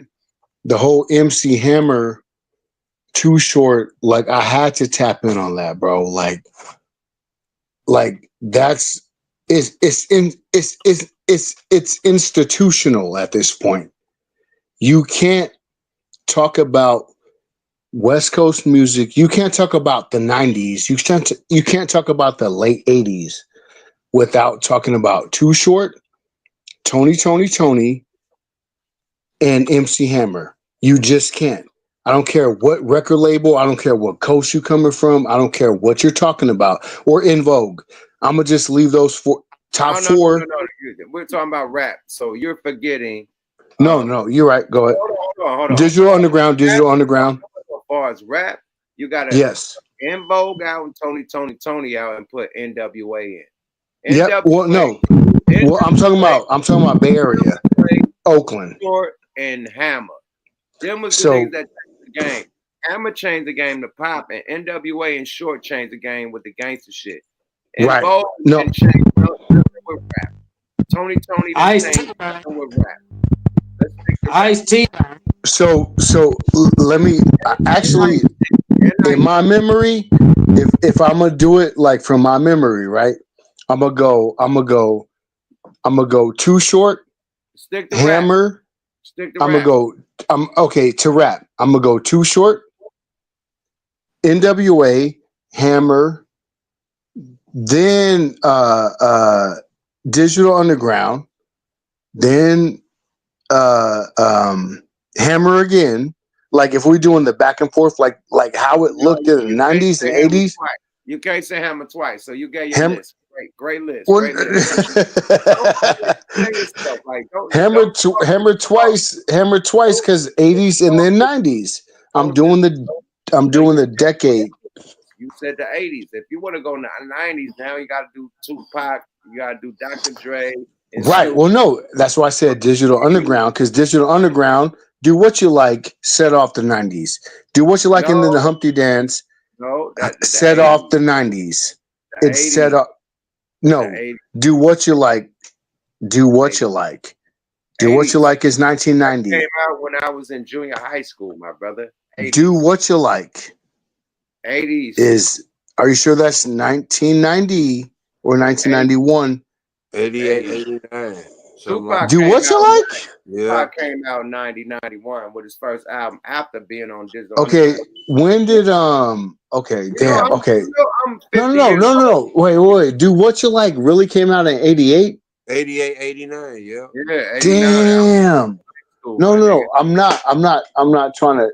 Well, I understand if it came out. Look, check this out. When you come on these platforms, you gotta have your facts right before you say it. If you don't know the facts, don't say it, because somebody on this motherfucker will take that as fact, my nigga. Like, don't just be throwing frisbee and shit out. Just say what you really know. You know what I mean? So wait. You're saying California Living by Mac Dre came out in what year? In the 80s. 88, 89? When I was in junior high school. Yeah, that's right. You know what, bro? Damn. Same shit. It's the delayed effect of the song came out, but then the video came out. I guess that's kind of what I'm operating off of. The radio was out. Because I was there, bro. I was watching California. I was watching Andy Kawanami. I was watching. Too Hard for the Radio was like 88. Yeah, you're right. Yeah, Too Hard for the Radio. Damn. California Living, though, the video. Game was legendary in junior high school, nigga. I was in 6th, 7th grade. You're right. I was in 6th, 7th grade when that shit came out. Like when Tired of Being Stepped On. Yeah, Tired of Being Stepped On by E40 in the Click. No, that was nice. Tired of being stepped on. Tired of being stepped on. Bro, you own a lot. That's later. That's later. Somebody's revving up a motorcycle. Yeah, I don't know what that is. Yeah, I keep my nigga muted. The judge, unmute when you want to talk. But when you unmuted, your shit got like the whole transformer more than me in the background. So when you want to talk, unmute. No, I appreciate y'all helping me out with my chronology on some real shit. No, the chronology, no. Forgive my chronology because I'm dealing with videos. I recorded the tapes. I remember watching That's When You're Lost by Souls of Mischief on California Music Channel. Like, you know what I mean? Back, in 92, 93. Like, so I'm from that era. Like, in the Bay, recording Andy Kawanami on the VHS videos. So there was a lot of shit I might have saw, like, in 92, but it probably came out in 89, like old Spice One videos and, like I said, old Click videos and shit. So my chronology may be thrown off based on. Bro, you getting the decades mixed up. The shit you talking about the 90s. But it was on the cusp. But it's on the cusp. 80s and 90s. It's on the cusp. This was the debate before you came in, and you were trying to add in on this debate. Let's get back to the topic, right? Okay, word. Okay. Hip hop. I love hip hop from the 90s to the 80s thing. This is not. This is saying right. That the West Coast have the most motherfucking record sales when it came to the 80s. Yes, MC Hammer, and Too Short off top. Well, only Hammer. Well, definitely Hammer, but okay, cool. I know when I looked into Too Short. What? You can't even remember. No, I'm telling you, like from what I remember about Too Short is that number one, he has to be the earliest rapper in West Coast history to make the amount of money and success that he did, because Jive, when he signed with Jive, they didn't even need to pay money to promote for him. He already had such a groundswell of organic, promotion, just organic, like everybody was already fucking with Too Short. So they didn't even have to pay for promotion.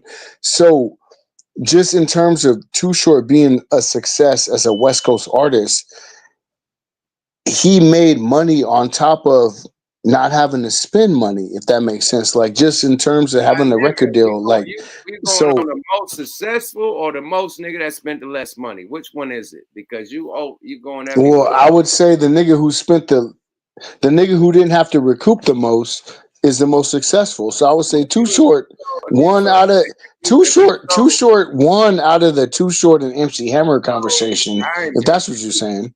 If that's what you're saying.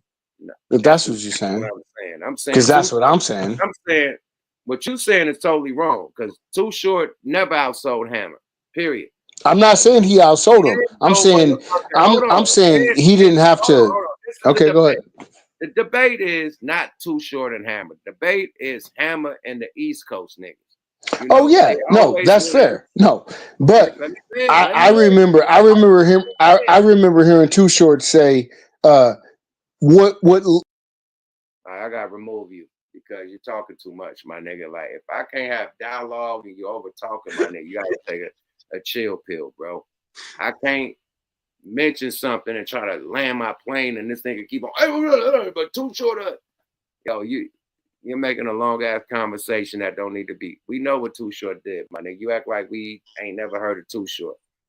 What we saying is that it took niggas from the West Coast, a nigga from the West Coast, to outdo the creators of hip hop. When everybody was mad at Hammer was because, yeah, New York niggas create this shit. West Coast niggas ain't supposed to be up like that. Period. Just like the shit that's going on right now with Kendrick. Niggas is mad at the West Coast. They think, yeah, they give it to the South. They give it to the East Coast. They give it to the Mid. But when the West get it, it's a problem because they know everything come from here. You know, they over there throwing flags and shit that come from here, bro. You know, they slang all the cool shit they doing it come from here. They don't want to let nobody know where it come from. So when the attention get over here, like, oh shit, all that shit come from there. The way they dance and the way they use the drum and the snare, all of a sudden, no other instrumentation, the way they doing this, that, and the third, the way they, that's that West Coast shit. Now you gotta be specific though, yup. As a nigga that, you know what I'm saying, grew up in Chicago and St. Louis, lived in Atlanta. No. I'm just saying, y'all had it. No. I'm saying no. Let me clear it up, nigga. I'm saying that everybody love the West Coast except New York. I'm talking about the game, right. The game fluctuates. East Coast had it, then it went to the West, then it went to the South, then it went to the Mid. So it goes from coast to coast. It goes from wave to wave. It ain't been in the West Coast since nigga it came from the East Coast, since Pac died. It ain't been on the West Coast like that for a minute, my nigga. So now that it's finally coming back to the West Coast, niggas is mad. And I don't know why, because everybody's still making money. It ain't like because the West Coast getting some shine that the Mid and the East Coast and down South gonna stop making money. But that's what happened when y'all start making money. You know what I mean? When y'all made money, y'all shut the West Coast down. So y'all thinking it's going to happen back to y'all. You know what I mean? Which it ain't. The West Coast, we got love. We fuck with everybody. You know what I mean? We come from the South. Our family migrated from the South to the West. Just like y'all family migrated from the South to the Midwest or from the South to the East Coast. So we all loved ones. You know what I mean? And we all going to fuck with it and build with each other. But when these two niggas got beef, that's between them. This ain't no Pac shit and Biggie where it's the East Coast against the West or this one against that. It ain't nothing. The West Coast is getting some shine right now, my nigga. And niggas is big mad. I don't know why. You know what I mean? But the industry is mad. That's why they going against Kendrick so hard. That's why niggas is hating. That's why niggas is mad that Drake lost. Like, this is a Canadian nigga. Why you mad? A Canadian nigga. Like, I act like the East Coast. Because he still represent that East Coast figurehead. You know what I'm saying? He still represents that. Right. He still represents that, though. And that's what I'm trying to tell you, yuck. The rest, even doing motherfucking the Biggie and Pac shit, the rest of the country, anywhere that I went, nigga, got to Mississippi to visit my folks. It was, nigga, Pac. In Chicago, Pac. St. Louis, Pac. Go down to Mississippi, Pac. Atlanta, Pac. Like, everybody fuck with and incorporate the West Coast into their sound. You listen to Detroit, that's the Bay Area. You feel what I'm saying? That's like they damn near brother and sisters or first cousins at least with the sound and the style and everything. Because I lived in Detroit for years, so it's damn near like one-on-one. Even in Chicago, you know what I'm saying? I grew up on nothing but on the radio. They weren't playing nothing but Too Short and E40 and the Click and all of that. This on our radio station. You see what I'm saying? Because like you said, we all from the South, so it's like everybody else in the country already knew we are the same, except for some reason when it comes to the East Coast, that's where that line get divided to where, like, if you ain't doing it like us, we not respecting what you're doing. Hey, just like period on that. not to cut you off, but just like I said the other night, Yuck, and I'll be quick. You can look up where Lord Jamal said the game is better than Kendrick Lamar. You can look that up. You know what I mean? And just like I said a lot of East Coast rappers they like Kendrick. They like what he's saying, like to not like us and all that. They like the song. They like that. But when they come to Drake and whatever, they don't like Kendrick. They like Drake. Just because what we all just said. And I'm glad somebody else said it. And I wasn't being biased. I ain't even from the West Coast. I'm Midwest too. You know what I'm saying? So we really gravitate to the South and the West and the East. You know what I mean? But we heavy with the West and the South too. But like I said, man, Drake knew, like they know that, man. They don't like Kendrick or even when the South had it on lock, they didn't even want to get beats from nobody from the South. Remember that? Yeah. Nope, they was hating on the South. The East Coast was hating on the South. Man. You know what I'm saying? When the drill shit rappers, came out, the mumble rappers, that's the reason why Yuck said what he said earlier, panel. You know what I mean? We're getting back to the lyric shit. You know what I'm saying? The only rappers, and which is right, but New York is more lyric, like dude said, which is true. You know what I mean? But you know what I mean? Nah, that ain't true. No. I was saying New York rappers they emphasis is more on lyrical than the whole. Okay, I got you. Know what I mean? Bro, that's what he was back talking in the about. day. These niggas, rappers. Right. These niggas trying to be drill rappers. They copying down south and they copying the Midwest. Right. Thank you. Right. Niggas, all these niggas, you had niggas like JC and Nas, nigga, and then the real niggas that's keeping y'all real cloth is the Griselda niggas. You New York niggas don't even rap like New York niggas. You rap like Chicago niggas and down south niggas. Let's keep it a buck. Yeah. What did you say the other night, Phil? You said I can finally rap again. What'd you say? Wasn't it a time when I thought MC Hammer was from Atlanta? Nah. I thought he was from Oakland and stuff because everybody thought he was from Atlanta. He had to come out and clear and represent, tell everybody. I'll never remember that. Hammer made them niggas stop wearing them shiny shoes and then start getting them a little bit cleaner. Remember when they was spinning around with Kwame? I thought Hammer was rolling around tough. No, and everybody thought he was. No. Let me land. And you got mute up too. But Judge, you talking about LA, and when Hammer bought the drama to LA with MC Search and them, people were saying Hammer's from LA, not Atlanta. You're getting the cities mixed up, my brother. But I know what you're talking about. Mm-hmm. But look, they was like you said with the New York drill rappers. Now, when you hear about them talking about drill rap and all how they murdering everybody and blah, blah, they place the emphasis on Chicago. You know what I'm saying? Because that's our music. But it's like, y'all from New York. Why is y'all doing Chicago music? Why y'all doing Atlanta music? You dig what I'm saying? The biggest artist y'all done had out of New York within probably the last 10 to 15 years is 50 Cent. And where he get his sound from? The West Coast. And his shit while he won was a combination of down south and the West. And the West Coast, right? He wasn't even he ain't even really have a New York sound like that to pop him off. Except for the way he rap. All the slang words was down south, show that. And he had Young Buck and shit. He was trying to really incorporate all the down south shit with the West Coast shit, and he being the East Coast nigga. Let's keep it up. Come on, man. Smart nigga. East Coast flow, West Coast beat, down south genre. You know what I mean?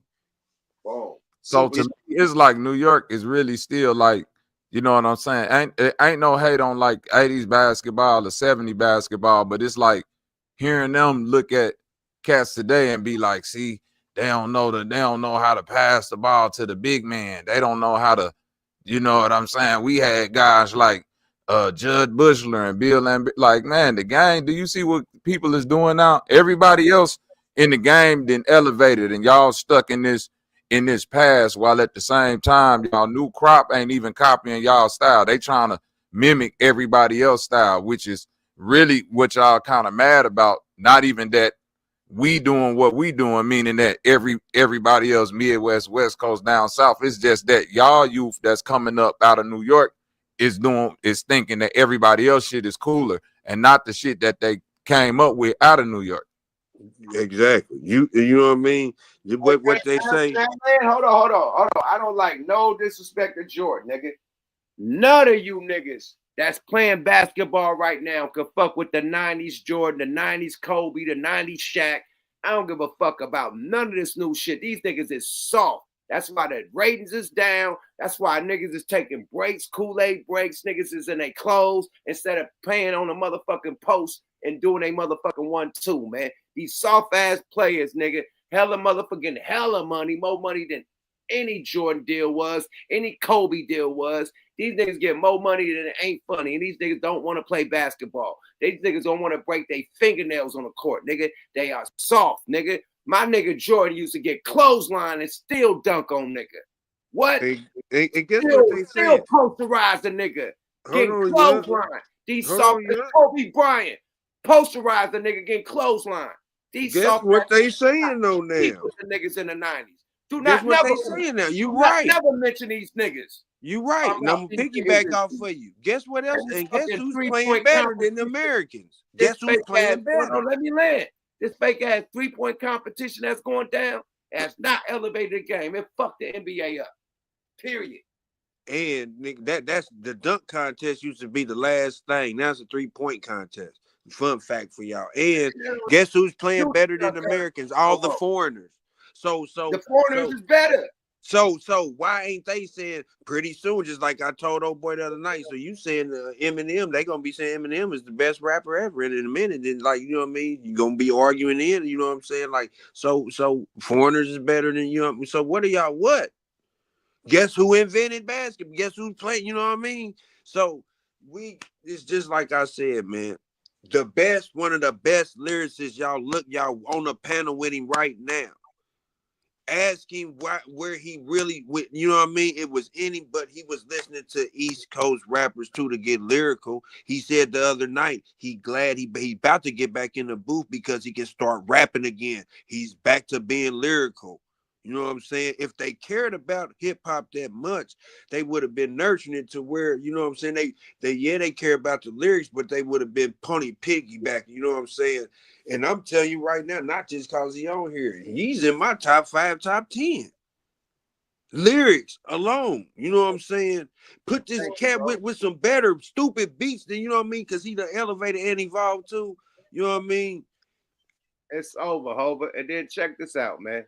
The reason why they on Drake, glazing Drake, because he is the hardest nigga from that side. They don't even got their style together. So Drake did a 50 Cent, combinated they style, down south, West Coast. He did Midwest. He dipped in everybody's style. He like a gumbo pie, but the East Coast niggas is trying to claim him. You know what I mean? Like, nigga, no, Drake ain't East Coast, nigga. Drake is Toronto, Canada. Yeah. Where he go to who but they claim Toronto for the East Coast because it's right there by New York, and them folks be, you know what I'm saying, conversing with each other and moving back and forth on their little trains and stuff. So that's why they putting them with that. I think the real reason why they hating on Kendrick so bad is because, bro, the truth be told, he is really threatening as like to be in one of them, like to push niggas out that number 1 spot, or at least in the top 3, to where they thought like he really like as a nigga. You see, I'm from the Midwest, so as a Midwest nigga, as a West Coast artist, he is pushing the envelope on like, bro, I'm finna be the greatest of all time. Not no Jay-Z, not no Biggie, not no Nas, not no. I'm pushing all these niggas out the way. Look, and motherfuckers fearful of that. After that, do you think this nigga's possessed by Tupac? I think this nigga Tupac is reincarnated through this nigga. I swear, I don't know why the nigga keeps saying I am reincarnated. Like, and he did the reincarnate on the Pac beat, and then the nigga seen Pac when he was little with his dad.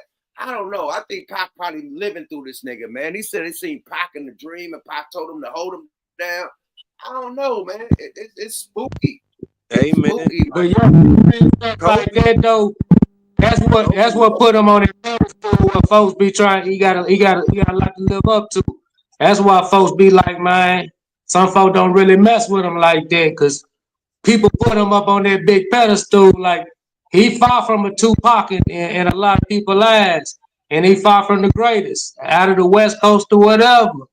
People got a lot of favorites out the West Coast that it ain't him, but they putting him on a high pedestal, man. There's a lot of folks.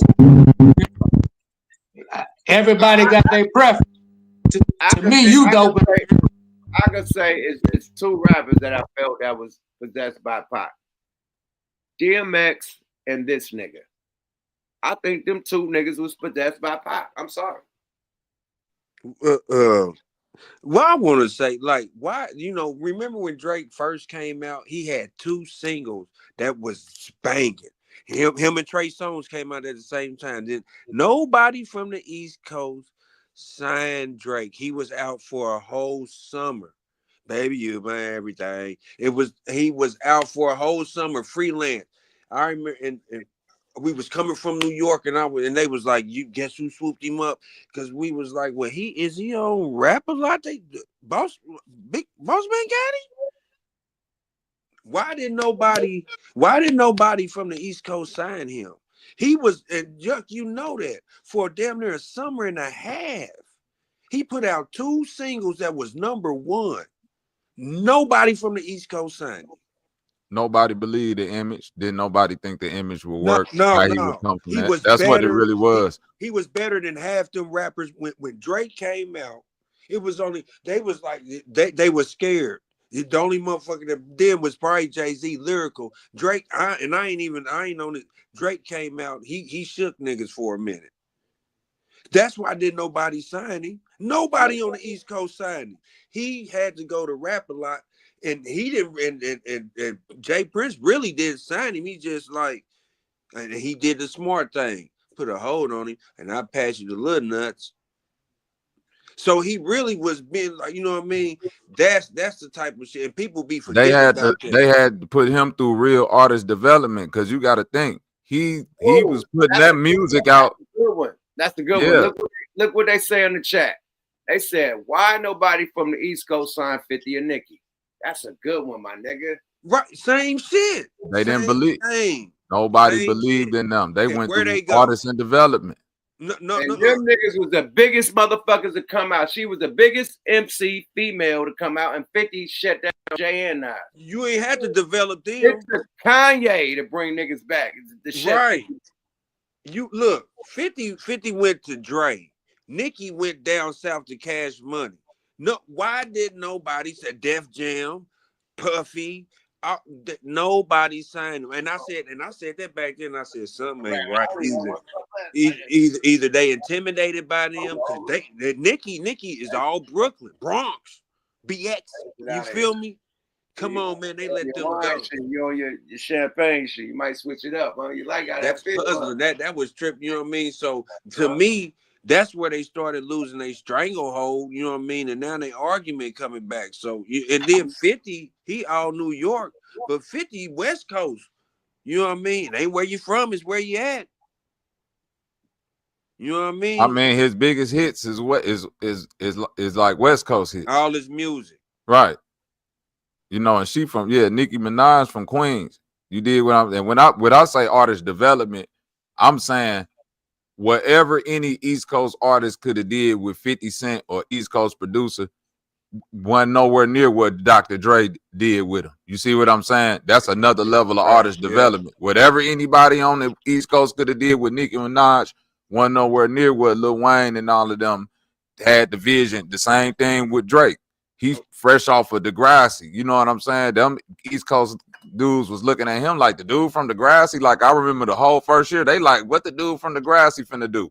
He went down there for that year with Jay Prince Jr., rode around Houston, you know what I'm saying? Picked him up a little swag, like you say, the slang and all of that. And the next time you seen them, he had that little fade with the pea coat on and was taking over. Yeah, it's only one other rapper that left his coast and he still blew up and he still eat right now. That's Ice Cube. He did the unthinkable. He left Dre, Didn't nobody and went to some motherfuckers like we knew about the Bomb Squad. They was like East Coast beats. We did not think he this went to man Public would come Enemy. out with what he came out with. That was Public pure Enemy. West Coast. That was a West Coast nigga. He made East Coast niggas make West Coast beats. Period. Yeah, if you listen to Ice Cube first album, you think a West Coast motherfucker made it? All East Coast niggas. That's why Flavor Flav was because they ain't running the rap game right now, so they just got to beef with each other about who started hip hop. You think that's the case? I think they said, I think they mad at Kendrick. They mad. They trying to, you know what I mean? Yeah, I think niggas is bitter, big time. Hey, Lord Jamar said the game is better than Kendrick, man. Rap's better than Kendrick. That's cap. Cool. That's what you Lord say. Lord Jamal said that shit. Oh, Lord Jamar out of his fucking mind. Like, Game got bars, but it's different from bars and shit that's spiritual and puzzle. Like, it's like solving a jigsaw puzzle when listening to this nigga. But when he talking shit, it's knowledge. Like, it's deep knowledge. It's like Nas. Nas has spit some shit, and it's some shit that he read in a book, like some Egyptian shit, and he'll throw it in a rhyme. Same with Kendrick. He'll throw some biblical shit, some shit up in a rhyme, but it's a party rhyme. Like, he'll throw some spiritual shit in there. You know what I mean? So it's different from the Game. It ain't spiritual. It's bar for bar. It's like blah blah blah blah. But yeah, I think Kendrick is more, you know what I mean? Like it's both sides of the coin. You know what I mean? Like, he'll say the negative shit, but he'll say, you know, the positive shit also. You know, the positive shit, you know what I mean? And the negative shit, if you do negative shit, he'll say what the outcome is. You know, we always talk about negative shit in rap and never say what the outcome. Kendrick breaks it down. Okay, well, we plotted a motherfucker. We plot to kill a motherfucker. We go kill him. Now we all going to jail for life. And now this nigga bitch getting fucked by another nigga. Like, he'll break that whole shit down instead of us like just saying, oh, we go kill a nigga, drill a nigga. We never break down what happened. That's the difference between Kendrick and the Game. He gives that whole perspective of the criminality or the spirituality. You know what I mean? Both sides, yeah, both sides, man. You know what I mean? That's all. But why would he compare them to? Like, you know what I mean? It's kind of like to start a little mini argument, you know what I'm saying, within, because you look at it and just see, like, I'm like, that ain't two rappers you could compare to. Like, why would you compare the Game and Kendrick? And then there was a slick dig at Kendrick because he said Kendrick is like a nerd rapper. You know what I'm saying? So my thing is, like, for you to say Kendrick is a nerd rapper, obviously it's just you got a disdain for Kendrick Lamar, if you go put it like that. You know what I mean? Well, first of all, he called himself a backpacker, and you know what I mean. If they equate that to a nerd rapper, that's East Coast. He got it from you East Coast niggas, because y'all some backpack y'all was backpack rappers in the 90s. Man, you took the words out of my mouth. If you are these positive rappers about, you know, 5%ers and shit about Black power and Black unity and, you know, all this, he's talking this shit in his rhymes nowadays, along with a sprinkle of gangster shit, along with a sprinkle of shit that's popping. But he's talking about Black unity, Black struggle, the whole shit that, you know, the Brand Nubians was talking about. So for him to be a rapper nowadays talking about the same conscious shit y'all was talking about, that kind of throws me off with him. You know, he's on the same y'all was on back then, but he's doing it in a nowadays format. You know, so how is K not a nerd? Like I said, and I ain't coast biased. I'm like common sense to me. Now how you foundational Black America, you know what I'm saying? Like, then who you like is your opinion, your prep, whatever. But for you to like you said, you know what I mean? It's kind of like he taking a jab. You know what I mean? Like you know what I mean? So Kendrick ain't even like Kendrick's the one to be sticking to. Niggas mad at the niggas got a problem with the West Coast. I'm fine with it. I'm pressing line with it. You could be on a 3-hour time limit. Like, he already said niggas got a problem with the West Coast. He feel the same way. Hey man, I'm not the only niggas talking this shit. Like, niggas is mad at the West Coast They don't want it. Niggas is mad. I'm gonna keep it a buck. Since Biggie got killed on the West Coast, the East Coast hate the shit out the West Coast, and they will never have love. Period. That's the real moral of the story. Y'all want to know real reason why that Dre? You right. Look, but Dre album with Nas, Foxy Brown, and what's the name? You know that album was stupid because Dre produced. He had 3 of their biggest rappers again. That album should have went stupid. I don't think that's it, Yuck. That man, listen. New York go hate on whatever ain't New York. Yep. And that ain't nothing against my New York brothers. They so strong on they shit. Bro, they ain't fucking with the South. They ain't fucking with Chicago shit unless they doing it their way. They ain't fucking with nobody. You see what I'm saying? Unless they doing it their way or they fucking with their style of shit. You dig what I'm saying? When you hear them talk about Pac or even put Pac in the top 5, what's the first thing they say? You know, you're born in New York. He really from the East Coast first. You see what I'm saying? They still try to throw that little asterisk up in it. Like, we get that. But when Pac became Pac, we wasn't attaching nothing East Coast to Pac. Pac was but you cleared it up the other night. Yep. They consider Baltimore the East Coast. You cleared it up the other night. Because the exact same thing, because you asked little dude who was his top 5 rappers. And so and I don't know who said it. They said there ain't gonna be nobody he said nope. Nobody. He said ain't gonna be Kendrick in there. Nope. Not to say that he had to, but it wasn't even no other rappers but rappers from New York. So that's your point. Like, you know what I'm saying? And just like you said, he was like, man, they got the Dominicans. They got all in the radio stations. They won't even let us in there now. It's like they had that plan. Like, you know, they running shit. They won't even let niggas. I'm like, man, listen to you, man. Like, you know what I mean? Like, I don't know how you gonna stop that. They there. So, you know what I mean? They can't take nothing but a job. But they so minute to the point with the shit, even with the Puerto Ricans, that they want specific shit. And that's why I keep saying, man, y'all can't take what we see. Like, you know what I mean? Like you said earlier, you can't take that. You know what I mean? You cannot. You know what I mean? And if it's more rappers, and that's the whole debate. That's the whole debate. That's the whole debate. Like, well, the story, you know, to put a top on the lid, you know what I mean? Yo, we ain't letting niggas take this shit, man. We got love for East Coast, down South, Midwest, nigga, West Coast, everything. All this shit made hip-hop what it is today and still making hip-hop what it is, man. Period. So we're not dissing nobody. The origins came from y'all side, great. But everybody else elevated it and doing it better than y'all since y'all made it. That's it. You know? No doubt. And y'all doing it great too. You know? Y'all had some glimpses and shit. Y'all still got the richest niggas in hip-hop that come from out there. Period. All the billionaires come from out there. So we can't shit on y'all like, oh, man, hey.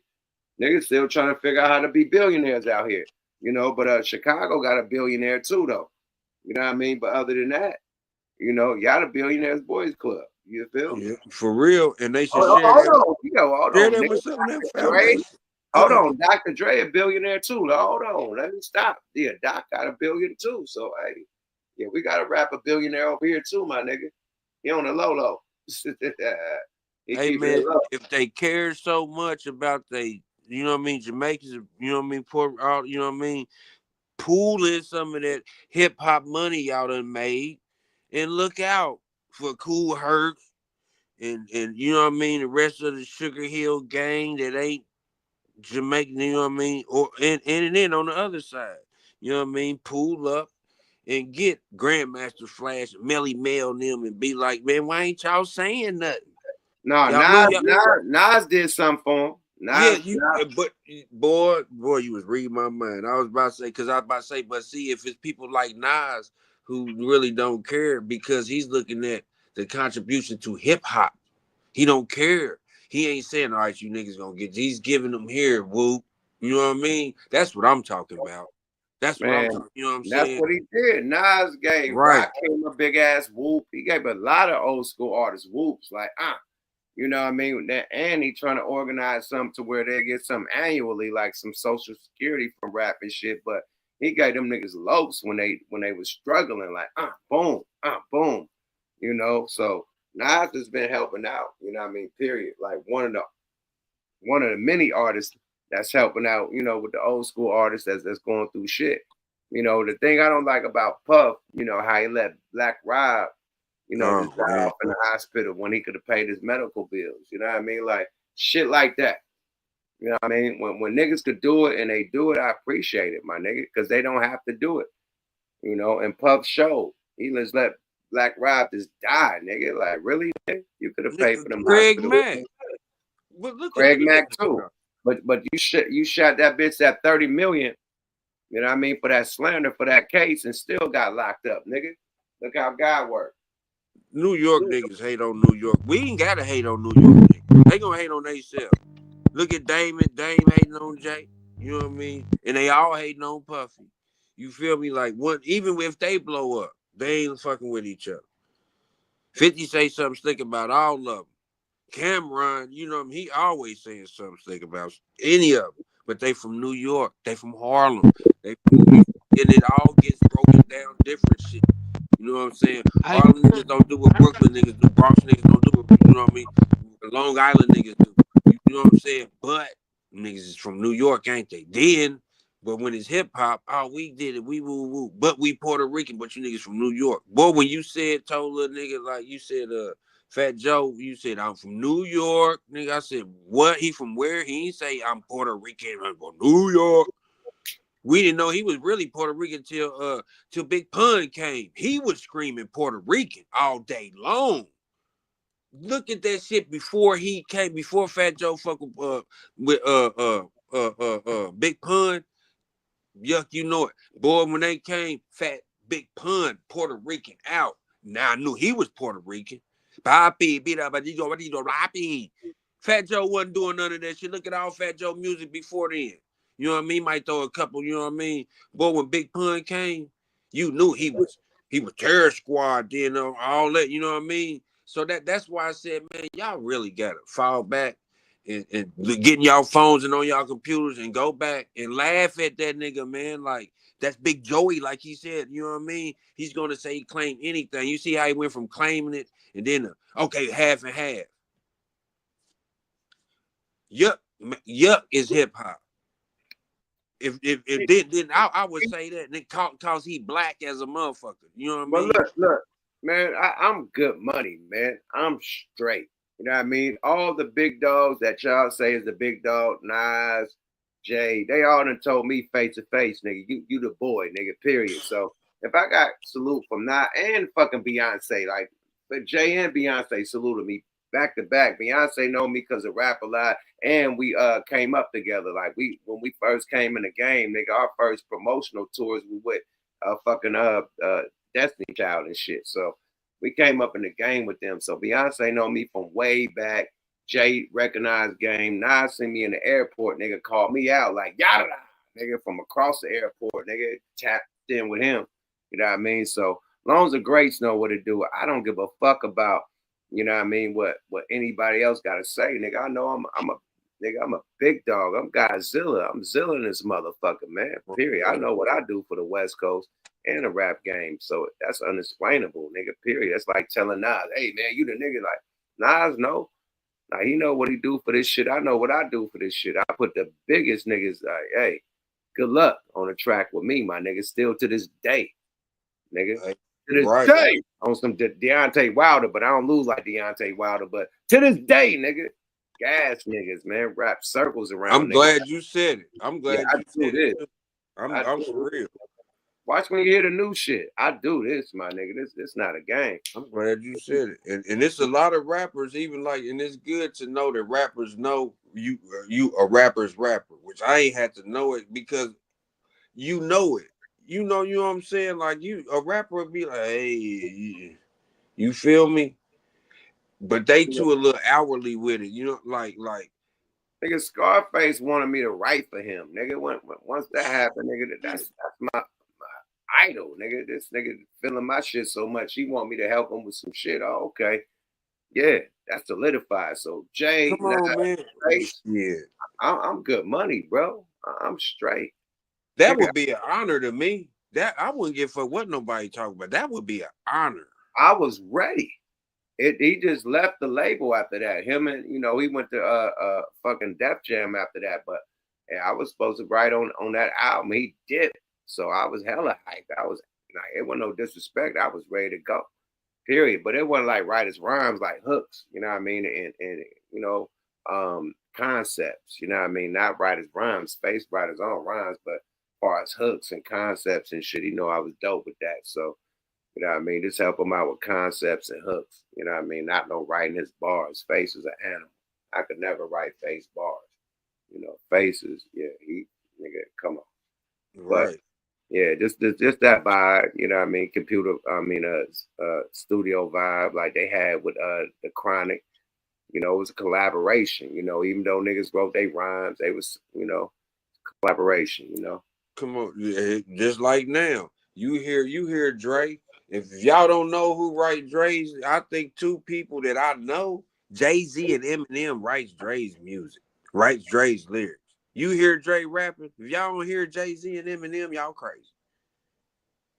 For real. Now, Jay only wrote one rhyme for But no, that's what I'm saying. That's what I'm getting at. Like, if you hear him rapping, you know what I'm saying? But like Dre got his own writers, his own shit. Yeah. But all Anderson Park and the past ones he had, all of them boys is good. Them boys is what's up. Yeah, he good money, man. They all got some dope ass writers, man, right now. So everybody, like far as the OG niggas, like Eazy-E said, nigga, Ice Cube about the rhymes. That I say, like, if you got that image and you got that bread behind you, nigga, and you got Eazy-E was the executive, nigga. He didn't even want to rap. They just threw the nigga on the mic because they were trying to put some money into some Beastie Boy East Coast niggas and make them niggas do the Boys in the Hood, and they didn't want to do it. They was from the East Coast, and just like what happened in the movie. So, Dre said, "Easy, you get in that motherfucker, you do it." Easy said the shit, and the rest was history. And they wanted to write for him, like you said. They wanted to write for him. You DOC, you know what I mean? Wrote for Dre, all that. You know what I mean? So and wrote for Easy. Wanted to. Like now, and right, didn't ask. They wanted to. Easy didn't want to rap. That's crazy. You know what I mean? How it's changed. How, you know what I mean? Now you look down upon. Nigga, that nigga was executive. Nigga, they try to put on some East Coast Beastie Boy, black Beastie Boys, not white, but the black version of the Beastie Boys. And it's supposed to be some hood shit. So they had Boys in the Hood. And them niggas didn't want to rap it. And nigga Dre threw Easy in that motherfucker, and the rest is history. Period. But a lot of, our legends get rhymes written for them. You know what I mean? Puff, Easy, you know what I mean? Dre, Drake, Kanye, you name it. You know what I mean? A lot of the top dudes get lyrics written for them, especially if they produce. You know what I mean? Most producers have people writing their rhymes. Literally. East Coast niggas write for a lot of motherfuckers, man. And rappers that ain't even rapping like you think that ain't out and scene, you know what I mean? Man, they writing for half of the motherfuckers niggas love. You know what I'm saying? Rappers writing for, I ain't gonna rap. A rapper was writing a song, rap for a motherfucker that he beefing with. Real shit. For the label he beefing with. You feel me? Like the money. You know what I'm saying? At the end of the day, once you hit that pinnacle, man, and you was the hit maker from your own pen, man, and you on tour constantly, and you doing all this, that, and the third, they need to keep the machine going. So while you on tour, you doing this, that, and the third, niggas is in the studio. Like what they said, they had the Drake concentration camp, whatever type of camp, nigga that was in there right for him. All these niggas got teams and shit. I done seen it. Like I done came to studio sessions and nigga, the hook, everything is done. They want you to just do like, no, nigga, I write my own shit. Period. So they have teams and A&Rs and shit, buy songs and give songs to different artists. Like, yo, this one wrote it. Like, it'll be a collaboration of hella people, like Ty Dolla $ign, Mr. Fab, like hella people writing on the shit. You know what I mean? And it gets to different artists and they either choose or use it. You know what I mean? Choose it or lose it. You know what I mean? But that's the game once you become a super duper star, because for you to keep that type of energy and hits going, they don't believe in you. That's when the A&Rs kick in. You know, we're gonna make sure you got a hit. We got this one with Rihanna and this one. Somebody wrote this one, it's gonna be you. Like they'll line it up, and all you gotta do is to go to the studio and sing or rap. Period. Once you win that higher up, you become the boy. You know what I mean? So that's what happened with Drake. Drake became the boy, and nigga, we gonna make sure you hit. Whatever you write, nigga, it's probably corny, nigga. Let's hook up with street niggas and this one that. Let's let these niggas write your shit. All the new cool shit. They saying everything. You can say what you want to say in a couple bars, but that's it, nigga. Yeah. Piece it up, piece it out. That's where the punching really came in, as they would say, like, stop. Okay, you got this break, put this in. You know what I mean? Like, boop, boop, boop, boop. Add this. Yeah. Oh, there you go. There you go. Yeah, they got writing teams and production teams on the top artist shit. Wayne got shit written for him. You know what I mean? Like, so I'm talking about hooks and shit. And when he doing the singing, auto-tune singing shit, that was written for him, not raps. But when it comes to singing and a couple hooks, yeah, Wayne got shit written for him. You can't have mental blocks about the millions. That was the excuse. You got mental blocks. They say, you know what I mean, or writer's block, mental whatever. Wayne ain't never had no bars written for him. You know what I mean? I ain't gonna put that out there. Never had no bars, and that's when you could never be the top rapper if you got bars. Like Wayne ain't never got bars. Like if a nigga, if you a harmonizer or auto tuner and a nigga write a hook for you, like you know that's some singing harmonized shit. That ain't a verse. So Gilly the Kid wrote for Wayne. Nigga, no. Is that true? I think Gilly wrote for. I think he wrote for Baby. No, that's the truth. You could see that. I remember when Wayne whole rap style switched once he started getting around Gilly.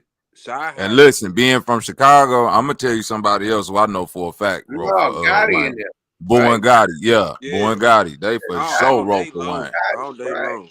They never come out and say it though. But they was right for Baby. Yeah, Baby always said them niggas. He always said them niggas. Boo and Gotti. But Boo and Gotti's and Gilly was the writers. They was the writers in the camp. Like he's absolutely right. I don't know who they wrote for, but they wrote for a lot of niggas, definitely. Mm-hmm. Saha, you know Saha the Prince is. Y'all heard of him? He right. Yeah, he from Atlanta. Yeah, he wrote for Kanye. And he wrote for Lil Wayne too. Oh wow, he was in that camp too. That motherfucker stupid. Yeah, Saha is an animal. They don't give that nigga. They don't give him his credit. That's like, another. He should be right up there with the Big Sean's and shit. Like that nigga is dope. I think he look better than Big Sean, boy. That nigga stupid. Nah, he'll fuck Big Sean up. Oh yeah. I'm just saying he should be up on a level because Big Sean can't fuck with him. That's why I compared it. Like Big Sean is on a whole level. Right. As far as popularity, you know what I mean? And album sales, you know. Yeah, Saha a better rapper, but Big Sean a better songwriter, song creator. Songwriter. That's what people don't be, you know, a lot of times. Really? Saha gave all this shit to Kanye. What about what's his name, man? He wrote for Kanye. That was Ryan Fest. That was my nigga, man. Where he the one wrote the Grammy, wrote what's the name for him? The first album, Consequence wrote a lot of stuff too. Yeah. Again, like I say, them boys, they got great pens. The Ryan Fest, they the College Dropout. They did damn near half that album, didn't they? That's the best shit. College Dropout, boy. Them niggas went crazy. Hell yeah. They got great pens, but they don't got again, they ain't got great song making capability. What Kanye lacking writing skills. He, you know what I'm saying? He excelled in just the imagination and knowing how to put them songs together. So even if he don't know the words, he know how to get somebody and be like, look, I want a rap that go like the dun dun dun dun dun dun dun. Like he can hum out the pattern that he wanted him to be like, throw me some words up in there you know what I'm saying? I'm gonna go get this orchestra, do the hook, and then we out of here. It go to hit. You right. You're exactly right. Because when he put Jeezy in there, he said, "I don't want you to rap, but you got something you said." He put that, "Ha ha! If I had $1 million, that go right with that, right on time." You know what I'm saying? It didn't even need him, but he used him. You know what I'm saying? That's the creative genius of Kanye. You know what I'm saying? I think he's he's our Quincy Jones of this era, man. Let's give Kanye his flowers. Like how he orchestrate, how he can bring shit together. He ain't the greatest writer, he ain't the greatest producer. He have everybody. He's a drum nigga. He make the drums and have live percussionists come play over his drums. He great at doing the drums. But other than that, it's vision. You know what I mean? Not only with hooks and everything, he put the whole shit together. Jay, I want you to say this. Even though Jay wrote his whole rhyme, we're going to do a bridge right here. Jay say this, and we'll say like, yo, his Quincy Jones like type of shit. Like, yeah, a beast, man. They don't give him his flowers, man. Like, he saved Rockefeller, my nigga. Oh, he saved Rockefeller. And Jay didn't even want to sign a nigga. It was Dame. They don't even give that credit to Dame. Dame and Biggs put that bread up for him to do his album on the side. And then when they bought it to the label, that shit is lit. Kanye filmed his own video through the wire with his own money. After he broke his jaw. With his own money. You know what I mean? And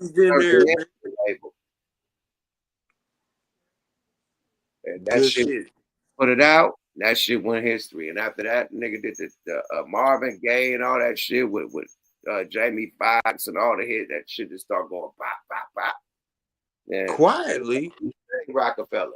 Period. He blew Jamie Foxx up. You know Jamie Foxx was doing movies, but when Jamie Foxx did the Marvin Gaye, man, he took off. Man, Jamie was able to come with an album after that, right? Yeah, he gave me money. All that. All right. He took off, y'all. Jamie, look, you know what I mean? That's a Kanye alley-oop. Like, come on, man. That nigga blew so many people up. I'm going to tell you this. Drake holds style. I'm talking about what he talk about. The lane he in. That's Kanye's lane, my nigga. Kanye, like, okay, Nelly and fucking T-Pain and Ja Rule, they was singing and rapping. Bone Thug, everybody was singing. But the way Kanye did it was different than anybody. When he did the 808 and Heartbreaks, the dialogue about him going through his relationships and shit, nerd shit, you know what I mean? Not this basic shit that everybody go through. Oh man, I missed a dentist appointment. Whatever the bullshit, whatever he talking about, everybody could relate to it. Now, what became Drake content? The same content, the same shit that Kanye talk about, but Drake's version. Girl problems, being a woo dealing, and then some bars on top, dealing with being this one and that one, and then bars like and then singing and shit. That's Kanye whole 808 and Heartbreaks. Like 808 and Heartbreaks is Drake whole style. Period. Bars and everything. Straight up. Yeah, I can agree with that. They was talking about Drake too and Kanye. When Kanye did that album, remember he was already on up 2 or 3. When he did Drake that was crying when they did the Larry Hoover. That nigga sung one of them songs from that 808 Heartbreaks. This nigga was crying on the side of the stage, crying when he did the 808 Heartbreak song. Them motherfuckers was on Ritalin, man. A lot of depression pills. You feel me? But that was feeling music for Kanye. That was Kanye is enemies. Jay brought y'all together to do a Larry Hoover concert. This nigga do one song off 808 Heartbreaks and you start crying. That made your style, nigga. That created you, nigga. Here go a question though, because I keep seeing backpack rap, and then they put that on like Kanye and Kendrick and all of that. One Biggie a backpack rapper? A Brand Nubian was. No, I'm talking about Notorious B.I.G. Biggie wasn't. He's a backpack rapper. Nah, that's like saying Mobb Deep is backpack rapper. No, but Biggie wasn't grungy like Mobb Deep. No. See, they talking about the clothes, yo. They talking about the clothes. Nah, nigga, Biggie. Just because you from New York don't make you a backpack rapper. Mobb Deep was backpack. Biggie Nah, was. I'm not saying that just because Backpack you from New York. is Buckshot, Shorty, and them. That's backpack. You know what I mean? Ducktown. Right. Lord Ducktown. Jamal and all Right. That's what Biggie come from that cloth. No, he don't. No, he don't. Bro, if you listen to Biggie beat selection, is that boom bap like DJ Premier with the backpackers rap I'm from Chicago. That's backpack. Common is backpack. Right. Yeah, there you go. Biggie But listen, ain't backpack. If Biggie I'm ain't done on, backpack. listen to Biggie first album. Oh yeah, Born to Die, Ready The to beats Die. and all of that. Yeah, That's a East lot of Coast them beats. Them is they East Coast beats, but they more East Coast backpack beats. Not like when he came on Life After Death. That was more like Hold on. Puffy That term had more backpack, control of that. That was a little bit Like Tribe Called after- Quest. Yeah, them is all Talib Kweli. They You started can even consider like I even know Nas was like backpack rap. You know what I'm saying? Until he came with It Was Written. But if you listen to that first album, Illmatic, the beat was all selection East and all Coast that, beats them to me. backpack beats though. That's what we consider backpack beats. Like that's probably You well, said see that backpack beats and backpack rappers different. right. That's what I'm saying. see, Like I don't get that. I don't put the distinction on it like that though. Okay, I this look is- at it like if that's the beats, that's this backpack rap. It's like no matter what you rapping about, it's backpack rap. You could be pulling a gun out the backpack for all I know. I just know the aesthetic is like well, that's the gangster rap. aesthetic is then, like ain't some. it? No, Ain't that I gangster like rap? Currency. I wouldn't consider Currency gangster rap, but he rap gangster shit. But it's backpack rap, like his beat selection and that more laid back, vibey, jazzy type of loops and stuff fuck with like the that's Alchemist. backpack. You know they fuck Right. with the Alchemist. That's They East fuck Coast. See, you call it backpack. I consider it East Coast beat. They are East Coast beats. They are East Coast beats. Is Griselda backpack or gangster? Griselda is more gangster rap because I don't consider Mobb Deep beats backpack. Griselda is more Mobb Deep than me. Griselda more gangster than me. But Mobb Deep was gangster rap. They was, Yeah, they was like that's like grimy music. That's what I consider that, like Yeah. grimy music. But a Tribe Called Quest, even Dale the Funky Homo Sapien on the West Coast, Cube Cousin, that's backpack rap. That's what I consider backpack rap. You know what I mean? That's backpack rap too. What's the boys from Kentucky? Let me add with that. Let me add with Dale, right? Even though he a backpack rapper, he wrote one of the dopest songs Ice Cube has ever made. Once Upon a Time in the Project. Yep. By Dale the Funky Homo Sapien. The whole song. Yep. The only song that Ice Cube let anybody write for him. He said the shit was so dope. Well, I know that. That's right. With it. Yeah, Dale wrote that. That's Dale's song. A backpack rapper wrote some gangster shit. You feel me? So, you know, Dale's from the Bay. He from the cloth. So he done seen all the gangster shit, but they choose to, you know, to split bars. You know what I mean? To talk that shit. You know, spiritual. Miracle, Is MF Doom backpack rap? Absolutely. Far Side. But MF Doom be on there talk about I'll pull out the gun, we about to get the jukes and all. Like he ain't on there talking no just sunshine flower. If you really listen to what MF Doom talking about, it's like it's New York, grimy Brooklyn. Well, it'll damn near be like he could be rapping that on the Mobb. He could be rapping that same content on the Mobb Deep beat. It's just on the Lupe Fiasco backpack. But Lupe talking gangster shit. He ain't on no. You see what I'm saying? Lupe backpack. Backpack. Nah, I just had a show with Lupe. He talking backpack shit. I seen that whole But show. he gangster though. But he backpack. He from Chicago. That nigga didn't say one gangster rap on that stage, nigga. He backpack. Nah, he backpack, nigga. Super See, backpack. now that's what I call back conscious rap, you know, with the beats like you said, you know what I'm saying? Like that's what I be calling conscious, you know what I mean? That's what I call backpack. You know what I mean? So that's backpack. Lupe is conscious. Conscious is backpack. You're right. Conscious or backpack, same shit. That's why I can't really put Kendrick in that thing. You see what I'm saying? Wu-Tang, as gangster as they consider them conscious backpack. Backpack rap. But if you say that to anybody on the East Coast, they're gonna argue with that. They're gonna say Wu-Tang ain't backpack rap. See, I'd say it depends. But like, to me, it is. What about Cream? Is that beat? That beat ain't backpack. It's kind of gangster, and they talking gangster shit.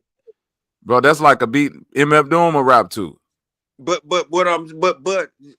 I don't know shit. I wouldn't even call Wu-Tang conscious or backpack. It was a bunch of. But see, he just said though. In my eyes, Wu-Tang like Mobb Deep, same shit. Yeah, like grimy. Them niggas, that was the grimy era. But that's what the dude in the chat just. Like East Coast is backpack. Anything that got that East Coast sound to it, that's that backpack shit. When it come on, and got that book. That's it. That's backpack. He just said Kendrick is backpack street rap. So I'm like, how can you make Kendrick backpack street and not Biggie? You see what I'm saying? Because all them beats was DJ Premier, like super backpack heavy, like boom bap, like, and he was just rapping street shit over. Eminem a backpack rap. No, he West Coast beats. But out of Kendrick's mouth, he said he threw with the backpack. He back on this shit. You know what I mean? That's what he said. I'm gonna tell y'all niggas what I need to do with the backpack. I need to crack up my motherfucking protein shake, the whole shit, and get ready for the gym, nigga, because that is a motherfucking resolution. And I hope y'all got resolutions to keep on deck, man. We've been in this bitch damn near 5 hours. We gotta yes, sir. Yeah, I'm about to say I'm out, baby. Happy New Year. Everybody take your ass to sleep while you can. Get a couple hours before you hit that gym and get your new regimen and your resolutions going, man. Appreciate everybody on the panel. Appreciate everybody that's in the chat tonight. Get out of me. That boy threw some shit up there, man. Salute. Oh, he threw his mug up there. Okay, cool. I got a little bit left. I got a little splash left. Happy New Year to everybody, man. Happy 2025 on it, man.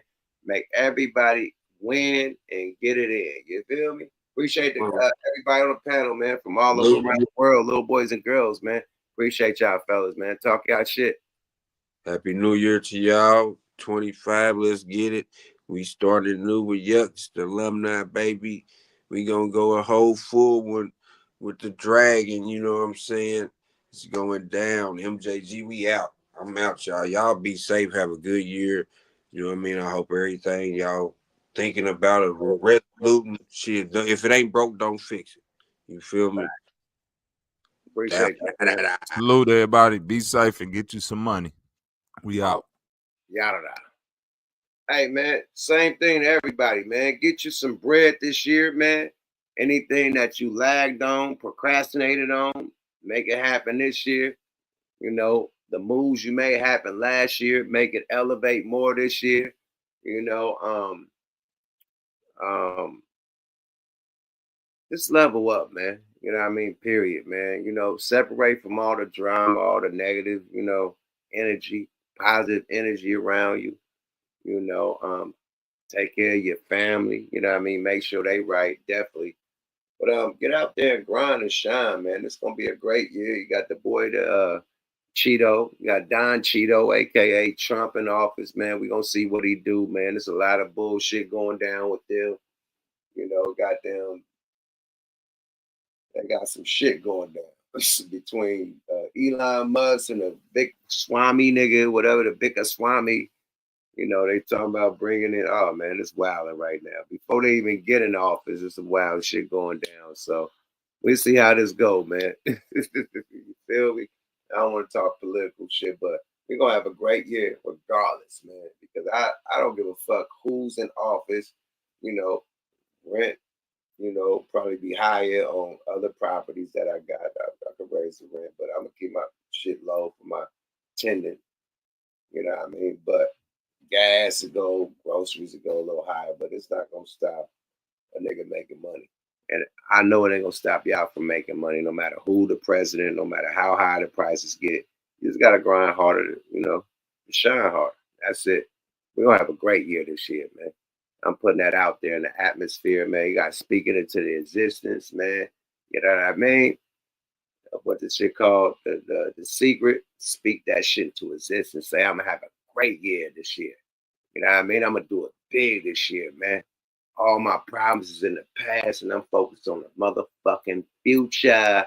Yeah, it is. Got it. A happy new year. We made it, man. Salute to everybody that tapped in for damn near 5 hours, nigga. I salute everybody. You feel me? Happy motherfucking new year. Yuck Mouth TV. Subscribe to your guy. Hit them likes. Hit them subscribes on the way out. Get in the motherfucking chats and talk y'all shit. Salute to all the mods doing their motherfucking job. Shaniqua, I see you in the building. Ebony, I see you in the building. It's been so long, I can't even do the motherfucking Cash App alerts, but I do them on the next episode. We'll be on Smoke A Lot Radio this Thursday. Tap in, man. We got a super duper guest, man, that y'all never expect, man. But we're going to talk our shit. I ain't going to put it on blast, you know what I mean? But, yeah, we got a doozy coming from Smoke A Lot Radio, man. Y'all tune in on Thursday. Salute to everybody that tapped in tonight. You know what I mean? Get the comic book at firstcomics.com. firstcomicsusa.com, The Legend of Yuck. You know what I mean? Go grab that, boy. This is the second. This is the part 2, man. You feel me? Go grab that part 1 with the soundtrack.